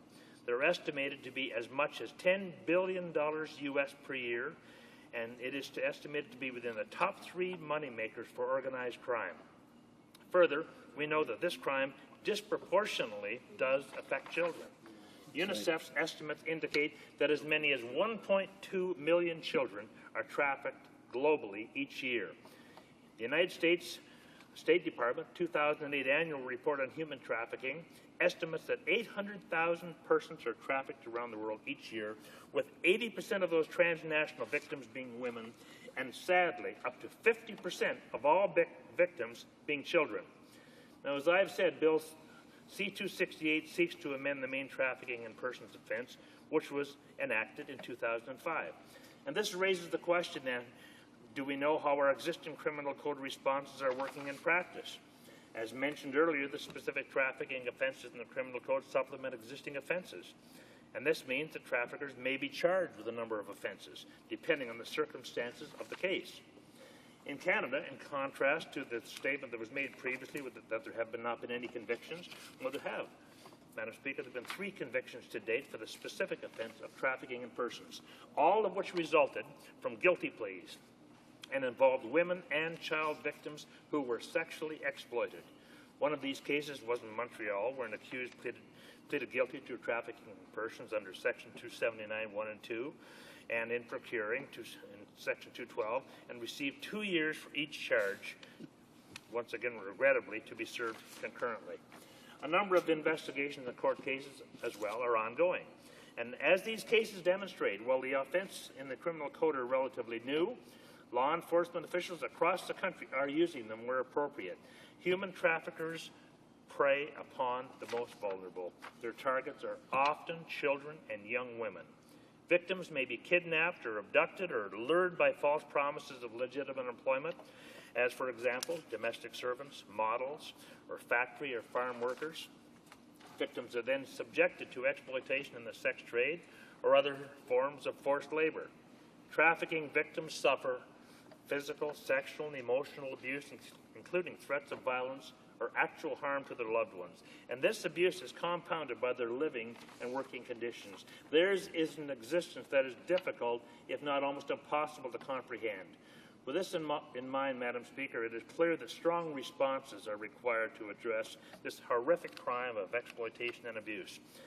I'm assured that we can all agree that human trafficking is a horrible crime which inflicts serious damage on its victims. That is undeniable. And I'm also sure that we can all agree that we should ensure that our criminal law responds appropriately and strongly denounces this conduct. Honourable members should recall that in 2006, this House unanimously supported Motion 153, which was also introduced, I'm proud to say, by the member from Kildonan St. Paul as well. And in it, it condemned the crime of trafficking in persons and called for a national strategy to combat the trafficking in persons worldwide. The unanimous support that motion received truly reflected the shared support by all members to ensure that we continue to strongly condemn and to act to combat trafficking in persons. I would believe, Madam Speaker, that further consideration of this bill will no doubt help us assess the adequacy of these responses. I can tell you, Madam Speaker, I was honored and privileged to be able to second the bill. A couple of years ago, I spoke at the Asia Pacific Forum regarding Canada's position on human trafficking. The evidence given during that period was most alarming. Thankfully, many other countries have already adopted the measures that we're proposing here today. They've encouraged Canada to do so. I'm delighted that the member for St. Paul, Kildonan St. Paul, has recognized that reality and has responded accordingly. A number of years ago as well, I served in the judicial field where I saw firsthand on many, many occasions where the exploitation of our young people. I saw young girls aged 10, 11, 12 years old being pimped and prostituted, sometimes even by their own relatives. Madam Speaker, this is just an intolerable situation. There are some situations where we have to be considerate and we have to try to find the balance. Well, there is no balance to a human life that has been absolutely betrayed and betrayed.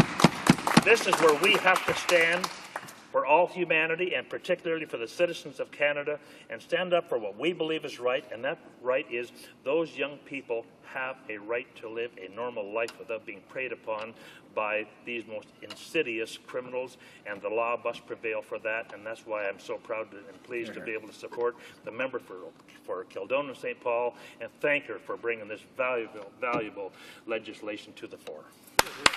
Good job. Resuming the debate, the honourable member for Windsor-Tecumseh. Thank you, Madam Speaker. Madam Speaker, I share the sentiments of the last speaker in terms of the work done by the member from Kildonan St. Paul in bringing forth this issue. I think it's greatly to her credit that she's, over the number of years, gathered the information and pressed this issue forward.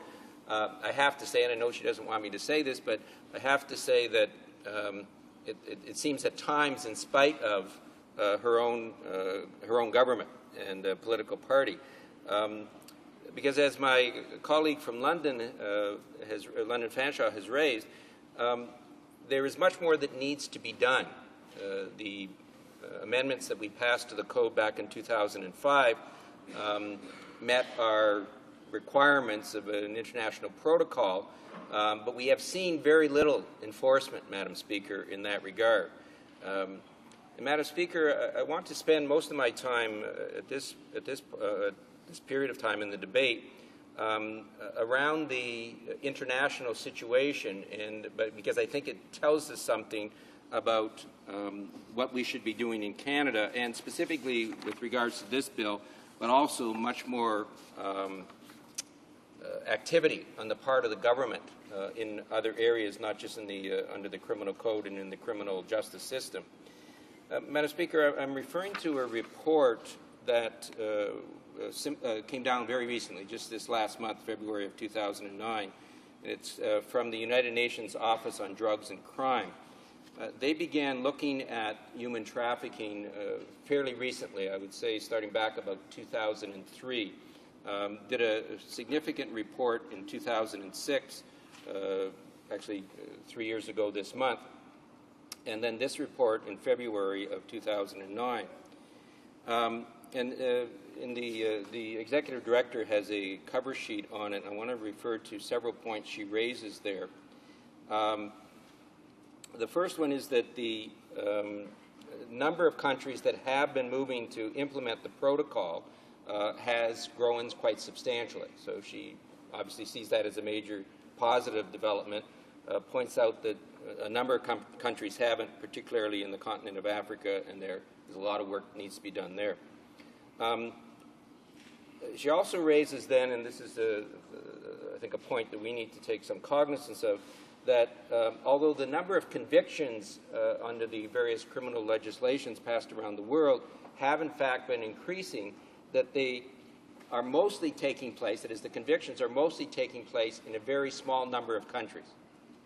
And I think Canada falls into those areas of the larger group where we are getting very few convictions because we're getting very few charges. She points out that in 2 out of every 5 countries that have signed on to the protocol, they have not had even a single conviction. And again, although we don't fall into that category, we're not much out of it, given the few convictions we've had since we passed the law back in 2005. Goes on to make the third point that I want to draw to the House's attention is that by far, sexual exploitation is the most commonly identified human trafficking. That's at 79% in the study that they did, followed by, distantly, by forced labor of 18%. Then goes on to say that it is probably not an accurate reflection of what is going on when you take into account a number of other forced labor situations, including youth being used as soldiers in warfare, youth being used, and we're talking children now, in begging, domestic servitude, forced marriage, even organ removal. And we don't have, and she makes this very strongly subsequently in the covering letter, that we do not have, as we do in other areas of criminal activity, we do not have accurate documentation. The fourth point, and the one that I really am most concerned about with regards to this legislation and the role of the legislation we already have on the books, and this only came out for the first time in this report, that the majority of people being convicted of crimes of human trafficking are women. I'm going to repeat that. The majority of offenders convicted are women, not men. And, Madam Speaker, what that says to me, I mean, the initial reaction is, well, okay, if they're committing the crime, they're convicted.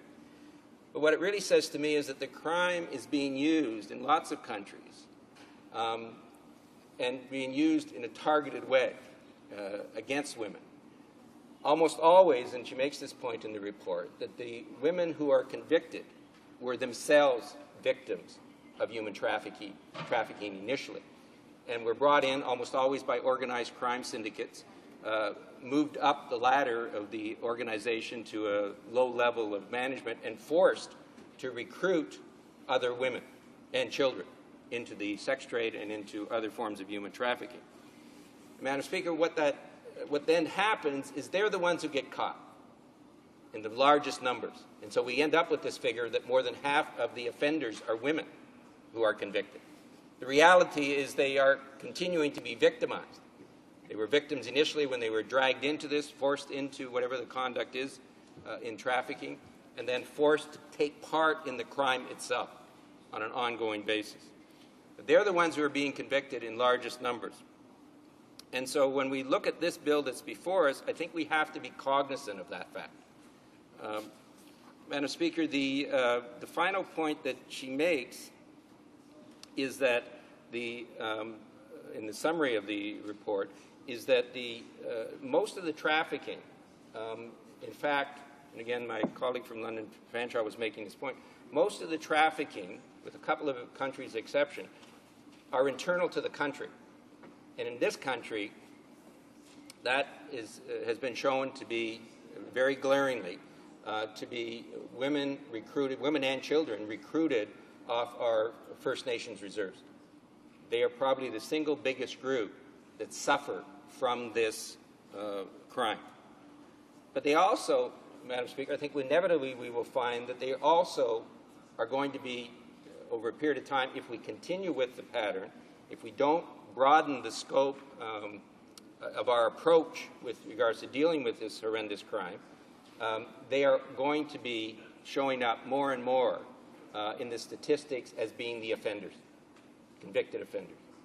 Madam Speaker, again, I want to be very clear on the significance of this point. In the vast majority of crime, and I'm talking close to 90% of all crimes, violent, nonviolent, it is males who are convicted. That's the ratio in most countries. Certainly the ratio in Canada runs about 85% male, 15% female in Canada currently. But in this case of this crime, we see almost a reversal of that, where it's running well over 50% are women who are being convicted.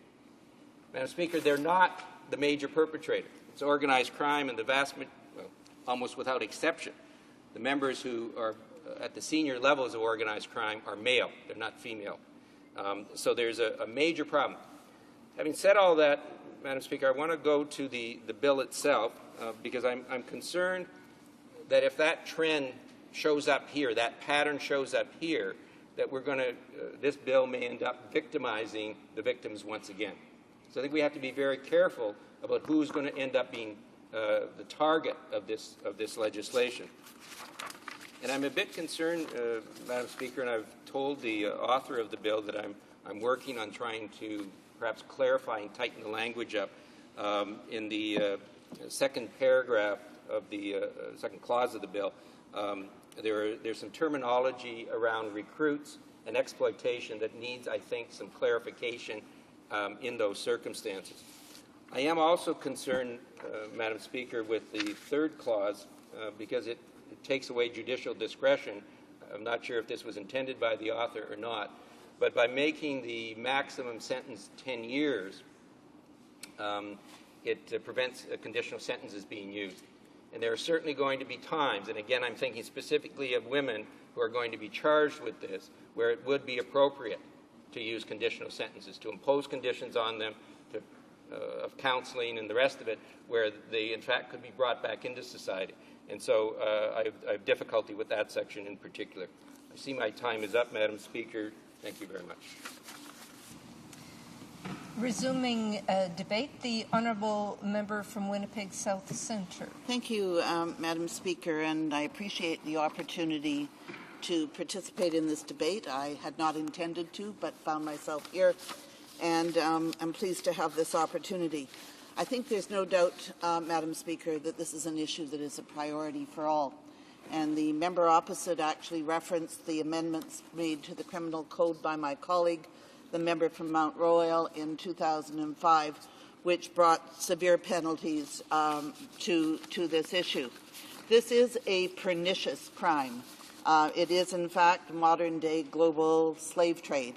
And I think a comprehensive strategy is undoubtedly needed to address it. We have heard much discussion on this, and we've heard discussion over the years on the need for a comprehensive strategy. And I was actually part of a discussion earlier today with my colleague who identified it again as the 4 Ps, the need to protect, prosecute, pursue, and make sure that the perpetrators are attended. But, Madam Speaker, my purpose in rising today is because just this past week I had the opportunity to attend in Vancouver at what was called a Citizens Summit on Human Trafficking, both at the Vancouver Olympics and beyond. And at that summit, there were probably 150, perhaps a few more people present. And there was a multifaceted, complex discussion where we actually heard from those who had been victims of trafficking, both internationally and internally within Canada. We heard the realities of their lives. For the most part, the poverty, well, not for the most part, the poverty, the circumstances which drove them into this situation. And I have before me the declaration, which is in fact a declaration that was signed by 23 groups who were attending that day and more, I suspect, signed on to it. And it's a comprehensive declaration, which in fact is a comprehensive strategy. And there is a preamble which identifies human trafficking as sex slavery, and it talks about the links to prostitution, and it talks about the importance of governments and community groups working together. And it says quite powerfully, whereas one victim of human trafficking, sex slavery, is one victim too many. And I don't think there's anybody in this House who would disagree with that, Madam Speaker. But when they moved forward with their declaration, there was no reference in it to the matters referred to in this bill.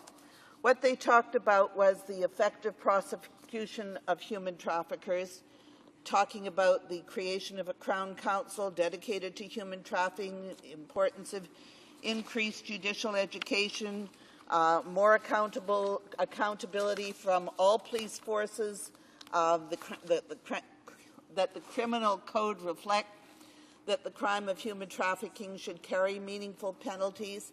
But then it put a significant emphasis on the protection of human trafficking. And I think as legislators, as governments, that is an area that we have to put more emphasis on, protection and prevention. They call for an advocate, they advocate an enforceable commitment of a code of conduct for the protection of children from sexual exploitation. They demand an improvement in the federal government's response for the effective services of trafficked women and prostitutes, particularly, Madam Speaker, in the areas of health care, legal aid, temporary residence permits, sanctuary, and certainly the opportunities for citizenship if they came from abroad. And, Madam Speaker, they demand financial resources for women's groups.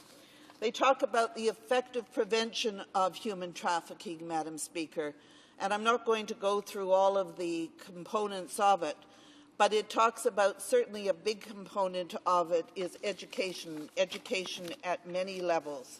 And it reiterates in very strong language, Madam Speaker, that their demands are serious, they are should be taken seriously. And I want to just give you an indication of some of the groups who were present there, Madam Speaker, because they ran the gamut of community representatives. So they were speaking with one voice on the need for a comprehensive strategy.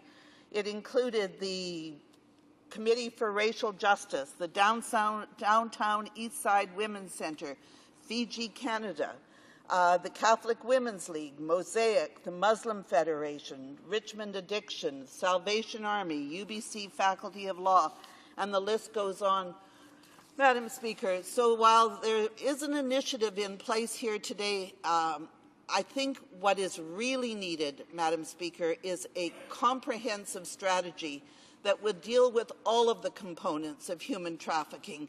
Punishment in itself is simply not enough. We have to look at prevention and all of the components and the social determinants of what results in young women, wherever they live, being induced into prostitution and trafficking.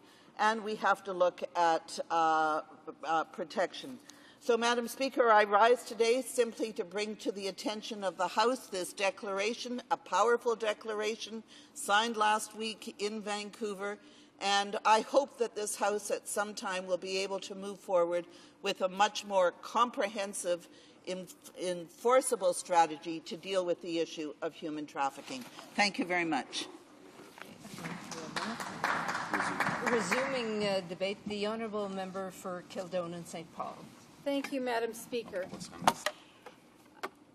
Bill 268, Bill C-268,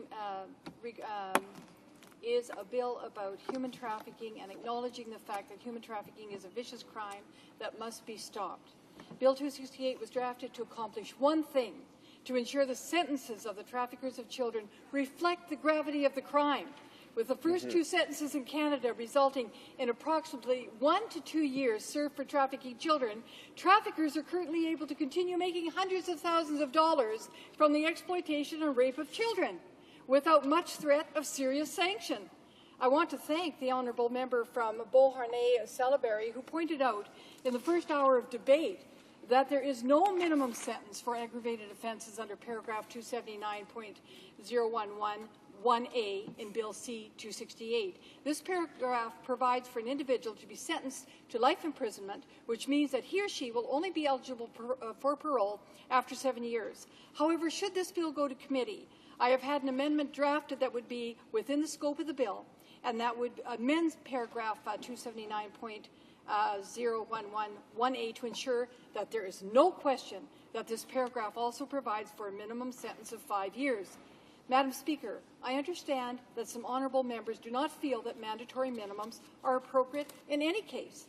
I want to remind honourable members that according to the Supreme Court of Canada, a mandatory minimum sentence constitutes cruel and unusual punishment only if it is grossly disproportionate given the gravity of the offence or the personal circumstance of the offender. Clearly, the trafficking and sexual exploitation of a child demands a sentence that reflects the serious gravity of this egregious offence. Under current legislation, offenders can receive as little as no time in jail. Countries around the world are beginning to recognize that serious action is required to combat the sexual exploitation and trafficking of children. Article 24 of the 205 Council of European Convention on Action Against Trafficking in Human Beings states that child trafficking is an aggravated circumstance that warrants an enhanced penalty. It is important to note that Canada remains one of the few developed countries that does not have enhanced penalties for the trafficking of our children. Mohammed Mader, Executive Director of the Protection Project at the Johns Hopkins University School of Advanced International Studies, points out that many states have specific provisions in their anti-trafficking legislation or criminal codes guaranteeing enhanced penalties in cases of trafficking in persons committed under aggravated circumstances, including a crime committed against a child victim. Dr. Mader also states that the European Union Council Framework Decision of July 19, 2002 mandates that European countries provide penalties for trafficking of at least 8 years imprisonment. This is significant since many European countries follow a civil law model that does not recognize the plea bargaining system, which, in countries like Canada, may result in a shorter sentence. This framework specifically states that penalties provided for by national legislation must be effective, proportionate, and dissuasive. There is also a great concern that more must be done in Canada for victims of human trafficking, and I can't agree more. The long-term physical and psychological impact on its victims, especially children, is devastating. I have continued to call for a national action plan to combat human trafficking that would provide better coordination between the provinces, territories, and federal governments to deliver effective victim services. Only 2 years ago, members of this House unanimously supported Motion 153 that called for a national action plan. I strongly believe we need to address the factors that lead to exploitation, such as poverty and marginalization. Our Aboriginal women and children are especially vulnerable due to these factors. But these concerns cannot be addressed through a private member's bill. I've put forward Bill 268 to amend the Criminal Code to address the critical legal aspect of child trafficking and to bring parity between Canada's legislation and that of many other countries. It is my hope that members of all parties will support this important legislation and soundly denounce the trafficking of children.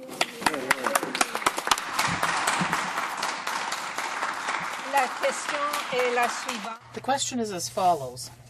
Mr. Fletcher moved that Bill C-268, an act to amend the Criminal Code minimum sentence for offences involving trafficking of persons under the age of 18 years, be now read a second time and referred to the Standing Committee of Justice and Human Rights. Plaît-il à la Chambre d'adopter? Is it the pleasure of the House to adopt the motion? Is it the pleasure of the House? Que tous ceux... All those in favour will please say yea. All those opposed will please say nay. À mon avis, in my opinion, the nays have it. No, à mon avis, in my opinion, the yeas have it. Excuse me. Okay, conformément à l'article 83. Pursuant to Standing Order 93, the recorded division is deferred until Wednesday, April 22, 2009, immediately before the time provided for private members' business. Okay, the Honourable Member for Lambton, Kent, Middlesex. Madam Speaker, I thought we see the clock at 6:39. Is it agreed? Agreed. Thank you. In accordance with Standing Order 38, a motion to adjourn the House is deemed to have been adopted and seconded at this time. Therefore, the question is that this House do now adjourn. The Honourable Member for Bramalea, Gore Malton. Thank you, Madam Speaker. I think we can all remember where we were on September 11, 2001, when the United States was under attack.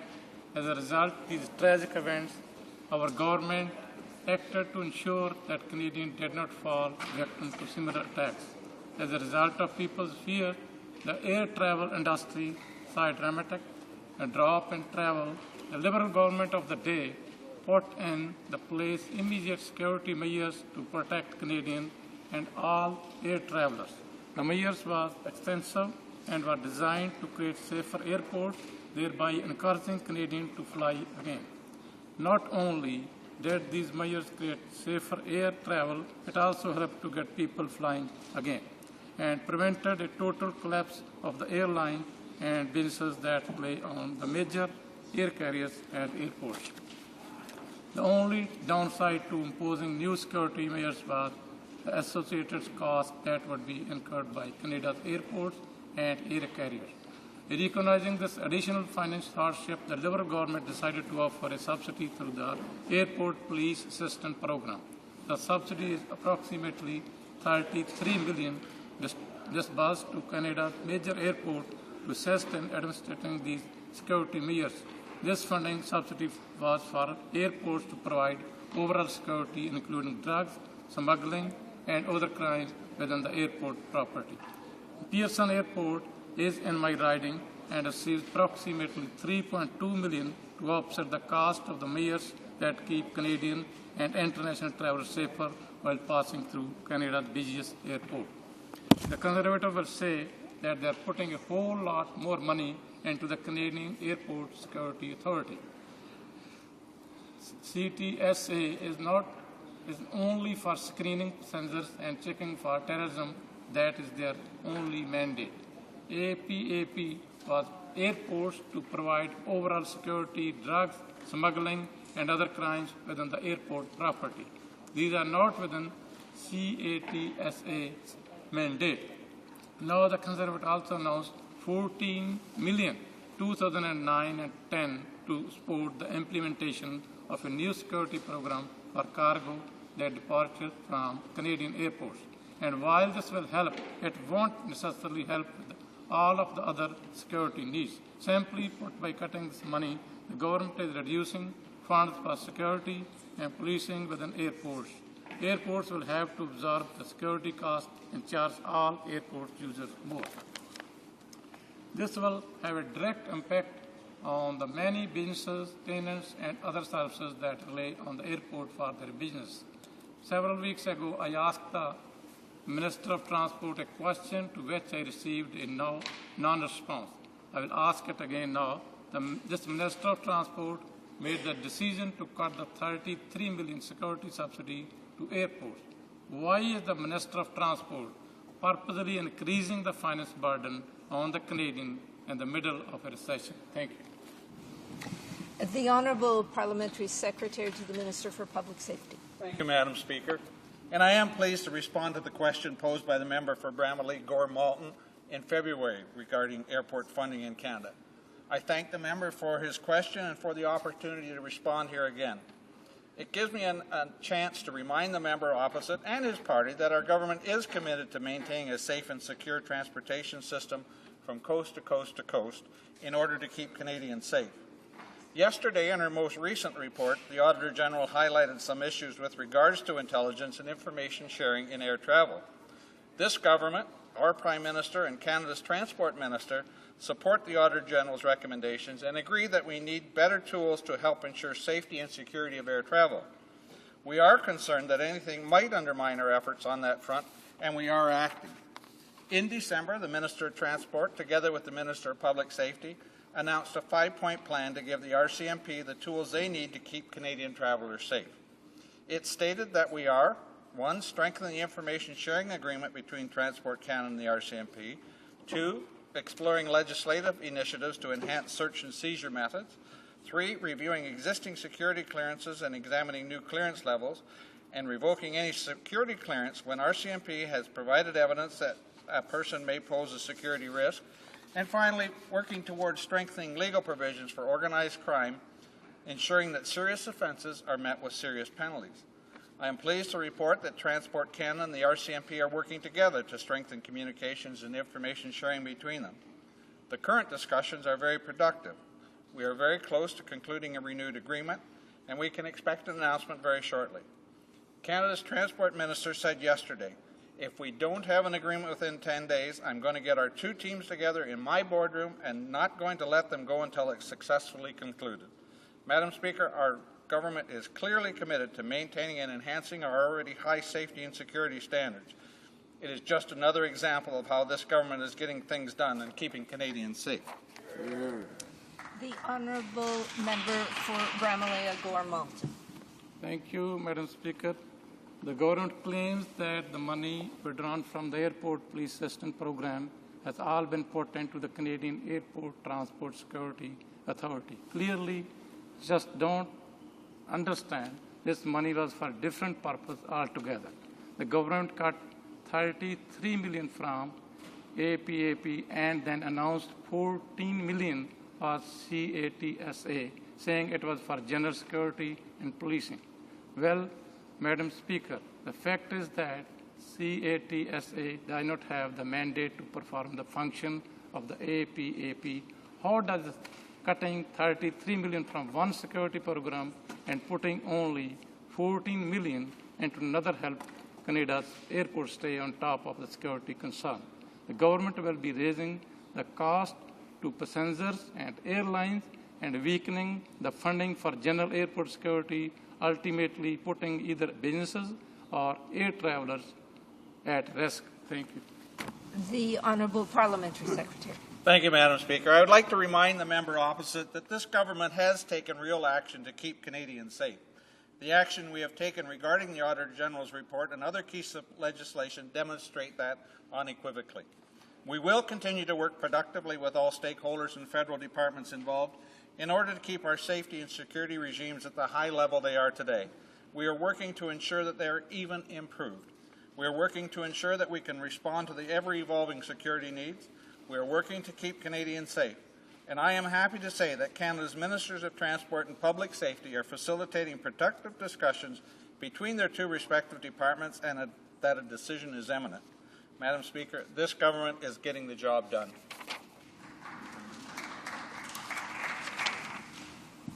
The Honourable Member for Mississauga South. Thank you, Madam Speaker. Maternal consumption of alcohol during pregnancy is the leading known cause of mental retardation in Canada. And for every 1,000 births in Canada, about 12 children are born with fetal alcohol syndrome or other alcohol-related birth defects. Its primary symptoms include growth deficiency before and after birth, central nervous system dysfunction resulting in learning disabilities, and physical malformities in the face and cranial areas. Other alcohol-related birth defects include central nervous damage, physical abnormalities, and the like. Madam Speaker, FAS is incurable, and most victims will usually require special care throughout their lives, depending on the severity and the estimated lifetime cost for the care of an FAS victim ranges from $3 million to $6 million. There are some secondary symptoms that give you an idea, Madam Speaker, about how serious this is. 90% of these victims have mental health problems. 60% will be expelled from or suspended from school or drop out. 60% will be getting in trouble with the law. 50% will go to jail or be confined to an institution. 50% will exhibit inappropriate sexual behavior, and 30% will abuse drugs or alcohol. 80% will not be capable of living independently, and 80% will have unemployment or employment problems. Madam Speaker, harm can occur at any time during the pregnancy, even during the first month when most women don't even know that they're pregnant. Research findings actually show that it is between days 15 and 22 of pregnancy that the facial and cranial features of a human being are actually formed.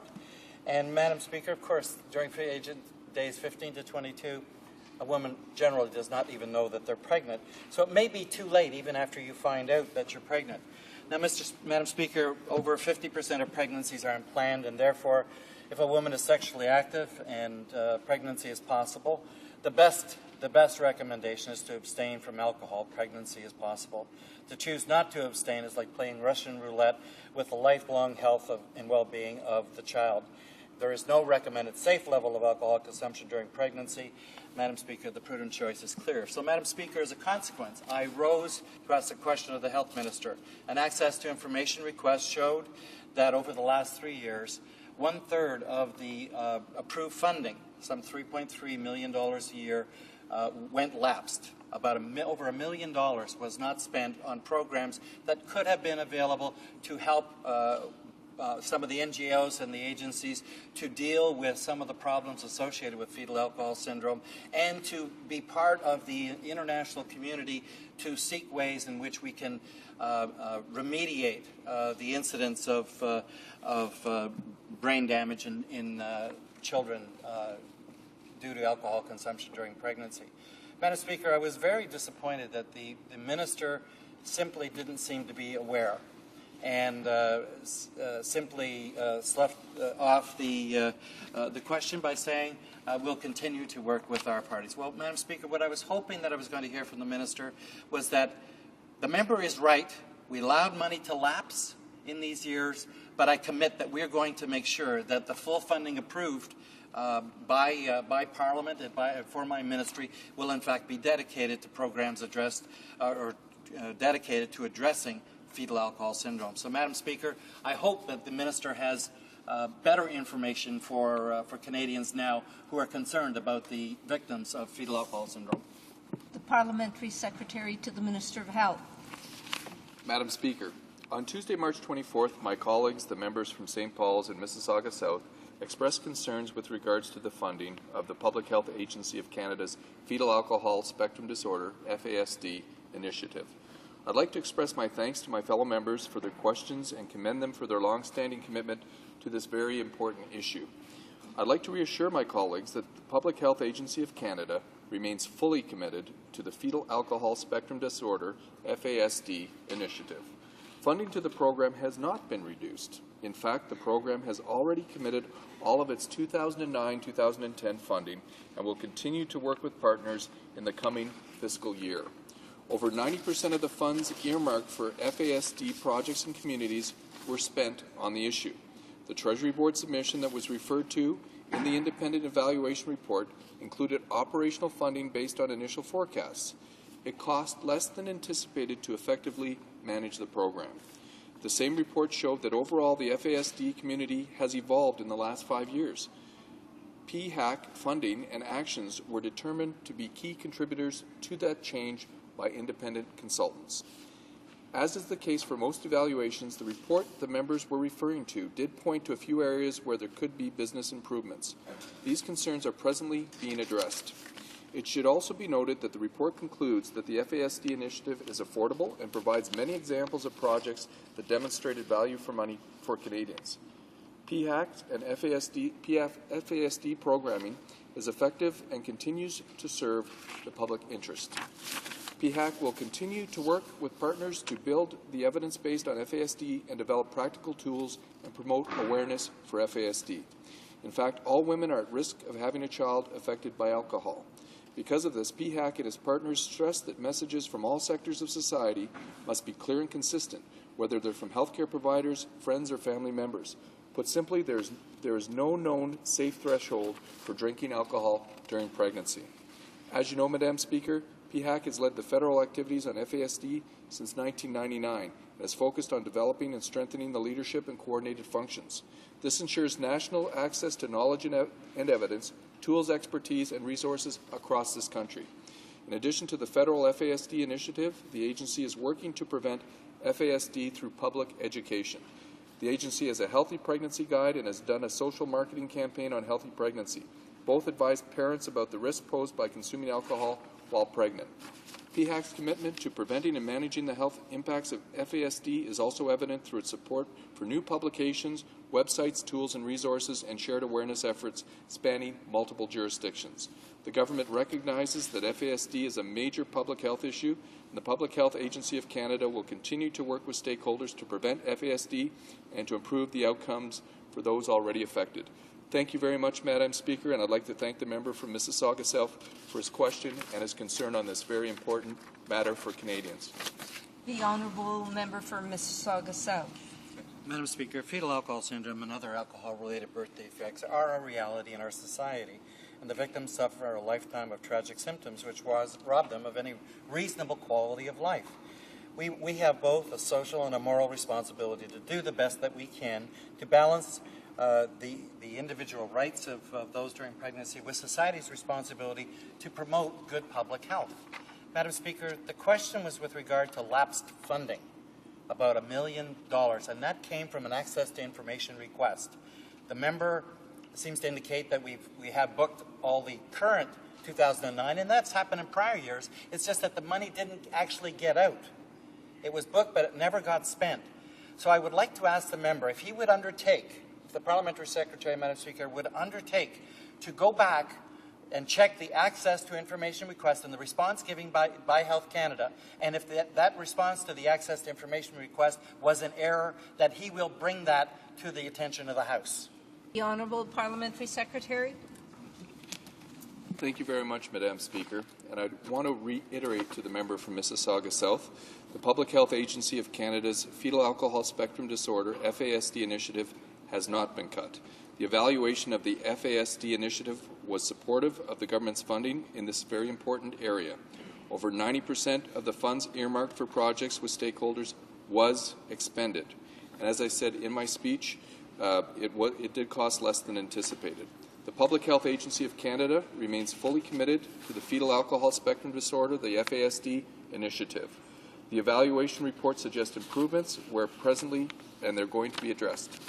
The report concludes that FASD initiative is affordable, effective, and demonstrates value for money to Canadians.